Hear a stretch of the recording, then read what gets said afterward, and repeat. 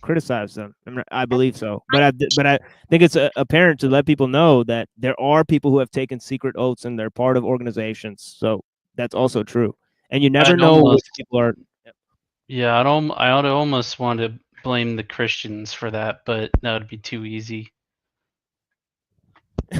Well, you could blame any number of organized religions for it. Because basically they take everything and just put lump everybody together and say they're wicked. So Right. it's an easy thing to do. Oh my God, demons. Yeah, but most of it, I think, especially in the West, I think a lot of it can be linked to, Western philosophical traditions, and also the Kabbalah, right? So people that aren't taking also those two things into consideration. They're not seeing that all these ideas sort of came from a single stream, right, of concepts. But yeah. That the concept of actual physical emasculation has a rich history going well into the 20th century and in fact into the 21st century. One of the reasons that we've been deranged by the trans discussion is that the trans discussion is about devitalization, and it is a recurrent theme that authoritarian regimes attack the reproductive rights of their citizens. But by the way, that is what postmodernism is largely focused on, is trans identity and also fascist politics, right? That's like their favorite stuff, right? So the fact that these guys keep bringing these themes into the discussion, highly strange. It's like they were taught at the Frankfurt School. It's crazy, right? And whether this is China, in which the last eunuch died in the 90s, rather astounding. Whether we have in Italy the last castrato who was actually recorded, and you can listen to him sing. Not very good. Listen to it's like put on your Bose headphones for that one. What the fuck, dude? What a sad day. God, what a squealing pitch. I mean, they're horrifying. I'm right. Yeah, Who would put not? Yeah, let's go to the museum and put on our Bose headphones and hear the last castrato ever to sing. I mean, good Lord. He probably sounds like Snafu Snaps. Castrato, I might add. Or Sanjay Gandhi, who triggered, in part, the reaction in India. Do we have Indians in the audience? Very disappointing. I would say to them, Sampurna Kranti Abnara Hai Bhavi Ityas Hamara Hai. Total revolution is now the slogan. That is how angry. He butchered it. It sounded like he said formaldehyde. Hamara. First of all, it's Hamara Hai, right? And Hamara Hai. Right? That's how he, come on, dude. Like, people were and how violent. And by the way, he tries to hijack Indian cuisine, Indian music.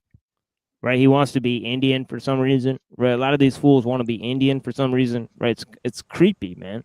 You're right, because it's probably the only reason why he spoke Indian is because there weren't any there. Yeah, and they'll like tell you about their guru, and it's always the scam gurus. See, the brown people know because they've been being scammed by gurus for like 2,000 years, right? So, but these guys don't know who's a real guru and who's not. Sadhguru. He's holding his hands like he's gonna dance some Bollywood here in a minute. Yeah. They became because of sterilization camps that were practiced in the 1970s.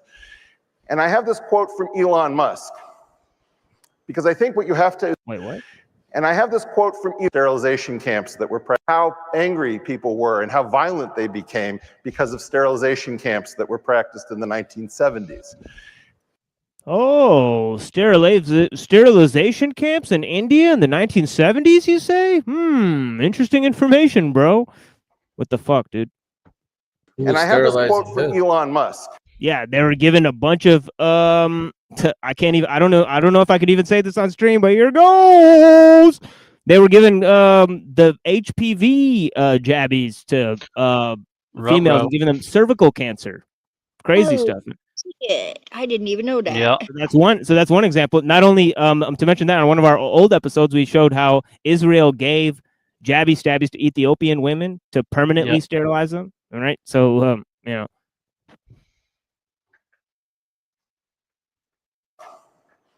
Because I think what you have to assume is that when you go to war, one of the great terrors. But Israel's is that great you will people, be right? disfigured. The sun also rises is a famous example. Bouncing Bettys were discussed in Vietnam. And the fact is that these people very much came for our children.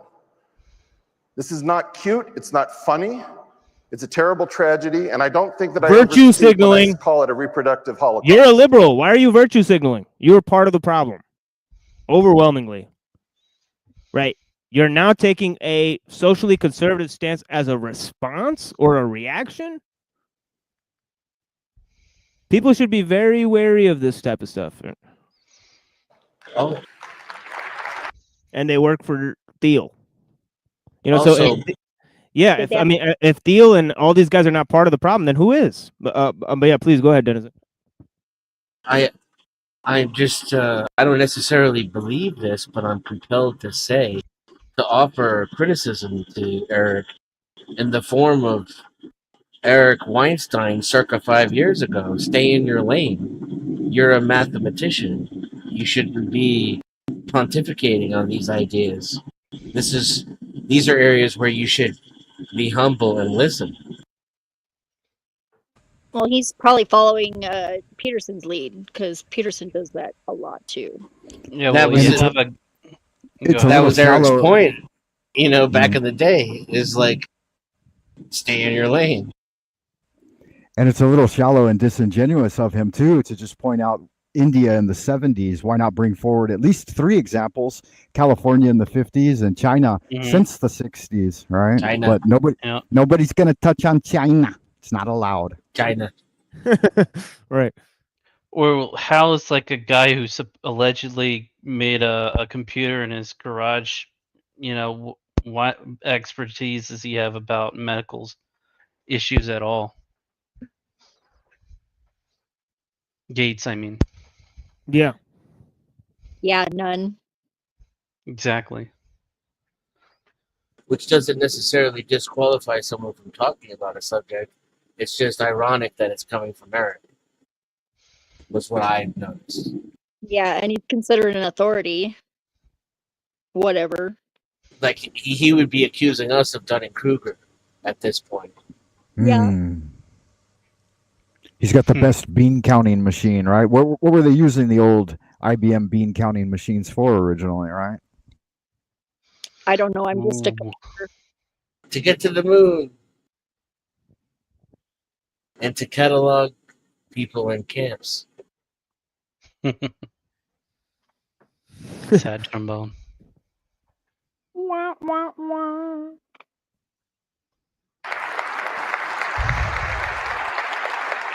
I'm not going to read the quote because I don't think I can get through it personally.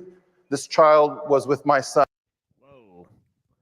I lost my son. The reason it's called dead naming is because you're so dead. My son Xavier is dead by the woke mind virus.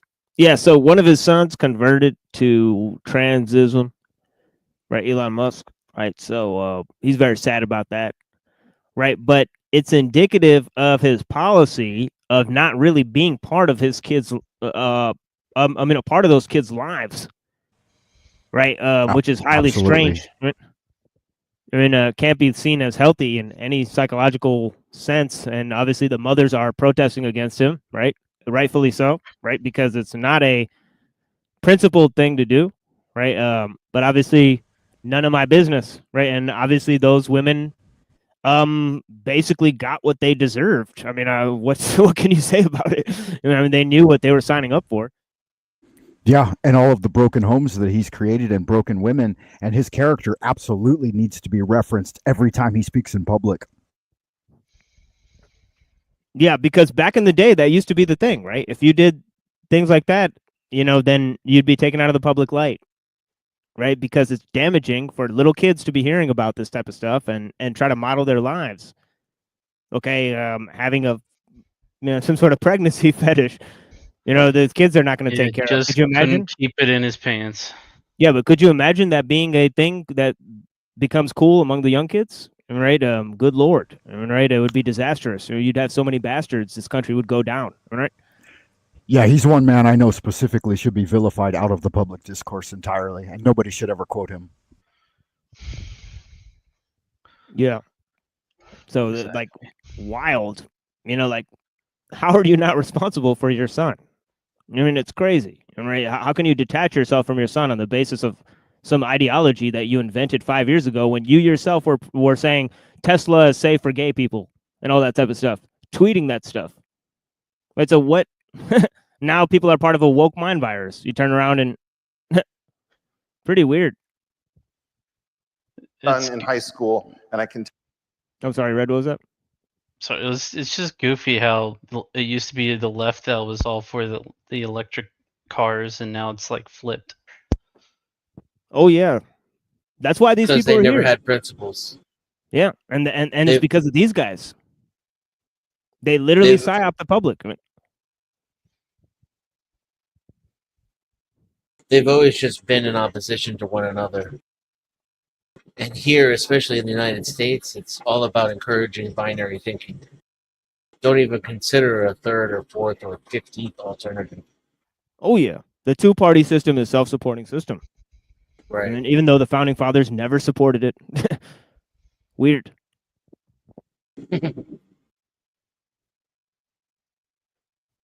tell you that the schools are infested with an orientation that is against the family, against the natural order, and against society itself.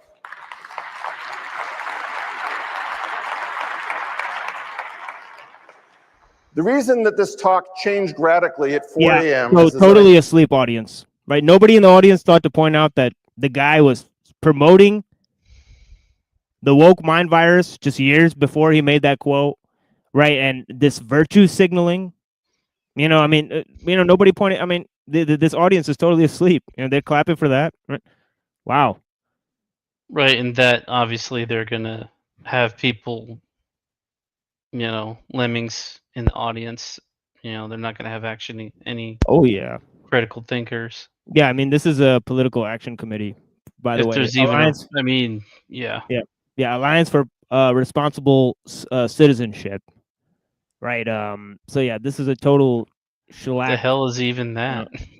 Yeah, total shellac audience. I mean, I wouldn't be surprised if there was applause signs like somewhere that we're not seeing them. That's what I'm saying.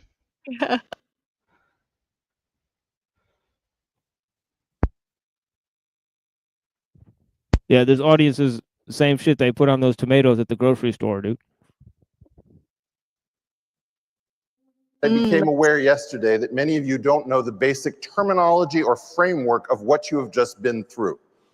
You think you have been through the culture wars, which is some sort of cute internet conflict that seems really draining, exhausting. No, this is actually something that has recently been termed hybrid war. It's a 2007 concept from Frank Hoffman, and it says that in the current situation, non-shooting wars have no border and no end. Anything that can come through the internet means that there is no frontier. We are all combatants to the people who practice hybrid warfare. We can all be manipulated from abroad. Tokyo Rose That's is everywhere. dangerous terminology. It's the terminology of Paul Vallely and Michael Aquino. If we're all What combatants, that means they can suspend what little rights we have left. Yeah, Yeah, that and it seems peacetime. it's- That I'm sorry, Frank. You go ahead first. I was just going to say it seems to be an insidious drive to just limit what little free speech is left. Oh yeah, yeah. Yep, I mean, in for the one. Aquino paper and in the Vallely paper, Mind War or PSYOP, right? Psychological operations paper, right? It literally says peacetime activities, right? People's views, ideologies in peacetime should be used for activities of wartime, right? And this is basically the ideological field has become weaponized. Right, so they were aware of this, right? That this is because of social media, right? That this is taking place, right? So, yeah, we're all participating in warfare on a grand scale. I bet you guys don't know this, right? This is the first true thing that he said, really. I mean, but yeah, that's the problem, is that there's a war going on outside. Most people are not even aware of it, right? And that it's not even being fought with guns. Pretty weird. I mean, right? But yeah. And as such, you're mistaken. All of those of you who did not raise your hand that you've been through a war, you have no idea where you've been. And this is why the talk has changed. So hopefully I won't go over, but I had to change it a little bit. Cyber attacks, diplomacy, psychological attacks, information warfare. This has been discussed in the national security community, but it has not been discussed widely, which is why when we have coffee and I use these words, I see blank stares. It's important that we learn their terminology. Human terrain system. This is the concept that we can weaponize the social sciences. Cultural anthropologists, economists, psychologists can be used. We are the terrain.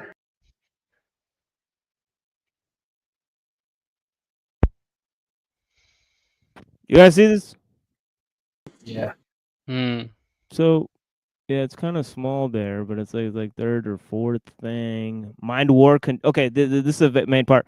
The advantage of mind war is that it conducts wars in non-lethal, non-injurious, or non-destructive ways. Essentially, you overwhelm your enemy with argument. You seize control of all the means by which his government and populace process information to make up their minds, and you adjust it so that those minds are made up as you desire. Everyone is happy, no one gets hurt or killed, and nothing is destroyed.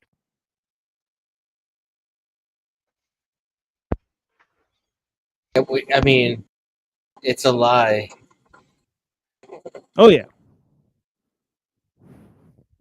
Yeah, and real yeah, quick, that last part is totally a lie. Yeah. Before you go a little bit forward, maybe I wanted to ask, I don't know if this is appropriate or not, but last time I spoke with you on Jack Talcott's show, you were talking about like a single concise statement that you were working on, and the way you articulated it at the end of the show made me think that you might have the power linguistically to bring forward like a single idea like that, a concise mission statement that could break people free from the machine. I was wondering if you had given it any more thought since then. Do you remember that? Oh, yeah. Yeah, I'm working on stuff. I mean, but yeah. I mean, definitely. Right. Yeah, when you've got that magic pill ready, fire it at me one time. I wanna for sure. ingest it. For sure. I mean, I'm actually working on a work now about technology, so I'm hoping that will consist of a lot of those types of things. I mean, I'm definitely going to open it with a statement like that. I mean, but yeah, totally thinking of that type of statement. Shout out to Claire from Office of Secular Quranism for basically giving me the advice to do that, right? But yeah.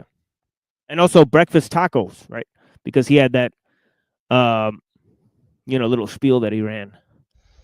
I forget how it goes. Naturalistic, atheistic reality. Yeah, presupposed. Some kind of by revelation. Yeah. I forget the rest of it. Yeah. Yeah, he had a little spiel there, but yeah. But yeah, definitely. Yeah, and thank you for reminding me, Frank. Blessings. Yeah, no worries. Good magic. Yeah. Good. We have to map the actual aspects of human nature by clicks and how long you stay on a site, what you care about, what's your behavior on Pornhub. We are available as the— Oh, yeah. He knows. I think he's read the paper, right? Interesting, right? Or maybe he helped write it. Who knows? The terrain for these national security people who do not show their faces. They fight over us. And they use our social sciences and our universities to fight us as if we are simply terrain. Amazingly, many of you do not know about the whole of society approach. Whole of society approach is an innovation that came out of the Asia Pacific Security Center named after Daniel Inouye in the Pacific. And it basically says that the institutions of a society must be aligned to fight hybrid wars in the modern era. Now, if you think about that, you will realize that that is a very complicated name for soft fascism. Literally, the fascia is what binds together these institutions. And if you've ever tried to say, well, if I don't go to the New York Times, can I go to the Washington Post? Can I go to the Times of London, the BBC, NPR? All of these people appear to be in lockstep. This is coordinated through the whole of society approach. Because they've chosen the name for it, we will call them hoes. Now, let's talk about these hoes. Are they? Yeah, super cringe. But the fact is that you know, it's super cringe for him to identify himself as part of the public that's being psyoped by the media when he's literally speaking to a political action committee and works for Thiel's investment firm. Very weird. But how are you not? How are you part of the average person? Yeah. I'm sorry, Frank. Go ahead.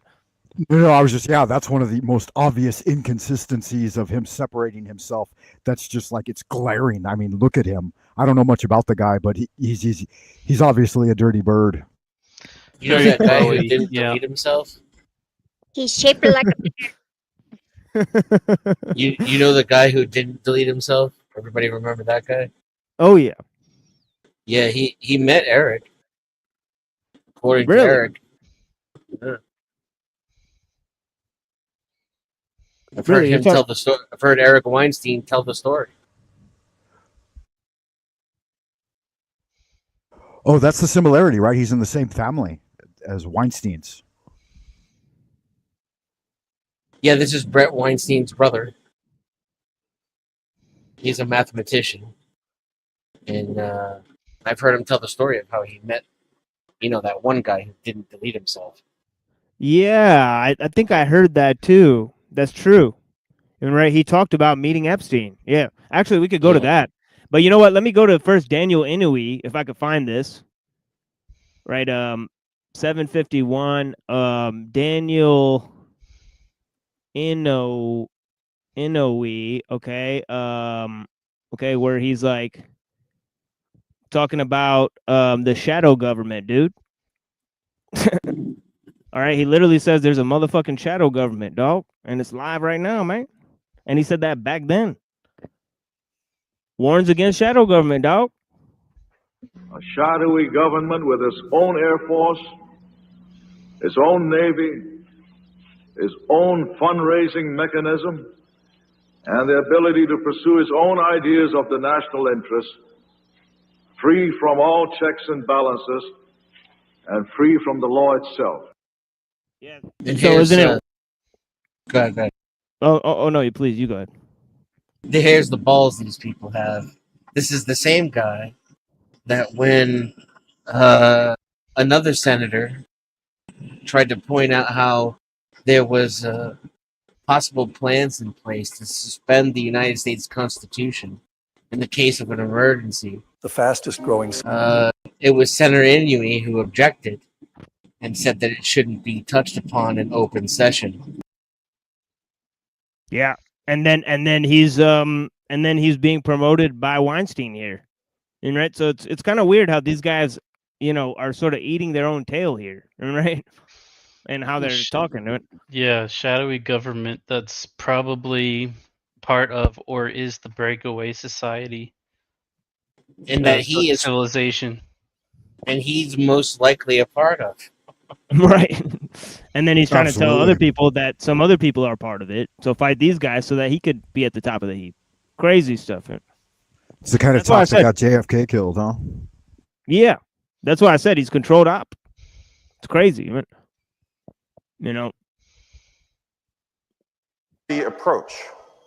Whole of society approach is an innovation that came out of the Asia Pacific Security Center named after Daniel Inouye in the Pacific. And it basically says that the institutions of a society must be aligned to fight hybrid wars in the modern era. Now, if you think about that, you'll realize that. Yeah, because what's the solution against the shadow government? Probably to create one. Right? I think that's what Inouye was saying. Right? So he's kind of like, we got to beat him to it. Right? Because if this is a plan, then it must be hashed out. Right? Because the thing is, Giorgiani basically was saying the deep state isn't a monolith, that there are factions that are supposedly warring against each other. Yeah, Oh, it's yeah. made up of human beings. Yeah. So it's, yeah, it's a microcosm of With the greater really whole. giant egos. And since these people really are in charge and they really do control much of the world in our lives, those diversities, those conflicts manifest themselves in the systems we see globally. Yeah, and anti-totalitarianism is totalitarianism. You know, anti-cult thinking is cult thinking. I mean, it ends up to be the same thing. I mean, so you know, and a lot of those anti-trauma groups are cults, right? So it's kind of weird. True. That is a very complicated name for soft fascism. Literally, the fascia is what binds together these institutions. And if you've ever tried to say, well, if I don't go to the New York Times, can I go to the Washington Post? Can I go to the Times of London, the BBC, NPR? All of these. By the way, the link is here on the channel, The Machine Lives. You know, for the people that are watching, blessings. People appear to be in lockstep. This is coordinated through the whole of society approach. Because they have chosen the name for it, we will call them hoes. Now, let's talk about these hoes. Are they truly the whole of society? That's what they would have us believe. See, they need to point out they're Jayish. They need to point out some type of sexual innuendo. It's kind of weird how they like. I think it's almost strategic. It's like a way of.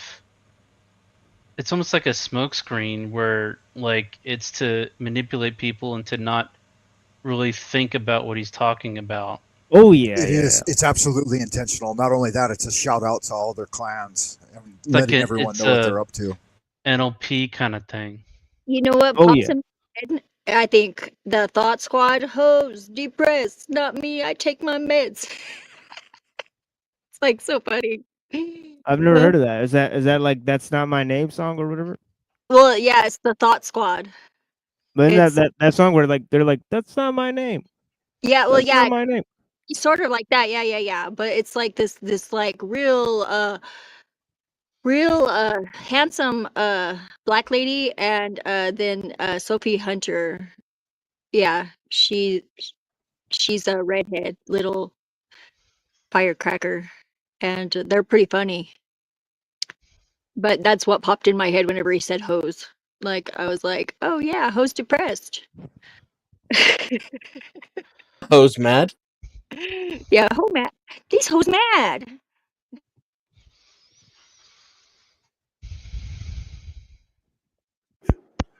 But somehow, many of us didn't get the message, many of us didn't get the call, and none of you got the terminology.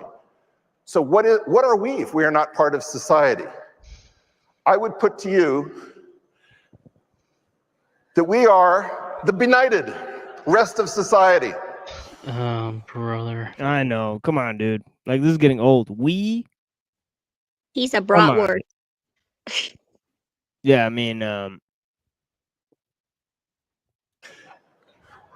ARC represents the bros, benighted rest of society, fighting Klaus and Davos and the World Economic Forum, who at least know that there's a war when we do not. That gives them a certain advantage, or at least it did, and I'm hoping that this changes with this talk. The new culture war hypothesis is that the culture war is domestic hybrid war. so see, there's the idea, right? These technocrats, these elites, right? They're the problem, right? And obviously, he's not part of these people, right? So this is incredible framing. I mean, right? Incredible framing. Oh, there goes my StreamYard. And it's extremely deceptive too, because anyone with even the slightest amount of training, as soon as they start invoking this great we, they're just weeing all over themselves.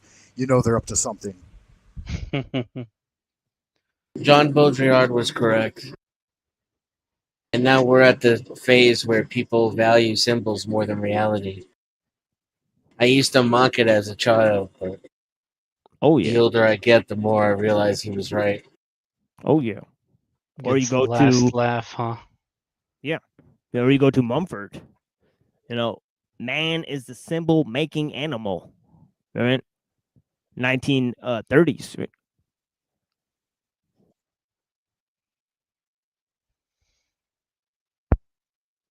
Oh, gabapentin commercial. Weird. Oh yeah, that stuff's highly toxic. Yeah, that's that. Yeah, that'll make you. I They don't know. don't- I remember falling asleep, you know, sitting up in a chair. Crazy. That's for nerve pain. They don't even try to make it not sound scary. They gave it to heart patients a lot too, and terminal people. So it's Yeah. kind of roll the dice as to whether or not they make it through the night. Probably. I'm trying to find where he like. Maybe I'm on the wrong talk here. No. I'm not on the wrong talk. Here we go. Wait, can you guys hear this? Oh, whoops. hear you. The revolution since 2017. Yep. You are in the middle, no, sorry, maybe you're at the end, hopefully, of the no-name revolution, which was real and kinetic. It burned buildings and gas stations. People died in the streets. Maybe not that many, but it was an actual hybrid war. Now, how does it work against us? Every institution that you deal with, for example, how many of you are staying at the Aloft Hotel? Every hotel is a spy agency. By the way, culture war is Discordianism and accelerationism, right? This is what I've been talking about the entire show, right? So, the focus is on change and not on maintaining anything, right? So, the entire politics is a reaction, right?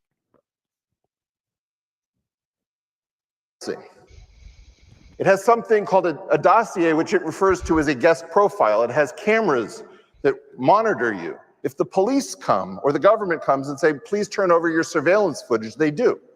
You can go to your computer. You'll notice that your computer almost certainly does not have a hard lens cover, nor does it have a kill switch, which makes sure that it can't be controlled through software via the internet, because it's also a listening device. It would cost, apparently, according to ChatGPT, 1.5 cents per unit, yet you can't buy one with an opaque lens cover. Everything that you deal with has a back of house. And that back of house is something that the governments believe that they have the right to have access to, and you don't realize that in some sense you are constantly going from object to object that has a portal in to spy on you. Or how about not even governments? The governments use private corporations that are actually located not in this country at all. Some of them are located in Israel. And the intelligence agencies of other countries, because they're not prohibited from operating here. And some of us do realize it and think about it every moment we interact with these devices. It's convenient because then a FOIA is pretty much useless. I know that whenever I get onto the internet, I'm sending an email to the CIA asking them for permission to a particular resource. I've made my peace with that. Yeah, same here. Yeah. That's why we just put our name on the show since day one. Yeah. I just assume that Akash is always watching and Thoth is listening, but only both at the same time if you're really interesting. Good magic. I'd like to have a conversation with them. How do you know you're not already? I guess I don't.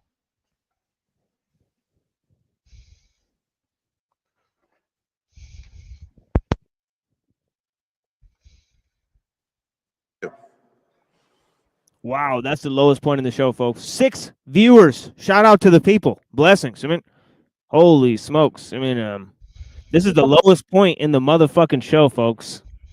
I mean, we had 20 people in here. We had different amount of people. Now it's 6. So take note. This is the lowest point in the show. That's a lady talk. Damn it. It's funny when that happens, isn't it? It's like, what happened? Was the lady? I don't think so, because if you put like lady voices, usually that attracts people. It's kind of weird, especially the simps or whatever. But where Uncle Fatty at? Yeah, where's Uncle Fatty at? Come on, Uncle Fatty. Watching? Uncle Fatty usually likes me. He's okay. I like him. He's all right, I guess. One watching on the machine lives? What? Oh, That's Holy gotta be fake. smokes. Yeah. Hold on. That's no, that's one watching. Yeah, holy smokes. We got one viewer on the machine lives, folks. They're So fucking with your numbers. I'm just pointing it out. But yeah, very interesting. So I guess Yeah, they that's don't how like you us were- talking about them. So like, if you guys- we'll just drop you down to 1. yeah, watch It's a part of the it shoot back up. psyop because I'm They'll be watching on my phone too. This They is how just- it happens. It'll shoot back up in a minute here, but it's Apparently, just it's just Jake. Jake is the last man standing. it's Jake. Blessings, homie. Oh, there's Dr. D head. Yeah, Yeah, this Dr. D. is weird. Yeah, it's There's at false. least 3 people just commented. So Wild shit, folks. So yeah, I'd like to point that out. You know, Friday night, 9 p.m. One watcher on the machine lives. Let's do this thing, man. To our one viewer. everybody out at the supposedly. bar or something. I don't know. Interesting. Now, the question is, why are our oppressors doing this? There's got to be a reason. And I asked ChatGPT, the posh kind, for $200, tell me something. What are the longest periods of prolonged peace in Western Europe? And according to What a waste ChatGPT, of the money. period from 1945 until the present is the longest time that we've had in Western Europe without powers coming to blows. Right now, we treat Europe as if it is a quaint So Disneyland, when it is in fact the most now dangerous watch place this. on earth. Now watch this. Now look at this. Oh, all of a sudden 9. It went from 1 to 9. Really weird, folks. How did that happen? Right? But yeah. Just pointing And it the out. great trade hypothesis is that most all of Western vitality was traded for one commodity, and a precious one at that. And you have to honor these people. You have to give the devil its due. They did keep us out of thermonuclear war since November of 1952.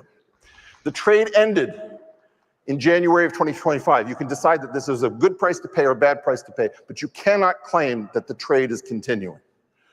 We are back to Notice his, vitality, and I'm sorry to say that almost certainly we will soon be back to kinetic war. The great nap is now over. So, what does this have to do with building? What does this have to do with Yeah, sorry, homie, I didn't see you back there. My bad. Notice his magically manipulative language. You have to give the devil his due. He just gave a little shout. He just gave a little shout out to his real allegiance. Did you know in the Sam Harris and Jordan Peterson debate the number of times he says that phrase? It's off the chain. Somebody should literally do a counter for how many times he says "give the devil his due" in the Sam Harris and Jordan Peterson debate. That was a very famous debate. He said it like 20 million times. These guys say that phrase an ungodly number of times if you pay attention to it. Very weird phrasing. I have to agree. I'm glad you noticed. Yeah, I think it's requisite. You have to include it at least probably a dozen times. Maybe Yes. throw up a little 666 every once in a while. Yes. Yet another weird connection between him and Peterson. All right. They're not only ideologically linked apparently, but they're also linked in lieu of certain phrasing that they like to use. Very strange coincidence. If I remember that debate correctly, it was just a headache of sophistry.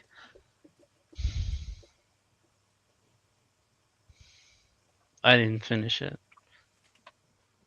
Yeah, it's crazy. with taking on the greatest challenges. We are now in a sprint for the finish.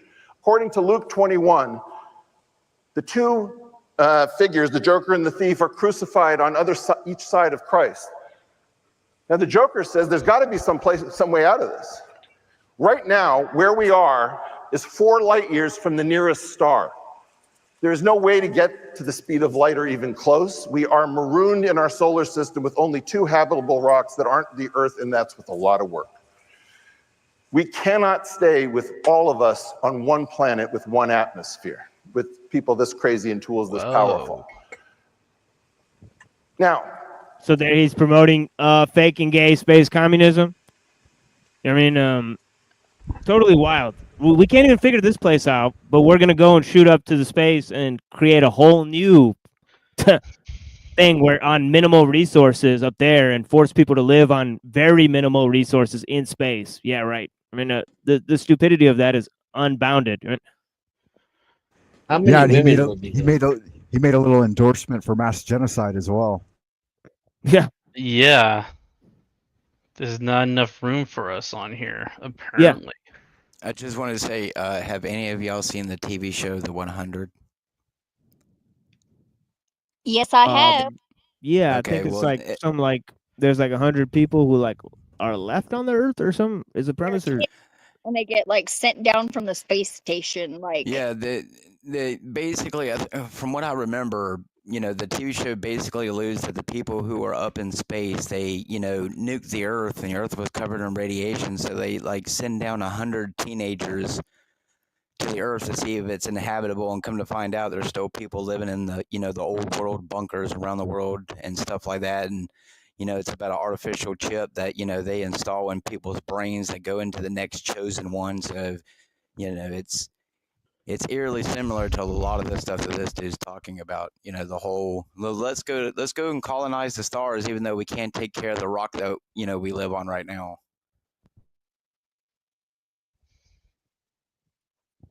yeah, I mean these guys are going with Robert Heinlein books and they think like that's what the future is going to look like. I mean you should hear what they're saying. I mean it's fucking weird. Dude. Totally weird stuff.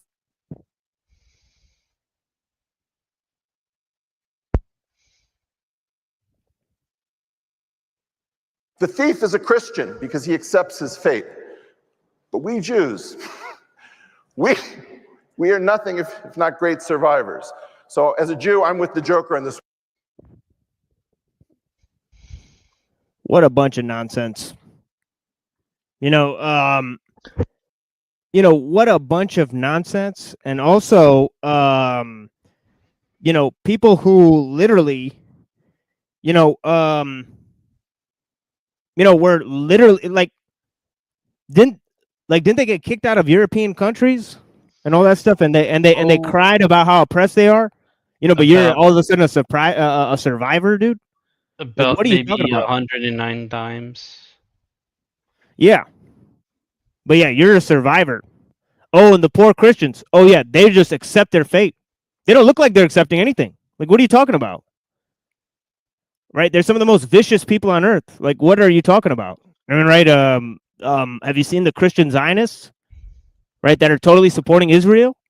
Right? What are you talking about? They might as well be Jews. Right? So I mean, I have no idea what you're talking about here, dude.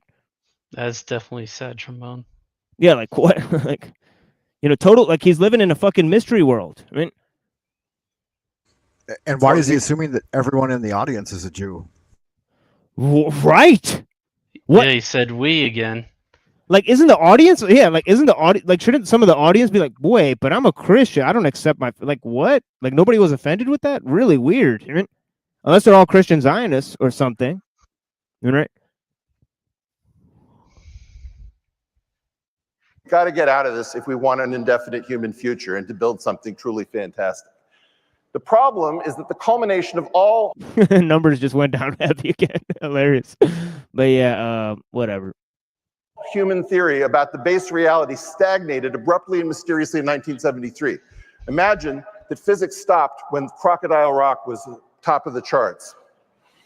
Everything we know about the physical universe at its deepest level is on this slide in front of you, and it hasn't moved. That's cap. That's cap. And we'll see in a minute that what this guy says, everything we know about physics, it's total cap. It's total cap.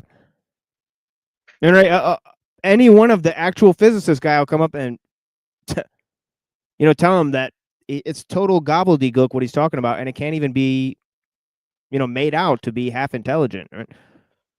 The real science got suppressed and hushed. It got hushed up. That's why it stagnate. Yeah, and this is nothing personal. Led people down a rabbit trail the wrong way for the last 50 plus years. Right, and it's a bit of the subterfuge to keep everybody in the dark. Yeah, and this is nothing personal against Thiel and Weinstein. Literally, we've done this to all of the influencers on the alt-right. So if you guys think you're special and you're gonna, just because I criticize one group of people, all that stuff, it's like, dude, we literally criticize everyone. Anybody can get it, and right, these are just the people that are on the screen right now. Even Yeah, exactly. You know what I Equal mean? opportunity. Yeah, I'm willing to take a challenge. You're willing to, come up and challenge me or even insult me. I really don't care. You know? Front of me. Oh, And it hasn't the moved. challenge. Yeah. Now, recently, many of you have seen that Mark Andreessen had a meeting at the White House. And at that meeting, something fantastic was revealed. The Biden White House told him that they had stagnated. We're almost getting to the main thing here. I mean, and then I'm going to move to another video. I'm going to play some music and move to another video. But he said something interesting that touches on one of the main things I started the show with and all of that I think I should go to. Deliberately fields of theoretical physics. Read that quote. It should send chills down your spine. This graph shows the youngest living Nobel laureate in theory, in theoretical physics theory. That number is always below the age of 50 until this magical point where string theory enters the game as a theory of quantum gravity. And our youngest living Nobel laureate is now over the age of 70 because the field is not producing new results. This is also terrible, but it turns wonderful because if we can find the problem, we can make progress and reach the stars. Change AI to physics, technology to science. Reach the stars? Wait, I thought we already did that, dude. What the fuck? Oh, now we got to reach the stars. Oh, I thought you knew how to do it. I thought Elon Musk knew how to do that. What's the problem? Oh, his rockets came crashing down, didn't they? Pretty weird. Well, they left all the files in an old McDonald's. Rocketry is antiquated as fuck. Is that why that Yeah. clown set beating everybody up? No. Just kidding. That's The amount of fuel it takes to break orbit, it's just not practical. When there's definitely way better technology that can do it for Dennis, a lot less. with what I saw 3 years ago, trust me, they don't need that rocket fuel. That's nothing more, nothing less to keep people who like to watch fireworks entertained. Exactly. The way I know it's not an efficient vehicle is because all of the effort is to move the fuel for the vehicle into the path of the vehicle. It takes all of the power that is used to take off is to lift the fuel up off the planet. It's not even to get the men or the equipment. Yeah, like from Kentucky. Blessings, David Wayne. I appreciate that.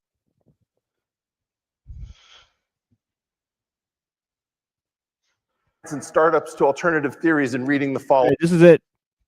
This is all I wanted to do here. But yeah, look at what he says here. Really weird. Change AI to physics, technology to science. Okay, what's the difference between technology and science? Maybe you should tune into the Machine Lies on Wednesday and Saturday and find out what the difference is between technology and science, because there's a huge difference. And right, how does that term even sound, cogent? I mean, how does this terminology even sound cogent to people who think that they're the same thing? Right, this guy knows that they're different. Right, he wants more science and less technology, just like the mathematician said. What was that guy, Hardy or whatever? The guy that we were looking at. Hardy. Okay, from Cambridge. Okay, in the book by Freeman Dyson, which we're gonna read on the show, even. But yeah, interesting. The Sun, the Genome, and the Internet is the name of the book. And of course, it begins with the idea that science and technology are two totally different things. Okay, that technology is driving science, but they need science to drive technology. They want to make the human factor the decisive one. Okay, and that's a very important piece of information, all right? Because they're moving from a cyber mythos to one of steampunk. And that's hugely significant for the Discordian versus accelerationist theme. Okay, that the conservatives are going to be steampunk, right? Duginous, right? while the liberals are going to be cyber. Cyberpunk. Cyber. Sounds a lot like Deus Ex Machina to me. Yeah, and it sounds like the mage role-playing game too, because you've got the virtual adepts and the technocracy. Oh, interesting. They knew something when they made that game for sure. Sounds like we might need a cyber caliphate. Something old, something new. Yeah. I think that there is some yeah, I'm gonna have to get you guys the PDF so you could check it out, because there's definitely some weird parallels to all the groups that are on the internet right now and in the world at large. Did you see what it said though in the quotation below? It was basically a description of how even physics now is being kept from the public and is only being pursued by the military, And specialists. government specialists. Yes, government specialists. Yeah, I kind of wanted to read this. It says AI is a technology basically that the government is going to completely control. This is not going to be a startup thing. Don't do AI startups. Don't fund AI startups. That's not something that we're going to allow to happen. They're not going to be allowed to exist. There's no point. AI is going to be a game of 2 or 3 big companies working closely with the government. And we're going to basically wrap them in a government cocoon. Okay, we're going to protect them from competition. We're going to control them, and we're going to something what they do. Dictate, I think. Yeah. Yeah, now change AI to physics, technology to science, and startups to alternative tools, and read the same exact quote. There you Yeah. go.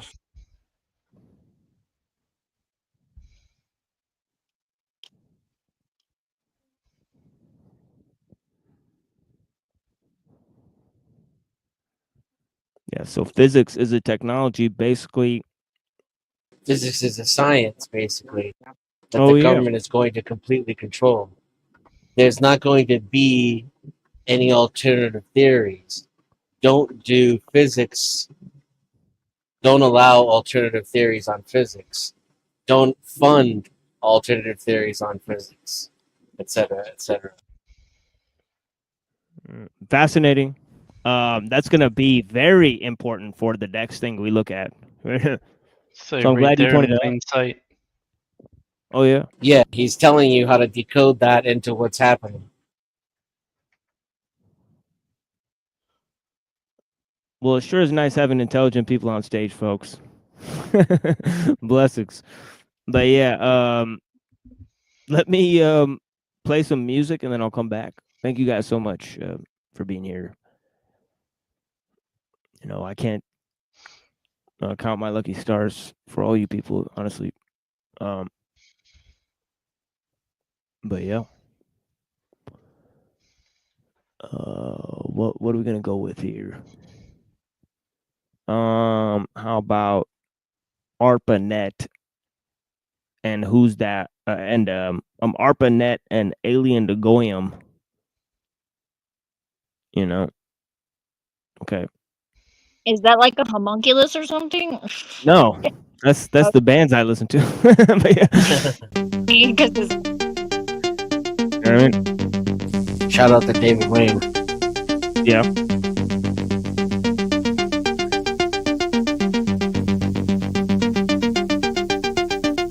We are now in the year 2000. The entire world seems to be moving toward wirelessness.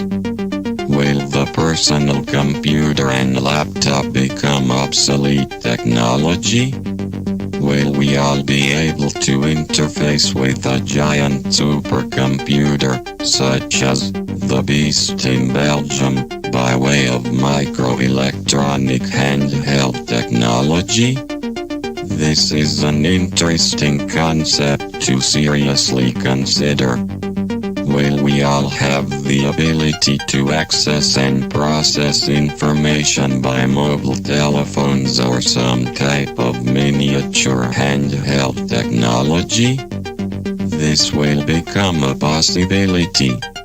Software and computer companies all over the planet are investigating and researching the possibilities and applications of wireless information technology. Asia and Europe at this time are in the forefront in the race for wireless information exchange. North and South American companies are working fanatically to play catch-up in the world of wireless information networks. NTT Docomo, the innovators of the iMode cellular telephone, who have approximately 13 million Japanese linked to the information superhighway, are in the leadership position for this type of technology. People can now transmit electronic mail, check financial activity and browse the internet through their mobile cell phones. But this is just the tip of the iceberg as far as possibilities are concerned. Imagine one day of having the ability to accomplish all your daily tasks, anywhere and at any time, without having to be at a particular location to achieve a certain task. In today's fast-paced society, people want unlimited flexibility and mobility. This is now mandatory for virtually every aspect of human progress. Almost everyone possesses a cellular telephone, and this subscription number is expanding exponentially. One day we will all be wireless, and this is a fact. One day we will be able to do almost everything by remote control, with a multiple array of digital handheld devices. What will the implications be for humanity? Who will benefit and who will suffer? These are the important questions that we as a society must seriously ask ourselves. We are all atomic and subatomic particles, and we are all wireless. Who's that? Round. Who's that? Round.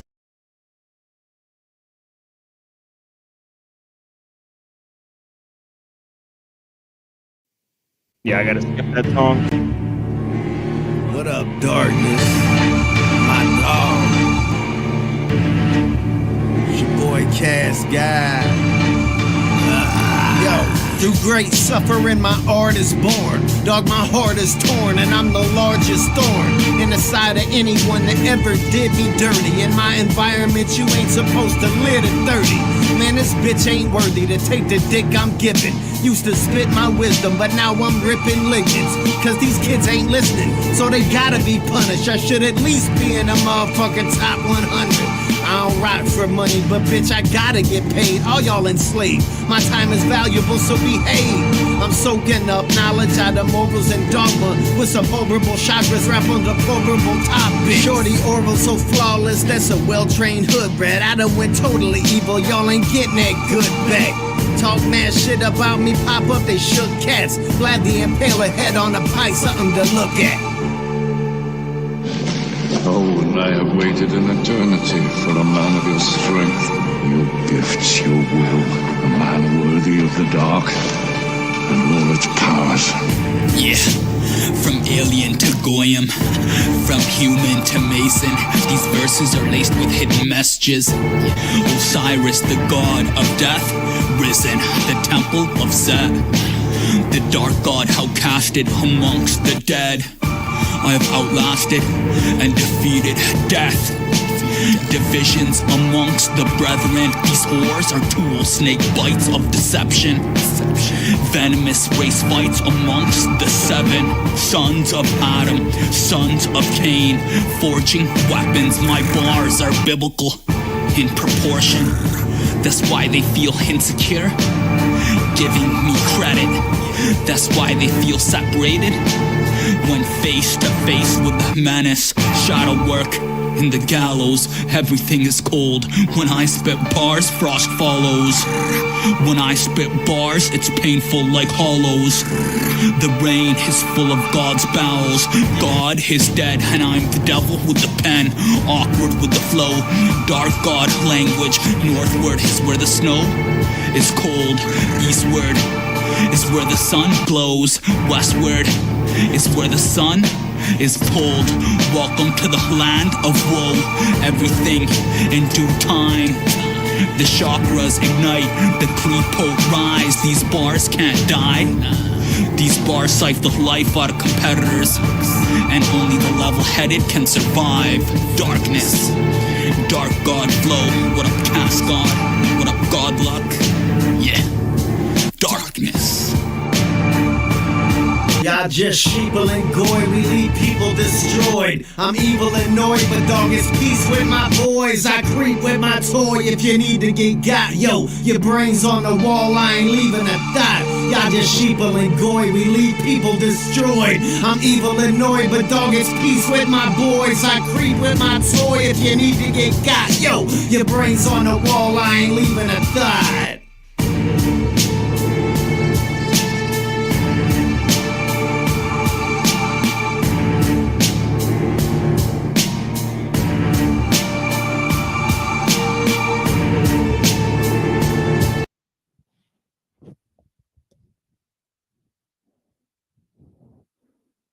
Okay, let me find this other one.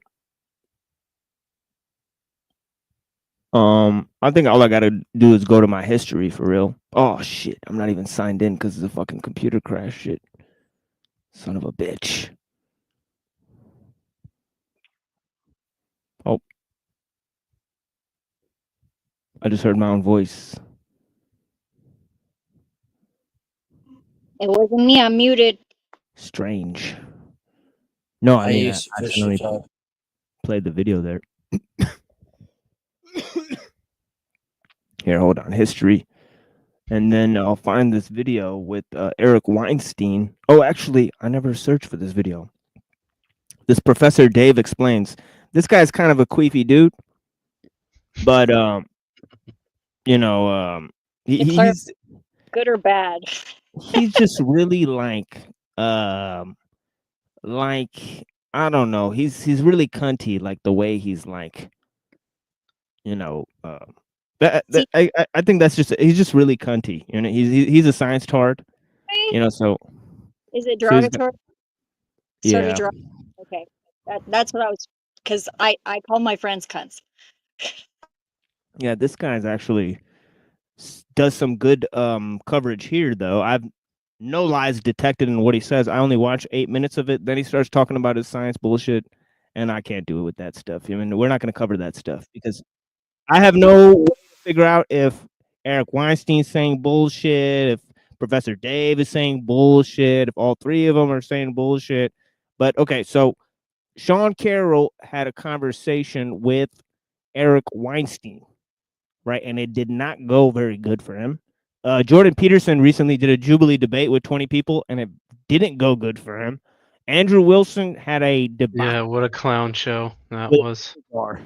Yeah, and you know, and that was very, very bad for him. So again, I think that all these are planned. They might even talk to these guys about the kind of mishap that's going to happen in advance, so that they give them the right publicity or whatever. But they're meant to be the fall guys. You know, they're meant to push extreme views and then be the fall guys. So basically, you know, Wilson was going to go out there and say, "Oh, the Christian Zionists, they want to summon the Antichrist," and then for that, he has to take this humiliation ritual with the pickle jar. That's how it works. I'm People- like, what a Yeah, people- cute lobster. Yeah, people that don't understand how it works, these are humiliation rituals that they set up because these guys are set forth to do assignments to push extreme views, and they know in advance that they're going to be publicly shunned. Then Right? why aren't they better at it? Why aren't Wait, they? and did Andrew They're allowed do to a push. pickle ritual? They're allowed to push certain views. Oh yeah, he And- did a pickle. He did a pickle ritual. Totally Zionist coded because the pickle jar is the thing. See, my wife is Jewish, right? And I know a thing or two about opening pickle jars, folks. Okay, What's the story with it? What's the breakdown on the pickle jar? I don't know. Polish, Jewish women, they love pickles for some reason. I don't understand what the deal is. I mean, it's just a thing. With them. It feels a little spice. I was drinking the pickle juice the other day. Yeah, she does that too. She drinks the pickle juice. So, Zeph knows and a few other of the Jews know. The Jewish females know. It's kind of weird thing that they do, but I don't know. But no Polska kielbasas. I don't like so so I know personally a thing or two about the Jays. I mean, right? We're closely linked to the Jays. But yeah, kosher pickles, exactly. Right? They got the kosher pickle thing. I mean, I buy kosher salt because it's already pre-blessed, so it's kind of like cutting corners a little bit, but it still works. Yeah, so here's this queefy dude. You could tell he didn't get dressed for work. Pretty weird thing. I mean, you're gonna make a YouTube video. You might as well look kind of presentable, but not with this guy. I mean, he doesn't even comb his hair. I mean, pretty weird presentation with this guy. You got to wonder with some of these guys how they have so many followers with such a, like, you look at his background, you look at the presentation, how they I was about present to their say, videos. the first thing that stuck out to me was his picture frame back there on the wall on the left. Of course, it's Matt Groening, the time traveler. Yeah, going to a corner, that's a boss move, honestly, with the framing, really. But his outfit, his color of his shirt is like, you can't even read it. Yeah, it's a really ugly color for a shirt. I mean, definitely Eric Weinstein was better dressed than him, but that's like putting lipstick on a pig because look at that dude. He's rotund and gross and covered with boils. Or warts or something. I don't understand. Well, what do you expect? It looks like he listens to the Beatles. Hey, now. Hey. Yeah, I like Yesterday. It makes me cry. Sometimes you need to cry. So I turned this off going like 9 minutes into this video, but I found the first 8 minutes to be not lying at all. So I appreciate this guy or whatever. But yeah, I can't hardly stand him. So I mean, that's also true. You've all seen me make fun of Eric Weinstein a few times before. You listen to that voice. Good Lord, dude. But it seems like some other science communicators are starting to get in on the fun. I'm talking about Sean Carroll, who recently pummeled Eric on the Piers Morgan program. And it's very, very funny. Let's take a look. In case you that, I don't like that. I don't like that, like, kind of cunty move. I like how he got pummeled. Like, it's like people who like watching people suffer and stuff and little sadist stuff. Like, it's weird. I don't get it. Yeah, it's kind of. There's so many of them on YouTube. They try to make it seem like it's normal, and they try to ostracize people who aren't like that. It's like, bro, most of the world is not like that. Yeah, like that's their windmill, the drama mill. It's the wind that blows the windmill. Yeah, I can't picture myself, going like, oh, this guy got humiliated. I don't even know if what the other guy is saying is true, and neither do you then, because if you don't have the expertise that he has, then how could you know what he's saying? How could you verify what he's saying? And if you don't like them, why would you get to know them? Yeah, so either Professor Dave has equal accreditation to Sean Carroll, or he should shut his fucking mouth according to his own fucking logic here, right? So I don't understand why Professor Dave is making this video at all, right? I guess he's bored. I mean, I don't know. I mean, but yeah, you got to keep your followers engaged. I mean, for the science grift. I mean, good Lord. It gets the numbers. you need some content. Yeah. Yeah, and I don't know if this guy's total con. He's checkmarked on YouTube, so you already know he's pogo.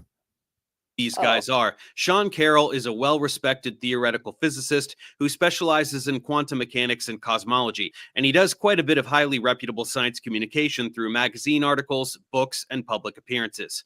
I had always been appreciative of Sean, but his status got bumped up several notches in my eyes. Yeah, we could look at the nonsense that Sean Carroll says. I've heard enough of the bullshit that's came out of Sean Carroll's mouth on the show Closer to Truth with Robert Lawrence Kuhn. Right, where they talk about like philosophy and science, the interlock. See, that's where the real ideas come out, because that's when they start talking about their views on metaphysics and cosmology and the really weird shit, right? And that lets you know where they really stand on a lot of issues, right? So that's a very useful resource, right? Shout out to Robert Lawrence Kuhn. That's definitely not a bullshit fucking show like Piers Morgan. But see, the thing is that Robert Lawrence Kuhn, Closer to Truth, he has a check mark on YouTube. But yeah, he's got a bunch of pogo stuff on there. We watched one of his videos, Tech Agnosticism, by a guy with the last name Epstein, Greg Epstein, right? Very weird stuff there, right? But yeah, at least he's willing to platform philosophers and scientists and not act as if either the philosophy or science takes precedence. Right, because it's obvious that the scientists are pregnant with philosophical presuppositions, and the fucking the motherfucking I mean, as shown by Plantinga, right? It's mostly being stolen by the debate bros, right? But Plantinga was the first guy to think of the argument. Right. But yeah, and we looked at Plantinga. Obviously our friend Pill Eater was highly recommending his book God and Other Minds. We looked at a presentation by Plantinga on that book. Right. But yeah, anyways, the whole idea, right, that even the philosophers are pregnant with naturalistic assumptions, right? And Aristotelian sort of straitjackets, right? I mean, but yeah, let's go to this because this is possibly very interesting feedback on this moment. Now, we don't have time, but I'm doing this because we do not have time to watch the entirety of the video where Piers Morgan has these two gentlemen on to have a quote unquote debate. Yeah, the reason is because it's too long, right? It's like an hour long, right? And also, Sean Carroll never really responds to anything that Eric Weinstein says. He just says that he's a buffoon. So it's pretty interesting interaction, right? Because Sean Carroll never actually gives because literally the entire video is Eric Weinstein trying to prove how smart he is, and Sean Carroll then just responding with the one-liner saying how he's a buffoon and he doesn't know what the fuck he's talking about, and how if he wanted to, and how if he wanted to, he could publish his work in a scientific journal or actually take the correct channels to communicate his science. Yeah, so it's all just nonsense. And then also Sean Carroll points out that Eric Weinstein starts his physics paper by pointing out that none of his stuff is available for scientific review because he's an entertainer. Wild. This is in his own words. What? And he wants his quote unquote physics paper to be taken seriously. Good Lord. Sheesh. What the fuck is this guy smoking? I mean, if this isn't a psyop, I don't know what is. I mean, well, yeah. He should be smoking what I'm smoking. Yeah, but this clown ass dude, Piers Morgan, is literally platforming all these all these crazy motherfuckers. All right, Wilson and Myron Gaines, Jay Dyer. Yeah. All right. So this guy's busy platforming all of these fake ass fucking clowns, right, on the internet. I mean, right. So some people, he's paid mid-level internet celebrities upwards of $10,000 to appear on his fake ass show called Piers Morgan Uncensored. I mean, So it's pretty obvious why some of these internet influencers are going on there to strut their stuff as quote unquote professionals in many number of fields, when neither Jay Dyer or Myron Gaines or Eric Weinstein or any of these people have degrees or specialties in the areas that they're going on to comment about, right, on this show, right? So it's pretty interesting, right? All from the stay in your lane guy. Yeah, they're the unofficial officials. Right? You know what I mean? And they're allowed to go on these networks. He apparently Right. thinks he's got something worthy of the fast lane. Yeah, not only are they allowed to go on these networks, but they're allowed to mention stuff like the Koof and other interesting scenarios, I mean, right, and not get deplatformed, right? They're even able to make conspiracy theory references, and they're able to even shockingly call for dissolution of the state. Okay, and I'm not saying that, and I'm not even mincing words, you know, right? But we have to say that, you know, we don't give medical or legal or you know, or espouse revolutionary maxims or any, you know, because fear of being taken down, right? And if we did any of that, and when we have had our videos taken down, right? So it's pretty weird, right? That these people are Yeah. allowed not only to be platformed on these large networks, but also allowed to say things that will get other channels taken down. It's very, very strange, right? Yeah, if we weren't doing anything like that was significant, I think that they wouldn't even bother. So they're obviously being chosen by the system to represent us. Well, the alternative view. Yeah, exactly. The voiceless, the blocked and banned, Yes. and Oh yes, thank you, Denizen. Exactly. Right? Well, it's on Yeah. the record. We do not agree. yeah, thank you, Zeph. That's why a few Let months me go on ago, the that's record why a as few months well. ago, Yeah. when Mr. Anderson said, why would the government care about coming and seeing an 11, 12-year-old at school talking about, you know, the alternative to 9/11, I can tell you, because back then, before YouTube was heavily endorsed and on the market, when it first started out, there was maybe, a few hundred videos on YouTube when it first came out in its first year. And like I was told, YouTube is the greatest psyoping mass surveillance tool that's used, other than all the other social media sites, obviously, because who really reads the terms and conditions when you sign up for Facebook? No one. Oh, actually, I do, but I'm weird. I like read the phone book too. Or I used to when we had Well, them. congratulations. You're probably one of the only people who actually sit there and will read about 50 pages of things that literally tell the masses, hey, we're stealing all your data and we're selling it to everyone else. And, you know, Yeah, I read it the some of first it. time. we listen to your, Nothing we listen belongs to your to you, yeah. conversations and collect your emails and all that other grand stuff that everyone already knows that's been going on since the Patriot Act. So. Yeah, they It all also say has that we're stealing clauses. everything, sharing it with everyone, and it doesn't Right. matter what the laws are, and also these terms don't matter. We can change them at any time. Once you read Right. that, you've read them all. You don't have to look at them anymore. It also says that any IP or content you create on their platform belongs to them, and they can distribute it any way they feel fit, and that you give up any right to litigate against them. They just have to, if they alter it Ding, with ding, AI, ding. say it. So you better have backups. Oh yeah, that's another reason why it's such a good idea for me to pay for the StreamYard, because I don't have to run video recording software as I stream and then upload it to an alternative network. It'll automatically upload to the StreamYards as well. So if YouTube takes it down, I have like another copy of it. That's very convenient. Right? You know, Stays on. yeah, that's They- very they- convenient, right? Yeah, they recently doubled the price though, right? It's like $50 a month now or something for the basic package. yeah, like Pretty yeah, expensive. like yeah, I still like it because I don't have. So send in the donos, everyone. Yeah, Yeah. I don't have video editing software, so you know, and nor am I a video editor, and nor am I going to become one anytime soon. So you know, there's all of those considerations. I mean, I don't even know if I know how to go live from the YouTube studio, but yeah, but It yeah, sucks. It's a bad experience, but yep. So is the other software that they have online. Ooh. OBS. Yeah, but this video will only be available on this other channel. But yeah, I'm sorry, is that what you said? Oh, I was just saying OBS is a little complicated. It's like you have to like learn how it works.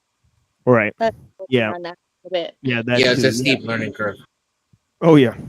I've used Photoshop and shit before, and Adobe, like the video processing. I forget what it's called now. I work for a photographer. Yeah, but let's check out some of this crazy video. I think maybe only 8 minutes. The only first 8 minutes of this video, he points out some pretty significant recognitions about this character Eric Weinstein that we've seen give a presentation recently. Segment you're about to see.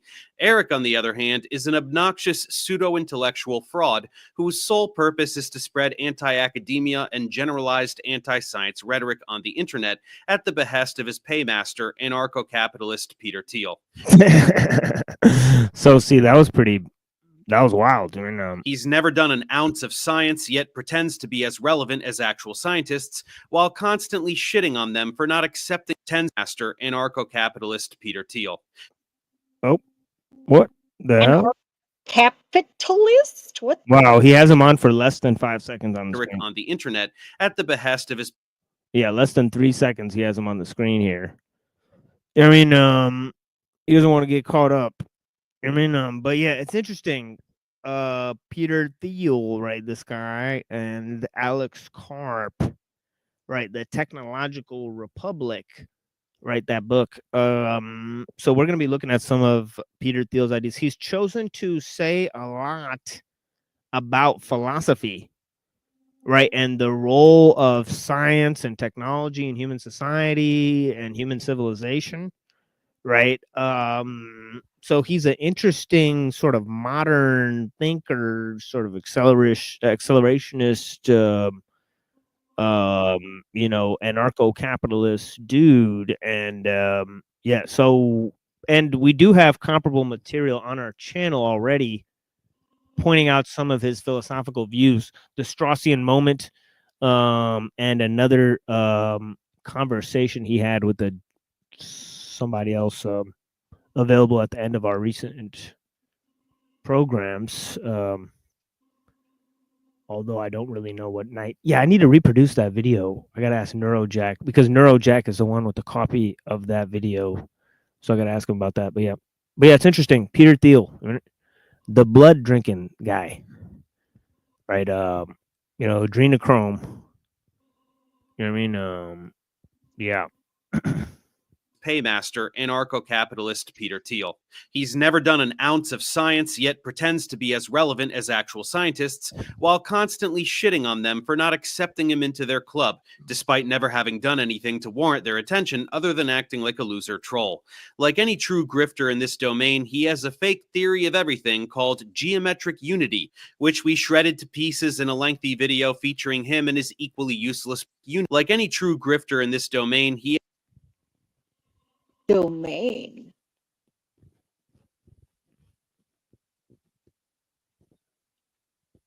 has a fake theory of everything called geometric unity, which we shredded to pieces in a lengthy video featuring him and his equally useless brother Brett. So be sure to check out that video for more background information on precisely what a fraud this guy is. Anyway, there's not much else to cover. The rest will speak for itself. So let's go ahead and get to the carnage. For centuries, scientists have grappled with the most fundamental question of them all. What is reality? Well, up until the 20th century, it was considered to be a matter of common sense. We lived in a material and objective reality, perhaps created by God, but one that could be accurately measured and predicted. And then came Einstein, who revolutionized everything by saying that things were a lot more relative than all that. Not a great start for Pierce. Nothing about relativity contradicts the idea of our universe being material, objective, measurable, and predictable. But absolutely nobody expects Pierce to understand even middle school level physics, so let's brush right past that. Space could bend time. Mysterious black holes exist. Oh, please. You know, they figured out less than 1% of what the universe is. All right, and even then, they have gaping holes in their theories, right? Like, for example, dark matter, right? And black in general. I mean, that's a gaping hole. Uh-oh, there goes the internet here. Okay, give me a second. I'll be right back. Or, I mean, the StreamYard. Yeah, but yeah, I'll be right back. Black Good Lord. holes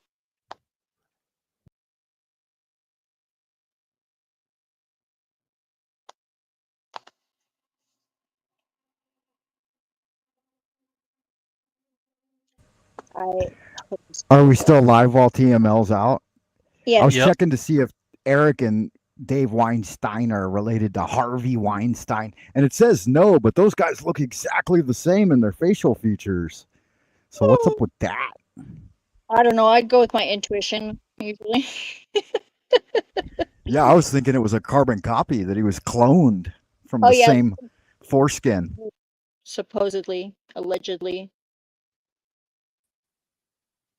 That's dumb. Copies are copies. Would you do your clone? Would you have sex with your clone? No, I'm not gay. No, I got a son. I cloned myself already. Oh, yeah, that's smart. Yeah, we don't. Oh, yeah. Yeah, that seems a little gay. Not that there's anything wrong with that. The female version of me, though, that might be an excellent narcissistic experience. See, But yeah. and you guys are more amicable to me sleeping with my clone. But yeah, this guy accurately points out that the theoretical physics and the quantum physics are not they cannot be mathematically linked at this point. So they're two different mathematical models and explanations, and they both work, right? So he agrees that there's a huge gap between the the theory of relativity and quantum physics, right? That cannot be reconciled at this point. But what he doesn't understand is that they don't know anything about what matter is, because 99.9% of the universe is space or dark matter, right? And they have no idea what the fuck that is made out of, right? So they have no idea about what matter is, right? Yeah, Because space is infinitely dense. It's And I probably think they don't give an plasma. accurate. I don't think they give an accurate portrayal of light either, right? The way that light works, or when they talk about light speed and Right. stuff like that. It Everything seems is- like they're obfuscating. I don't think they know. But yeah, were you gonna say something, Reddington? It's probably plasma. Yeah. Something yeah, like plasma, dark ether. plasma behind the Ether, veil. plasma is probably the same thing. Yeah, White yeah, ether. the luminiferous ether. That was a theory before.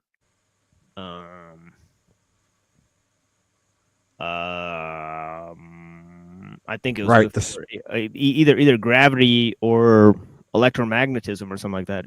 But yeah, Well, everything Yeah, is light. smoke, Yeah. smokeless fire, some sort of manifestation. Oh of ether. yeah, That's one part of it. There's a lot of it. It's vast. Well, as someone who's seen a lot of crime scene photos, it's insane to actually quote unquote see someone who's apparently actually combusted, and not because they were covered in any type of accelerant. Like Yeah. there's a difference between people when you see people who have been burned, who have been like caught in a house fire or something like that. There's a big difference between something like that, and then you see the photos of someone who supposedly combusts, and Yep. it's like you took someone's ashes and you kind of just like threw it in the wind, and it just like lumped together in a pile. It's really strange how there just seems to be no real, to me, a sound explanation how someone can just go in a second. But it does happen apparently. And there's It not does, much. and so every time a Buddhist monk goes downtown and does it, they always attribute it to him pouring an accelerant on himself, which I don't think is the case every time. Self-immolation, but it's like, yeah, that'd be a dramatic way to go. I don't think so. I don't want to Well, be I let can off. just tell you what I saw 3 years ago. Definitely didn't need any type of maybe compulsion, but it definitely didn't need any combustion. That's for sure, because it didn't make no smoke and it didn't make no sound. So it didn't smell like barbecue? No,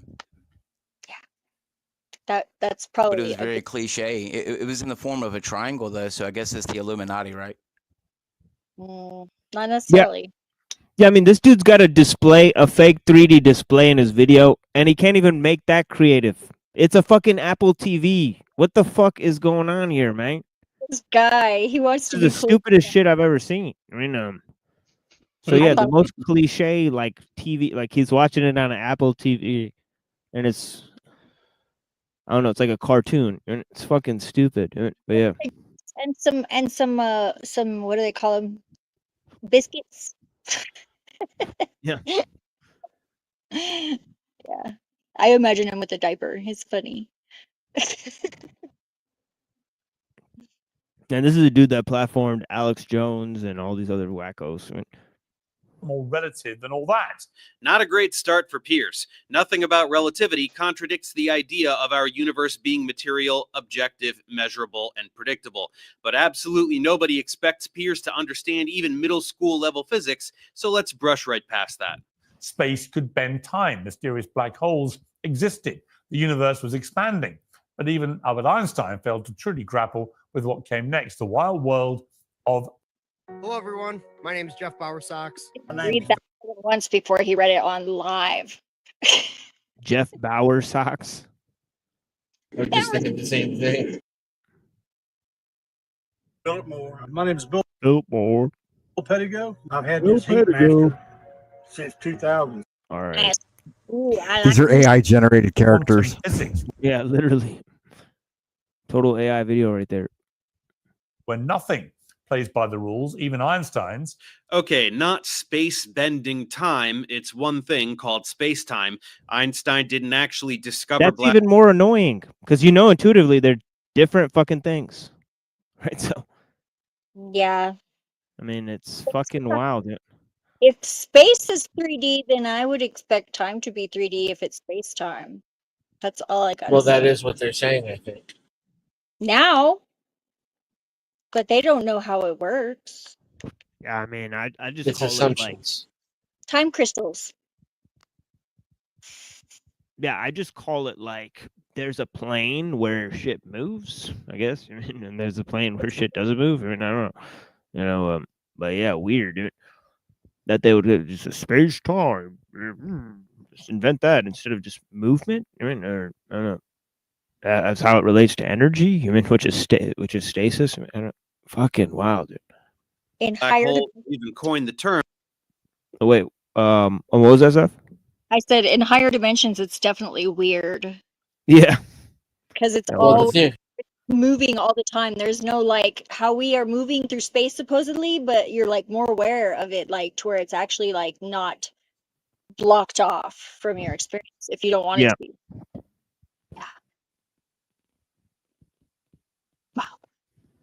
Yeah, absolutely. That the universe is expanding was discovered by Hubble, and quantum physics pretty comfortably predates general relativity, having begun its formulation in Yeah, 19... but that's even another quagmire because didn't they figure out that the expansion is actually accelerating?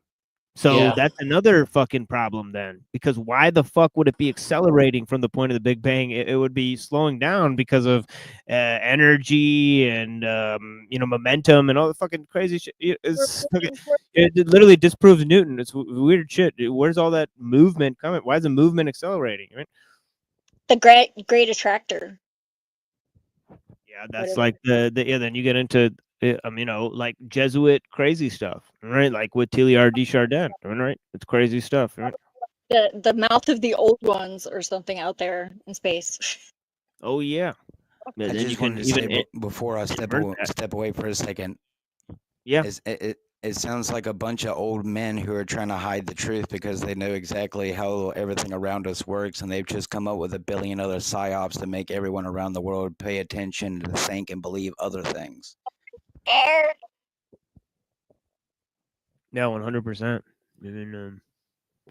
But yeah, I think he needs to be asking bigger questions, like why Piers Morgan is platforming this dude who's a non-expert along with this other dude, and he is kind of asking that to begin his video, but then he's kind of legitimizing the physics stuff, but he's not understanding that this is a pogo reality pushed by government officials and agents. Right. And literally that this guy is platformed on this thing. He's like, sort of like wondering like, oh, how could this be? How could this happen? You know, but it's like, dude, don't ask why if you know what's wrong, right? This guy works for Thiel, as you said, right? And he's being platformed on a ridiculous level to have a conversation with somebody who's way above his pay grade, right? So he's Not a conversation, really, is it? it's not a conversation either. That's the thing. So Yeah, the it has almost yeah. The professor's view is this is in order to discredit academia, which is valid in this view. Yeah, it's valid, but it's like, why would people who work for Peter Thiel be trying to discredit academia in this country? Like, you know what I'm saying, right? Because they want you to be anti-science, anti-green, But why? So you pick the other side, which is no worker protections, lowest common denominator, race to the bottom for equality and standard of living. Yes. The importation of cheap labor and cheap votes. Yeah. Yeah, exactly. Yeah. Yeah, it's that, you know, they want to they want to take the claws off, you know, of people, you know, when But they Denizen, isn't it just true? The only reason why they make everything so cheap for so long is just because that system wasn't really meant to last for very long anyway. I mean, that's why everything breaks when you buy it. Well, if by system you mean our standard of living, yes. But if I zoom out, I see a hierarchy that has been sustained for millennia, which is these motherfuckers sitting at the top of everybody else and not really having to worry about day to day. Well, of But course, yeah. of course. I'm talking about the people who lived in billionaire mansions and castles for the last few generations. Of course, those people. But yeah, I mean, I'm talking about just the system at large. Like everything in the last 90 years has been built. If you're not paying thousands of dollars for it or hundreds of thousands of dollars, it breaks within a few weeks or a few months or a few years after you buy it. But my family had a dresser that lasted 200 years in its family. So I mean, you tell me. Obviously the system that we're living in now was not meant to really sustain for very long, and it's like they put one big boo-boo bandage on it, and they've been doing that for very well, and now they can't do it so much anymore. Yeah, because it's all infected and swollen. Yeah, I agree. think- Lizard tree. Us getting infected and swollen is part of the system. It's built in. And these people will not be affected by it.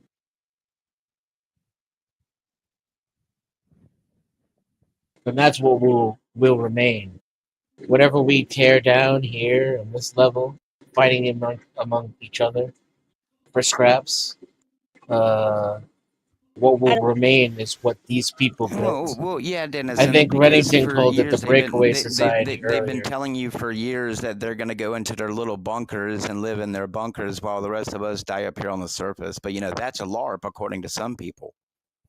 I'll go to my mom's house. She got all the friggin' supplies. It's I at just gotta- very least a metaphor. Oh, If they won't physically and literally go into their bunkers. Because Elon Musk is going up to the stars.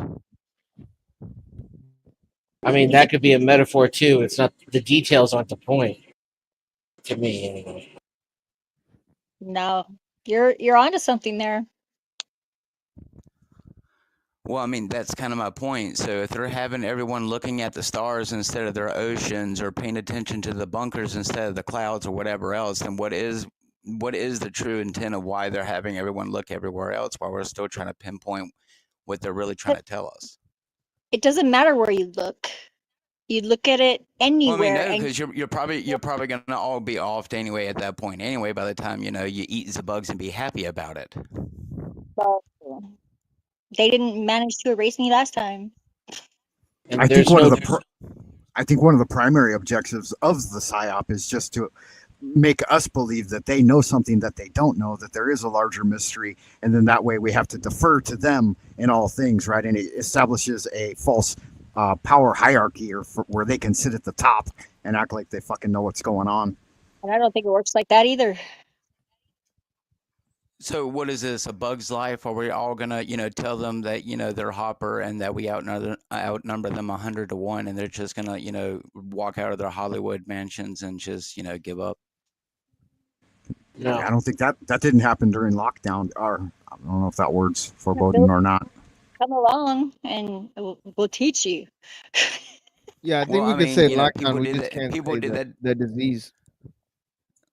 People Okay, people good did that magic. at Area Thank you, 51, TMO. Yeah, that's at Area 51 when they were all running like Naruto toward 51, and then the government said, we're going to pew-pew you, and they all turned around like bitches. So I don't foresee anyone standing up to anything anytime soon, let alone the aliens or anything else that they're going to throw at you.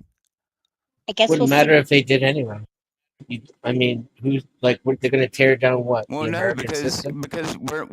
we're not John Cusack. We're not going to magically find Woody Harrelson out in Yellowstone before the Yellowstone goes off, and I got a map.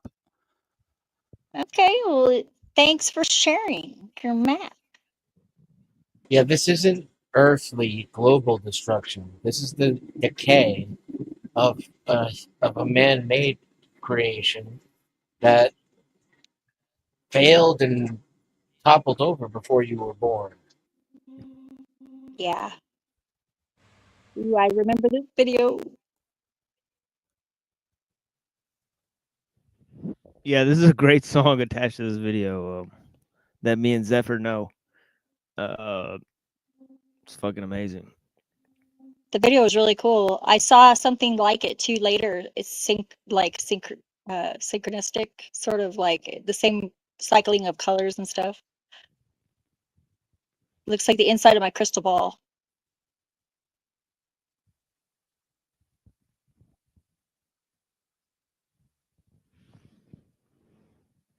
Don't ask me how I know. I just thought about that.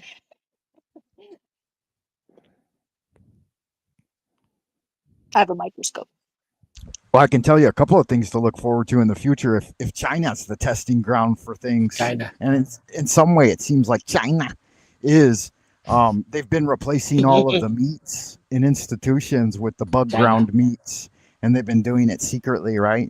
They create it to make it look like the real meat, but it's pretty obvious to me when I bite into it that it's garbage. And if you eat it, it makes you feel really sluggish. You And should I'm not just promoting meat, but I don't want to eat bugs either. farm some guinea pigs. You could do that in an apartment. I heard they're tasty. What? I know a bugs? guy. Guinea pigs. Eh. They're kind of cute though. I'll But become they're, vegan before I eat the bugs. yeah. I like lentils. Yeah, me too.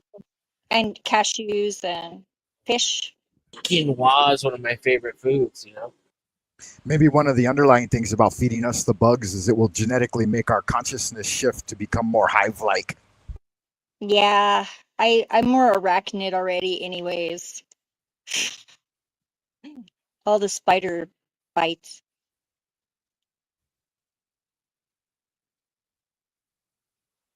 Ooh, I like this part. They look like eyeball rocks made of ferro fluid.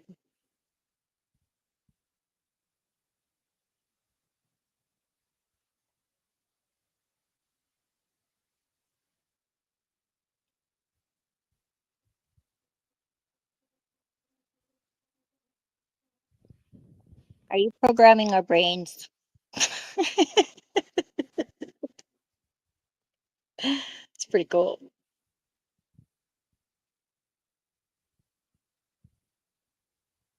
Ooh.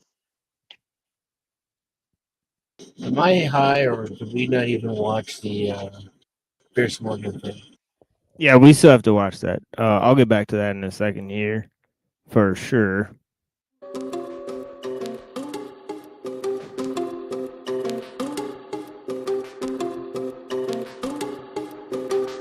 Other sound.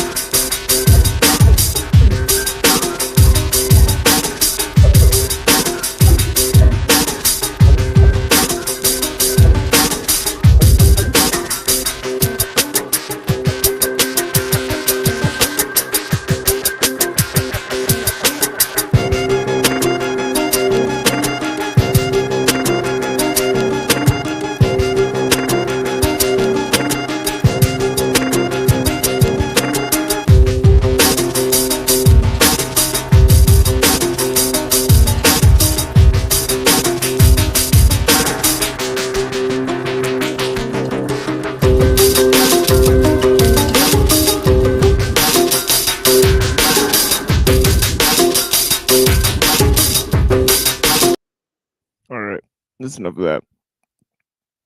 But yeah, let's go to this thing here. But yeah, blessings to all the people that are here. Yes. Blessings. Yeah, blessings to everyone. Good to see all of you again. Zephyr, Denizen, et al. Yeah, of I course, don't know if I Frank. know everyone. Yeah, this has been really good. Yeah, thank you so much for being here. Yeah. I greatly appreciate your time. Double Dark Copy, blessings. We had him on last time. Lonnie, blessings to you. Peace be with you.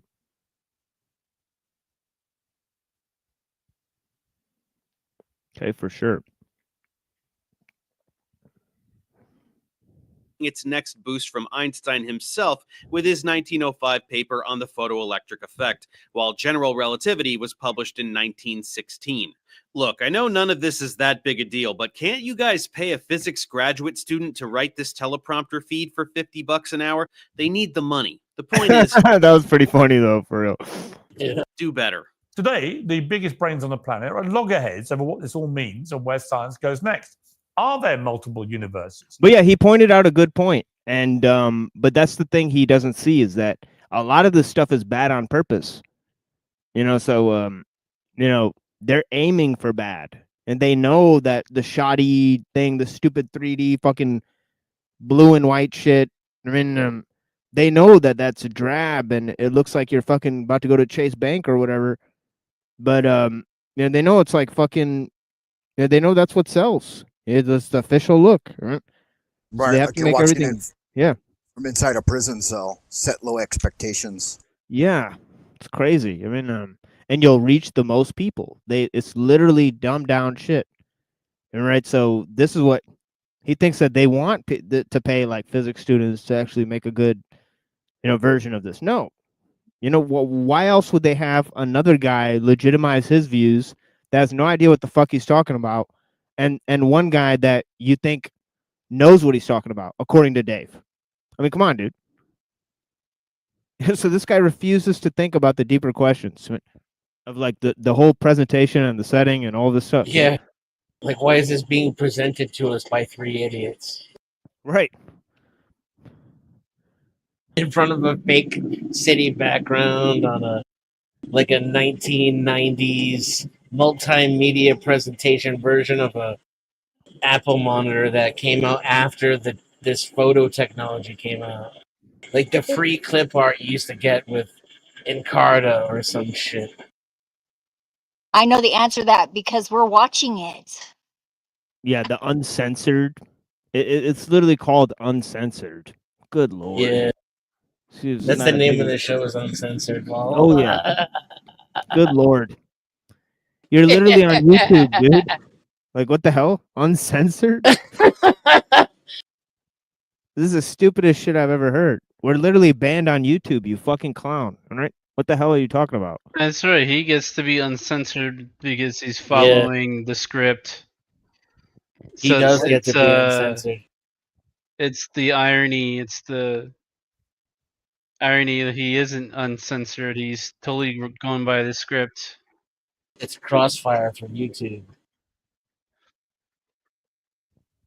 Yeah, the fact that these fucking morons are literally going like, "Oh, look, Andrew Wilson's on there to make a change for the better."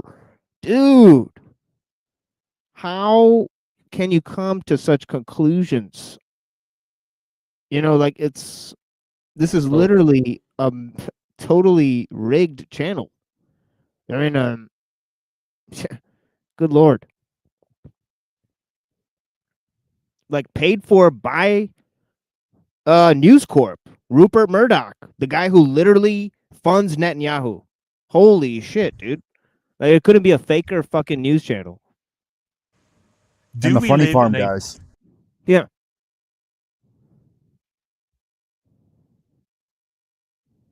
Matrix-style simulation? Could there be an intelligent designer? Yes, Pierce, all the top minds in theoretical physics are fixating predominantly on those three vacuous pop sci topics / religious propaganda rather than actual theoretical physics. I keep forgetting that midwits like Pierce genuinely believe that theoretical physicists are sitting in a room talking about multiverses There's and that Matrix word. movies all day long. Especially, Yeah, he likes to use this word midwit, which is you know. I bet Professor Dave is a midwit about a few things. 100, not a few things. Are you kidding me? He's in academia. He's the definition of a midwit. Oh, That might but consider. yeah, society is run through a complex division of labor, but your form of intelligence is most important. We should make 100,000 clones of you. Come on, dude. What are you smoking, man? Why can't you value other people's innate intelligence? They're obviously not dumb. He's You know, biased. He's the clone. It's Yeah, like- worse than that. He's a midwit by his own standards. Yeah, like he grossly Weinstein- overestimates his own intelligence and underestimates the intelligence of those around him Oh, by yeah. his own measures. Yeah, like this guy fooled millions of people. He's definitely not a dumb guy. He's definitely not a midwit.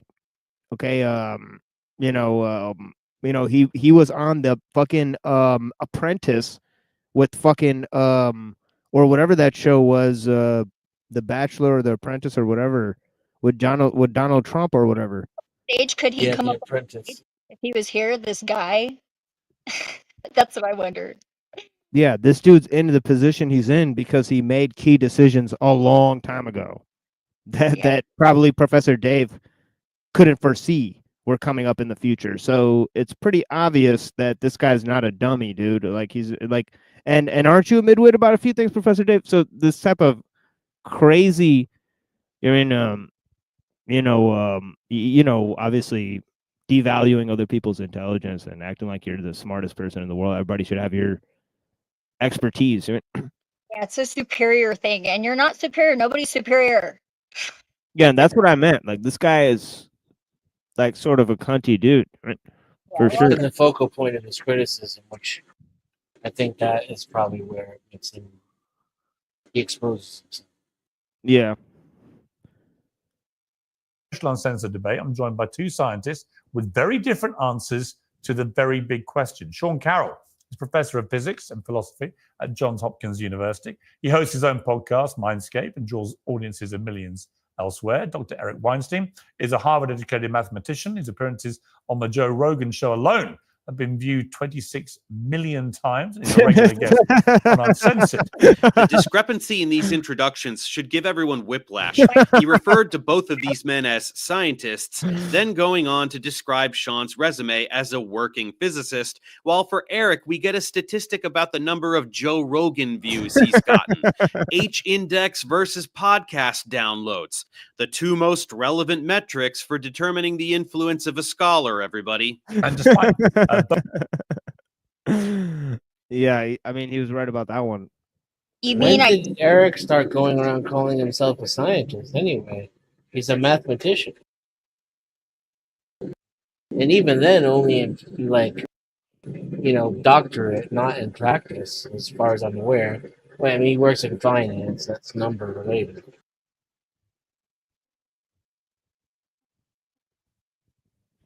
Yeah, the whole question is, and I saw, Weinstein used like Korzybski. Like the map is not the territory. So I Yeah. think he's like in some weird level where he's thinking of like theoretical physics purely in terms of math or something, or he's seeing that the physicists aren't seeing something. And obviously he claims to have created a unified field theory. So he's obviously bonkers, right? But yeah, so he's definitely psyoping people. To what end? It's very unclear. But yeah, anybody who like goes around like, oh yeah, I've combined like relativity and quantum physics. Well, and honestly, if that's the world you want to live in, go right ahead. Well, didn't Kanye do that first? It seems like he's just kind of dragging around on Kanye's coattails. Exactly. Exactly. Kanye, Terrence Howard, they've all done it. And that's with a cheap example on display, so it's even worse. Because we all know Kanye already, so that's the cheap lesson.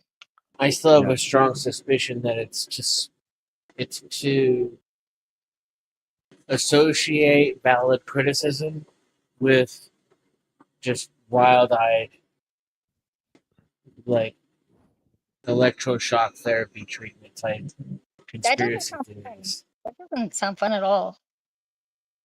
You know what I mean, though, right? Like, Oh yeah. like comparing the Bilderberg Group, Flat Earth, and there being no moon. The moon isn't real.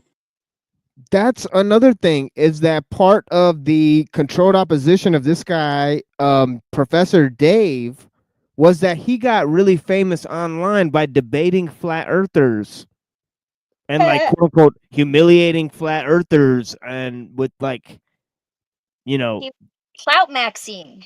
yeah, so he clout maxed from flat earthers quite a bit. I mean, right?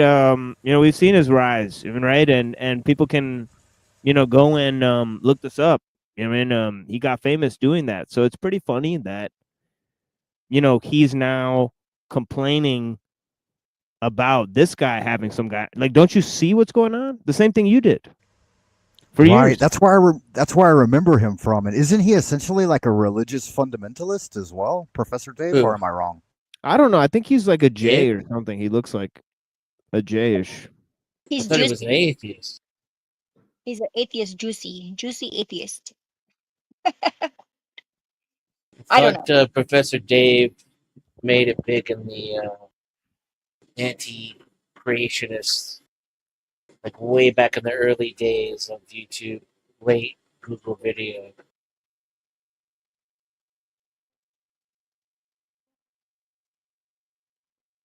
I don't know. He's not that interesting to me. Like, yeah, I think I remember that I learned. This is the irony of how I consume information, but I'm an atheist, which was why I was deliberately watching Ken Ham, who was Christian Creations, in order to expose myself to the opposite idea.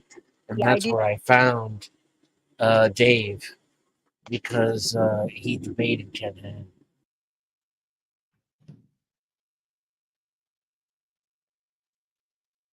That was a long time ago, though. That might have been before it was called YouTube. Probably. I've been on the internet a long time too. Probably about as long as you, Denizen. Like I got on the internet in like 94, 95. I was on BBS's before that though, a little bit. Yeah, same. Around 89.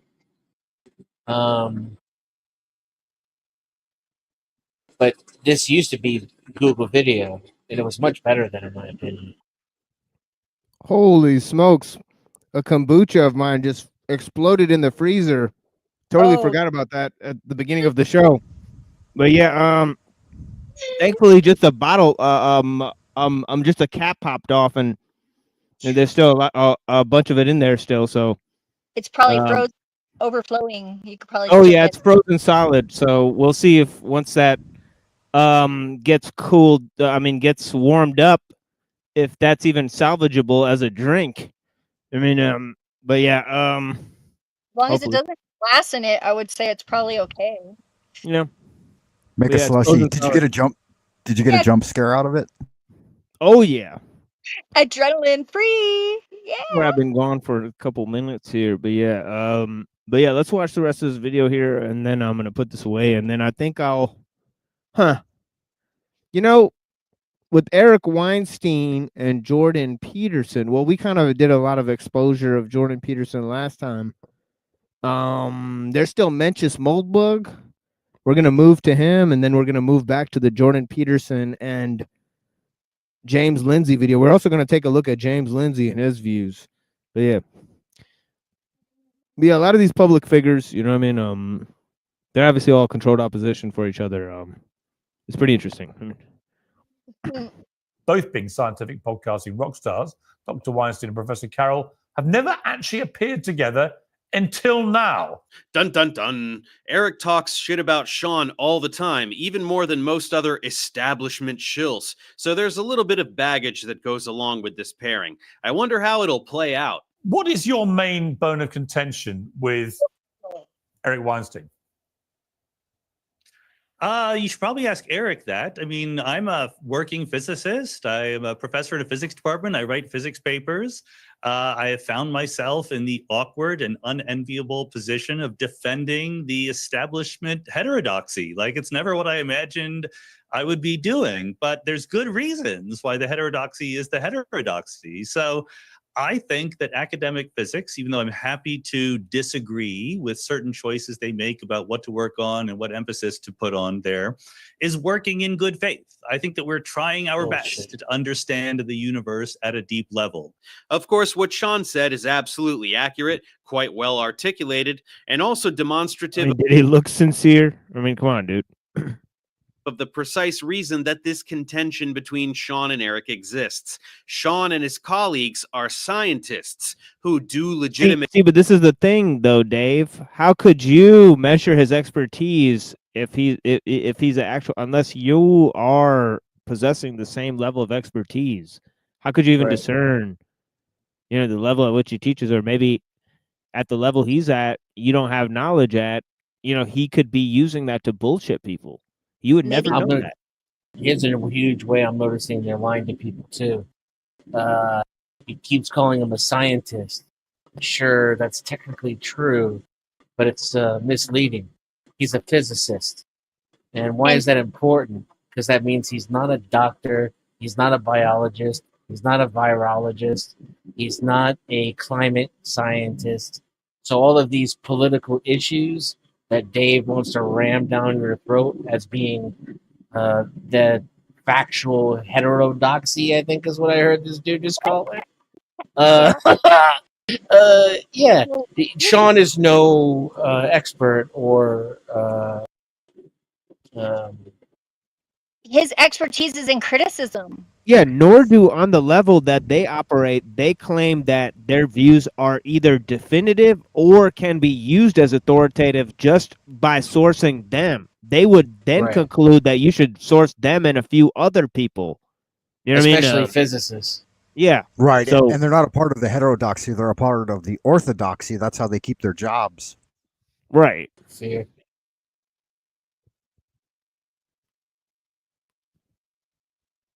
Science to push the boundary of human knowledge.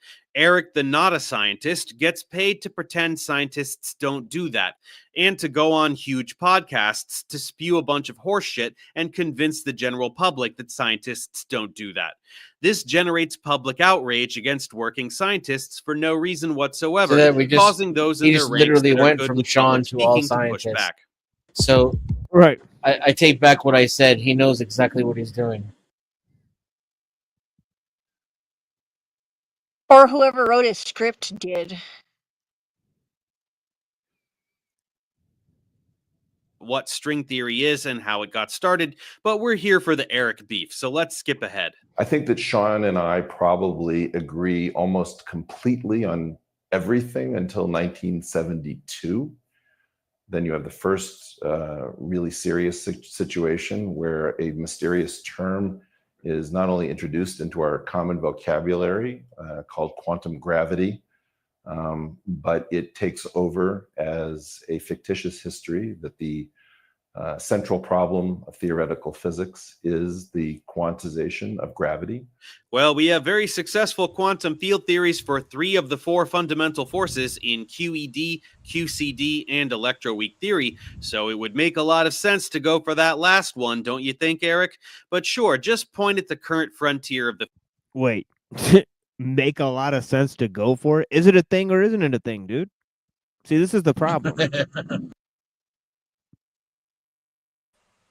And you'll notice how he immediately places himself on the same level as the trained physicist by saying that he agreed with him on everything, which who knows how much of his stuff he's even read. I mean, it seems like a unsubstantiated credibility claim. To make this video. the act of making this video, according to his own philosophy, means he must be a scientist.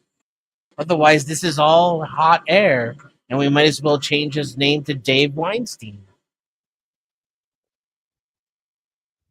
Yeah, this is why what he says here is going to be extremely important, because he's going to say that anybody has the ability to become a science educator. So it's very interesting. The field and scoff at it as though you know better. The first problem that Sean and I will find ourselves at loggerheads over is that I think that making quantum gravity the holy grail of theoretical physics, which is repeated and perseverated ad nauseum, is a terrible crime. And what is The quantum second great gravity? crime- Again, for those who are not as au fait with this as you guys, what is quantum if gravity? I may, so there's a standard story that you'll hear. More or less, Sean is a part of a group of about 5 people who do most of the communication of theoretical physics to the American public. It's just never a straight answer out of this guy. Piers wants to know what quantum gravity is, and Eric starts describing some kind of weird physics communication mafia that doesn't exist. Anyone can be a science communicator, Eric. You could be one too if you valued public service. You have a What? What? What? That huge seems in platform direct and contradiction understand- to what you told us I just know, a few exactly. moments ago, David. What the fuck, dude? This is a save his own ass? Like, this is weird. physics. So this is a really weird thing to whine about. We have 2 theories that are bedrock reality. We have one called the Standard Model, which covers 3 out of 4 forces, the non-gravitational ones, and all of the matter that we see in the universe, as well as something called the Higgs field and maybe some other fields as well. In the other theory, The thing that Professor Dave doesn't understand is that there is a physics mafia, but the physicists are not the only people in it. There's tons of other groups of people. Like, for example, Eric Weinstein is in the physics mafia. He just doesn't understand. Or else, why else would he be on the stage? Right? The mathematicians are in the physics mafia, right? Where they get to comment, they get to talk to Sean Carroll, and you have to talk to flat earthers, Dave. That's your assignment. You know. Facts. So, Well, with how challenging it is to talk to flat earthers, I would say that the advantage would be that whoever had to talk to the flat earthers, because if you could do that, you're cultivating some real gifts. Yeah, you know that I'd like to see that quantified, given how little value it is to talk to Piers Morgan. You may actually be correct. The beneficial value may weigh more heavily on the flat earthers. It's pretty much all in how you see it, which angle you're looking at it from. yeah, let me try to go to this talk here. That's what actually. Diddy said. Sean. But I'm okay, this was- Diddy, and I didn't say it like that. and go to some key parts here. Oh wait, this is not. Oh wait, whoa! His video goes before the other video. Wait, yeah, but this video here has almost 1 million views. You should probably ask.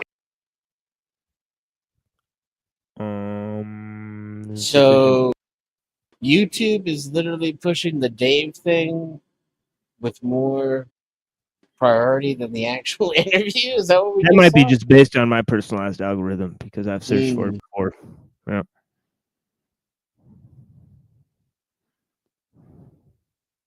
Has everyone noticed a serious uptick in YouTube ads recently, even on live streams? It's weird. No, I use Brave. I pay for premium. At some point he like holds up the paper and it's hilarious because he's like, "Oh, I read your paper." Gives his view on geometric unity. Sean says he read Eric's paper. Yeah. Yeah, he says he like read his paper and it's fucking nonsense.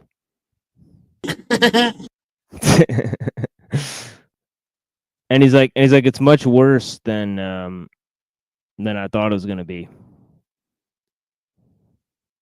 Is what he says. Son of a bitch, dude. Where is that part? Yeah, I guess I can't find it now, but yeah. At some point he'll like hold up the motherfucking paper, dude.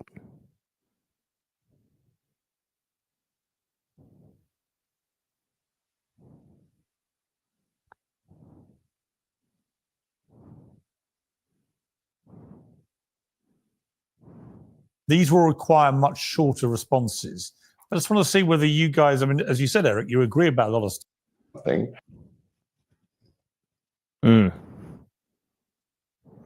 Where people have built on my ideas since 1994. The equations that Natty Seiberg and Ed Witten introduced that took over the world were called the insufficiently nonlinear equations when I was at Harvard in 1987. No, you're very much allowed, contradiction Sean. to everything But- that is normally done in scientific discourse. You hope that people build upon your theories. You don't try to prevent them. Oh yeah. This is the part. Consistent that the idea that somehow I am not choosing to go through the usual channels and instead talking as he is right now via YouTube is somehow significant when I've just given talks in 3 different countries on dark energy. And by the way, every time I talk about talking about this, somebody is telling me, don't talk about the fact that you're actually in a physics department. And what I'm trying to tell you is I give talks in physics departments. I hang out with physics colleagues. I'm welcomed at places like the Institute for Advanced Study, MIT, et cetera, and yet I have to deal with this nonsense. I talk to both physics colleagues. You know, right now you've got a giant problem called something called DESI or DESI, the dark energy, what is it, spectroscopic instrument, which is at the moment going after Einstein's unwanted cosmological constant. That is not a constant. The dark energy is because of the Einsteinian curvature set term in the equation, which is action. And Sean, your sorts of things I highlight is the situation. We have it here, right here. There it is. The good news is I have read Eric's paper. Here it is. I actually have it here, right here. And it's worse than you would think. You know, it just very quickly, it starts off by saying the author is not a physicist and is no longer an active academician, but is an entertainer and host of a podcast. This work of entertainment is a draft work in progress, and it may not be built upon. So we're not allowed to think about Eric's theory and write a That's pretty bad. Oh man, that's devastating. It may not be built upon. That's fucking devastating. Look at the look in his face. He's rolling his eyes like Yeah, he's gone. it's like So how go- could I try to talk about your grift and you plainly described my grift. follow-up paper about it in, Oh, in no, you're very complete much allowed, contradiction Sean. to everything But- that is normally done in scientific discourse. You hope that people build upon your theories. You don't try to prevent them. And later on, it says, Sean, this people have built document is an upon my attempt to theories begin since- recovering. I'm going to read this. This document He just spoke extensively, and now he keeps interrupting him. It's really weird. is an attempt to begin recovering a rather more complete theory, which at this point is only partially remembered and stitched together from old computer files, notebooks, recordings, and the like, dating back to as far as 1983.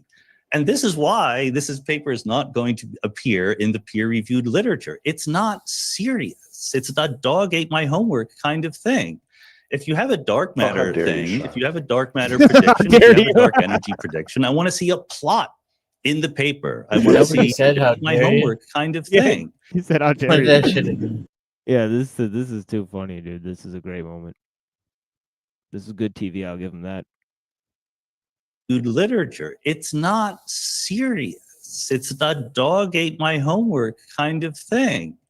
If you have a dark matter dare you, thing, if you have a dark matter thing, If you have a dark Oh, how matter dare thing, you, if you have a dark matter prediction, if you have a dark energy Oh, how dare you, Sean?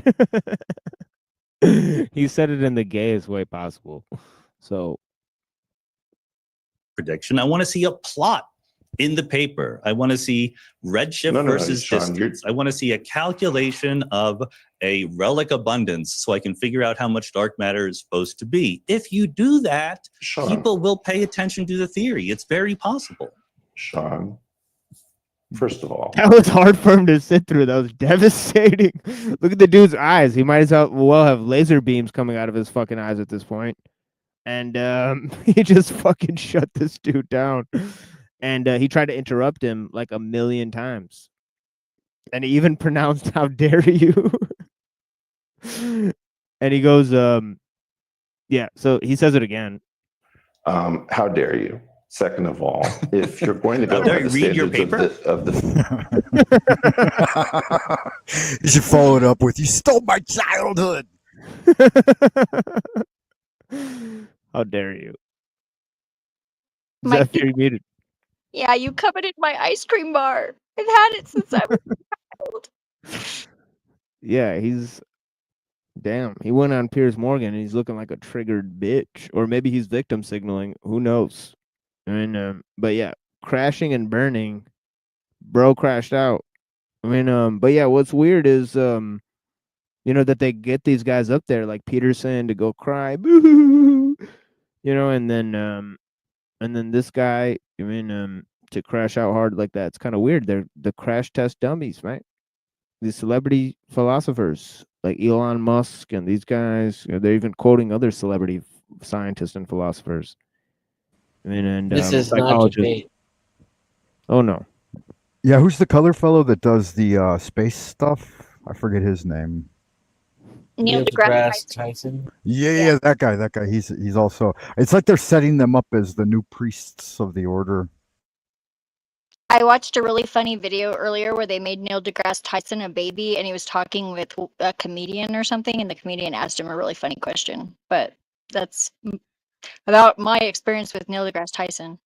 Yeah, they needed like a black version of the, you know, Bill Nye the Science Guy or whatever. Well, and he's always going Science. to be tainted because of Pluto. Yeah, he ruined our childhood, like I stated earlier. Nerd, It's yeah. scientism. Right? It's like when you reach a certain level of academic achievement that you become politically active in your academic pursuits, and I'm getting ready to go camping. Can you tell? the way you recruit political allies is through academia itself. I think like it's cyclical too. Like we went through this with Carl Sagan. Then the moralists will rise up and, you know, in opposition to the scientists. We could do the whole thing over again.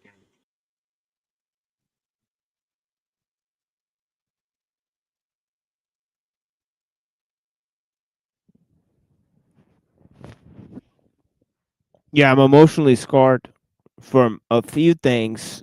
Also physically depleted. You know, but I rather enjoyed this time.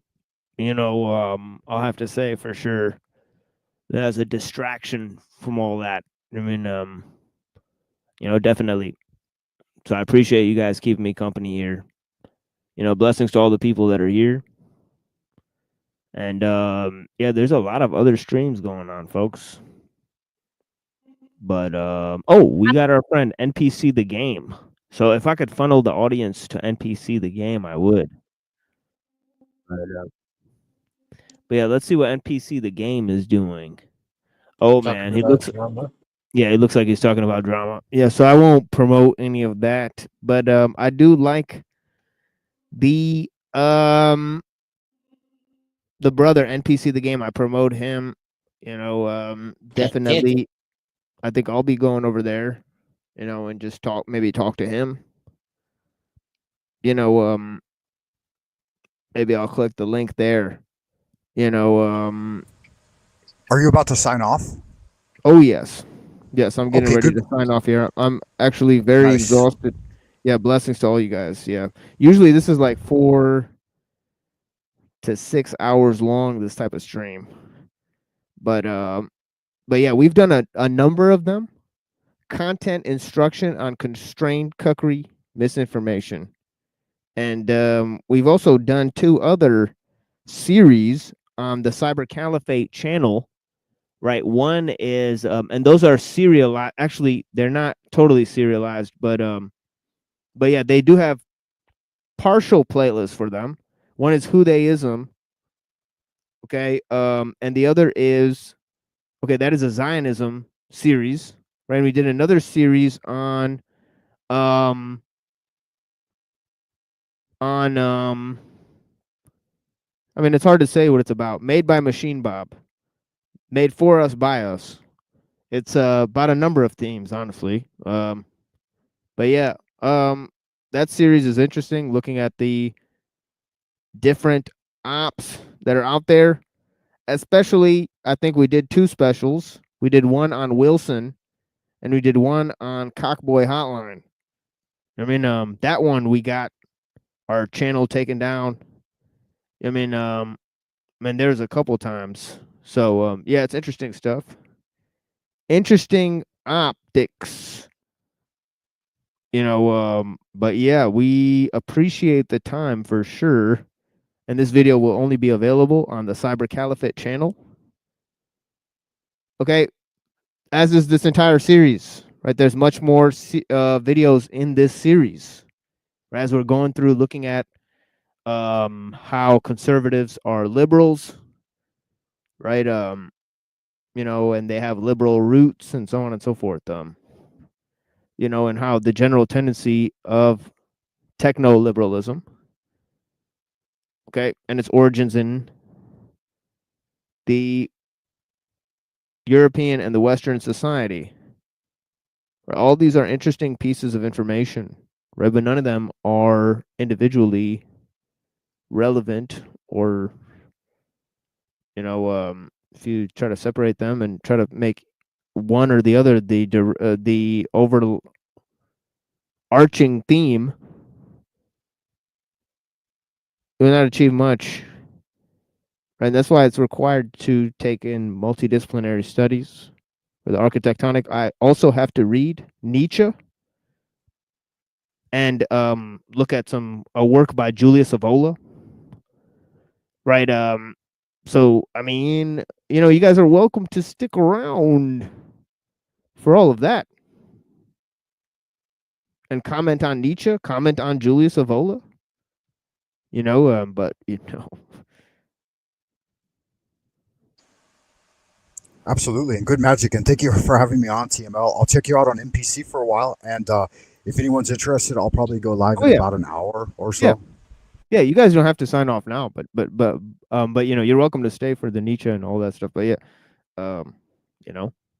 but yeah, if you gotta go, you gotta go. I mean, I greatly appreciate your time, Frank. But yeah, you're welcome to stay, and all you guys welcome. Oh yeah, to stay. no, I'm staying. I misread it. I'm sorry. I thought you were gonna close the stream. No, I'm here for Oh it. Bro. yeah. This is basically the ending, but like it's like hour-long ending, basically, or maybe more than that because of the music. But yeah, it's quite a bit, and obviously after a while or before you guys go, you guys are welcome to say something, or you guys are welcome to say anything at this time, even. But yeah,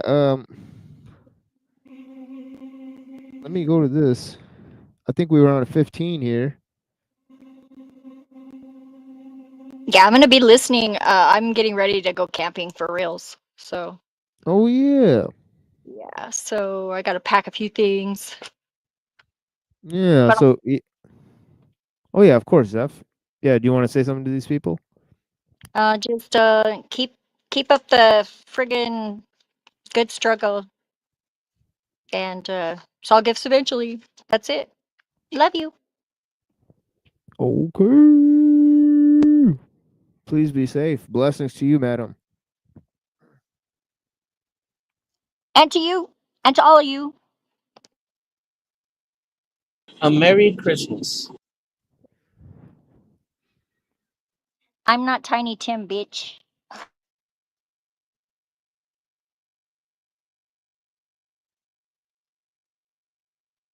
Holy cows, brothers and sisters.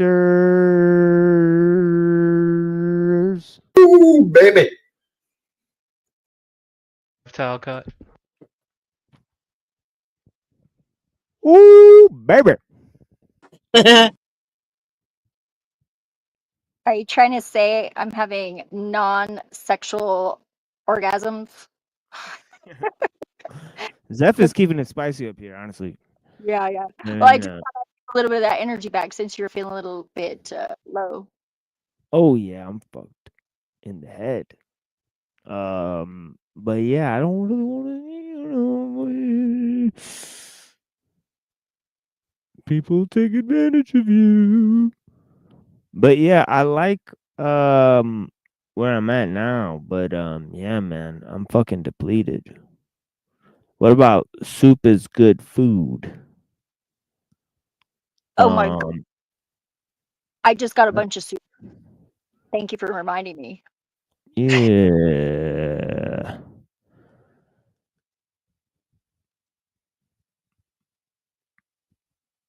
Hey, get off the bridge, they say.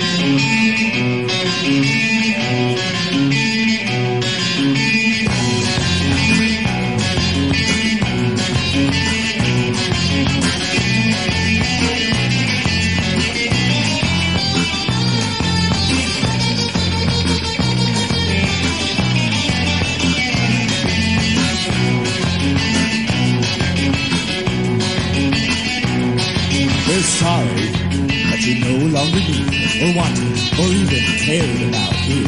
Machines can do a better job than you, and this is what you get for asking questions. The unions agree sacrifices must be made. Computers never go on strike. To save the working man, you gotta put him out the pasture. Looks like we'll have to let you go. Doesn't it feel fulfilling to know that you, the human being, are now obsolete? And there's nothing in hell will let you feel about it. Soup is good food. Make a good meal. How does it feel to shit out of ass and throw in the cold like a piece of trash?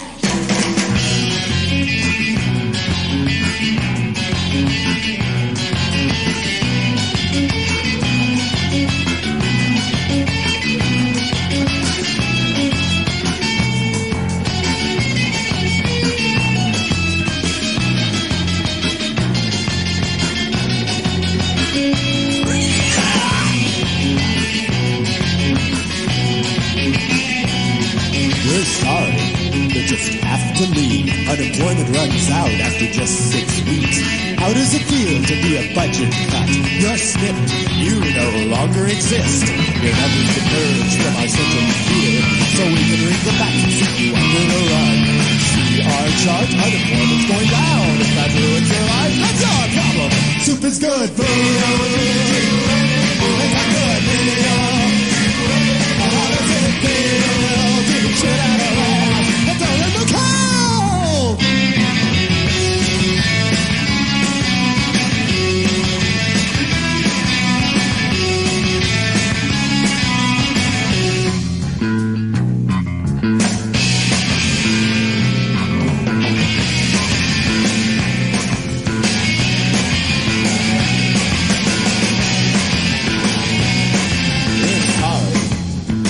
To interrupt, but it's against the law to jump off this bridge. You'll just have to kill yourself somewhere else.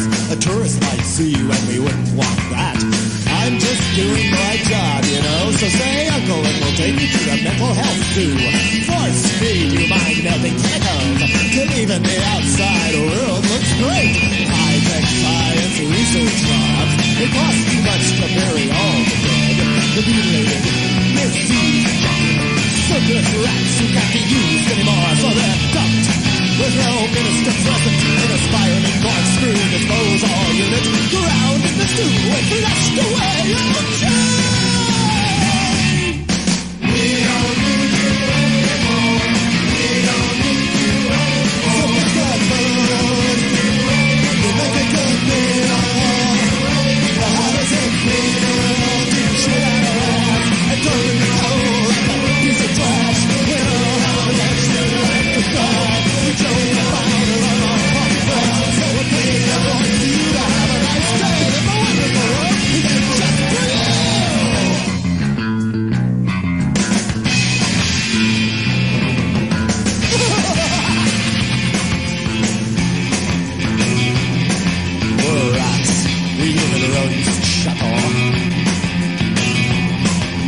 At least we get a dignified cremation. Yet, 6 o'clock tomorrow morning, it's time to get up. If you don't know how to make chords, this is it. You can drag one of these chord progressions and boom. Nella seggi la igijana imran undana nyoni uburo uba yosinda nella seggi la igijana imran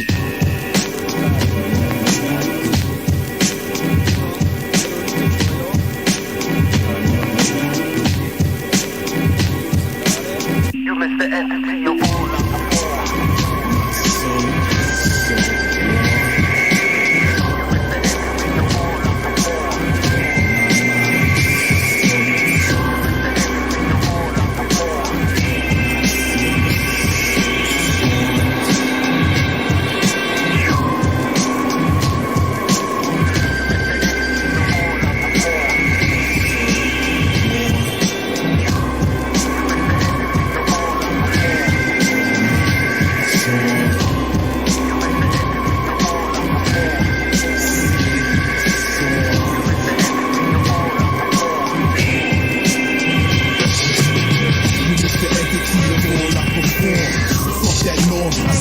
behavior, savior, your saviors, made by sailors, folklore, one-round road, where Elijah rose, dead lost I muse, face painted youth, brushwood tickled my eyes, I laugh when you lies, do I undisguised, assume role of the unassuming.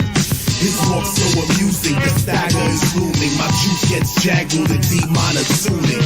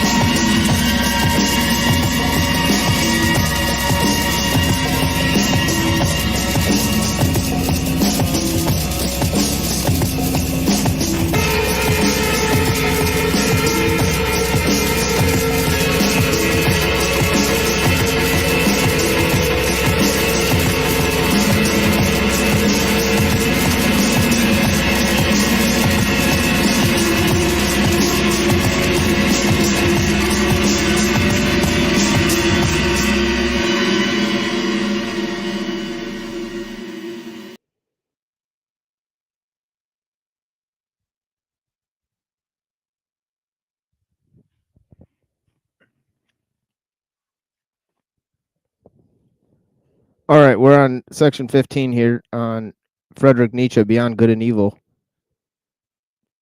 And please feel free to interject. I'll drop the link in the chat if anybody wants to come up.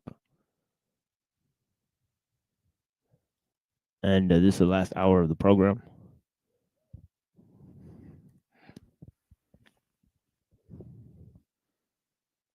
To study physiology with a clear conscience, one must insist on the fact that sense organs are not phenomena in the sense of idealistic philosophy. As such, they certainly could not be causes. Sensualism, therefore, at least as regulative hypothesis, if not as heuristic principle. What? And others say even that the external hypothesis, if not as heuristic principle. Oh, wait, I just read that. And others say that the external world is the work of our organs. Question.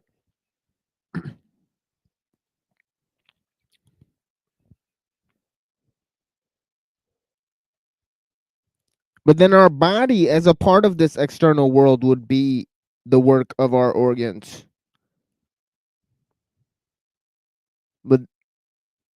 But then our organs themselves,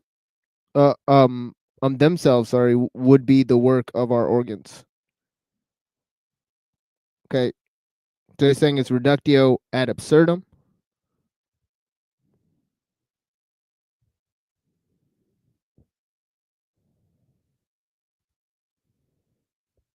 And he's saying it's reductio ad absurdum if they say that, the causa sui, that this idea of self-generation is absurd, right? He says by that take, it's got to be absurd.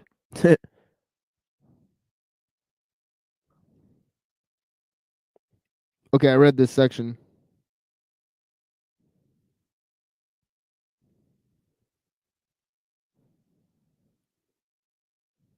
So section 16, there are still harmless self-observers who believe that there are immediate certainties, quote unquote.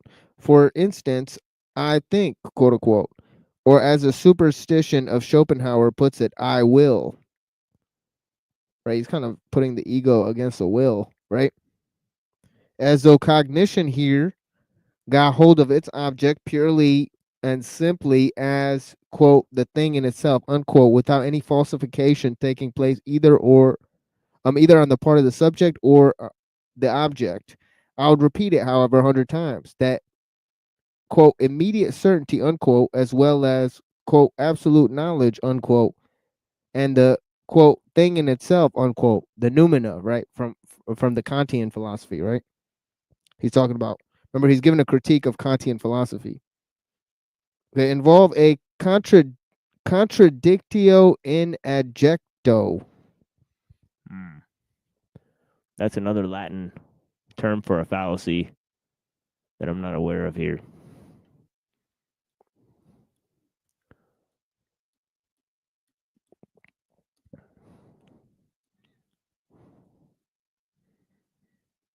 In adjecto.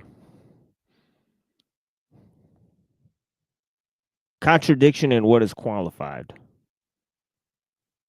So, I mean, I'm not going to be able to give an example of this right now. We really ought to free ourselves from misleading significance of words.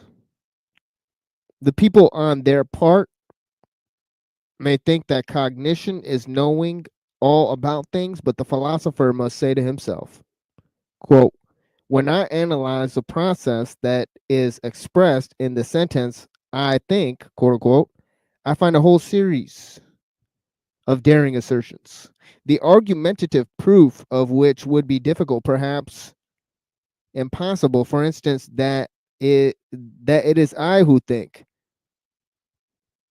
that there must necessarily be something that thinks, that thinking is an activity and operation on the part of a being who is thought of as a cause,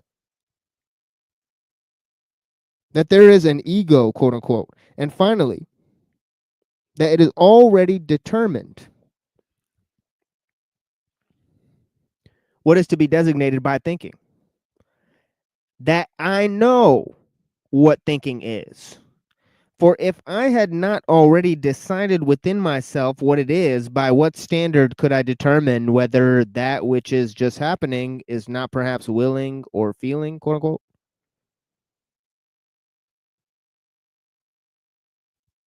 In short, the assertion I think assumes that I compare my state at the present moment with other states of myself, which I know, in order to determine what it is, on account of this retrospective connection with further knowledge, quote unquote.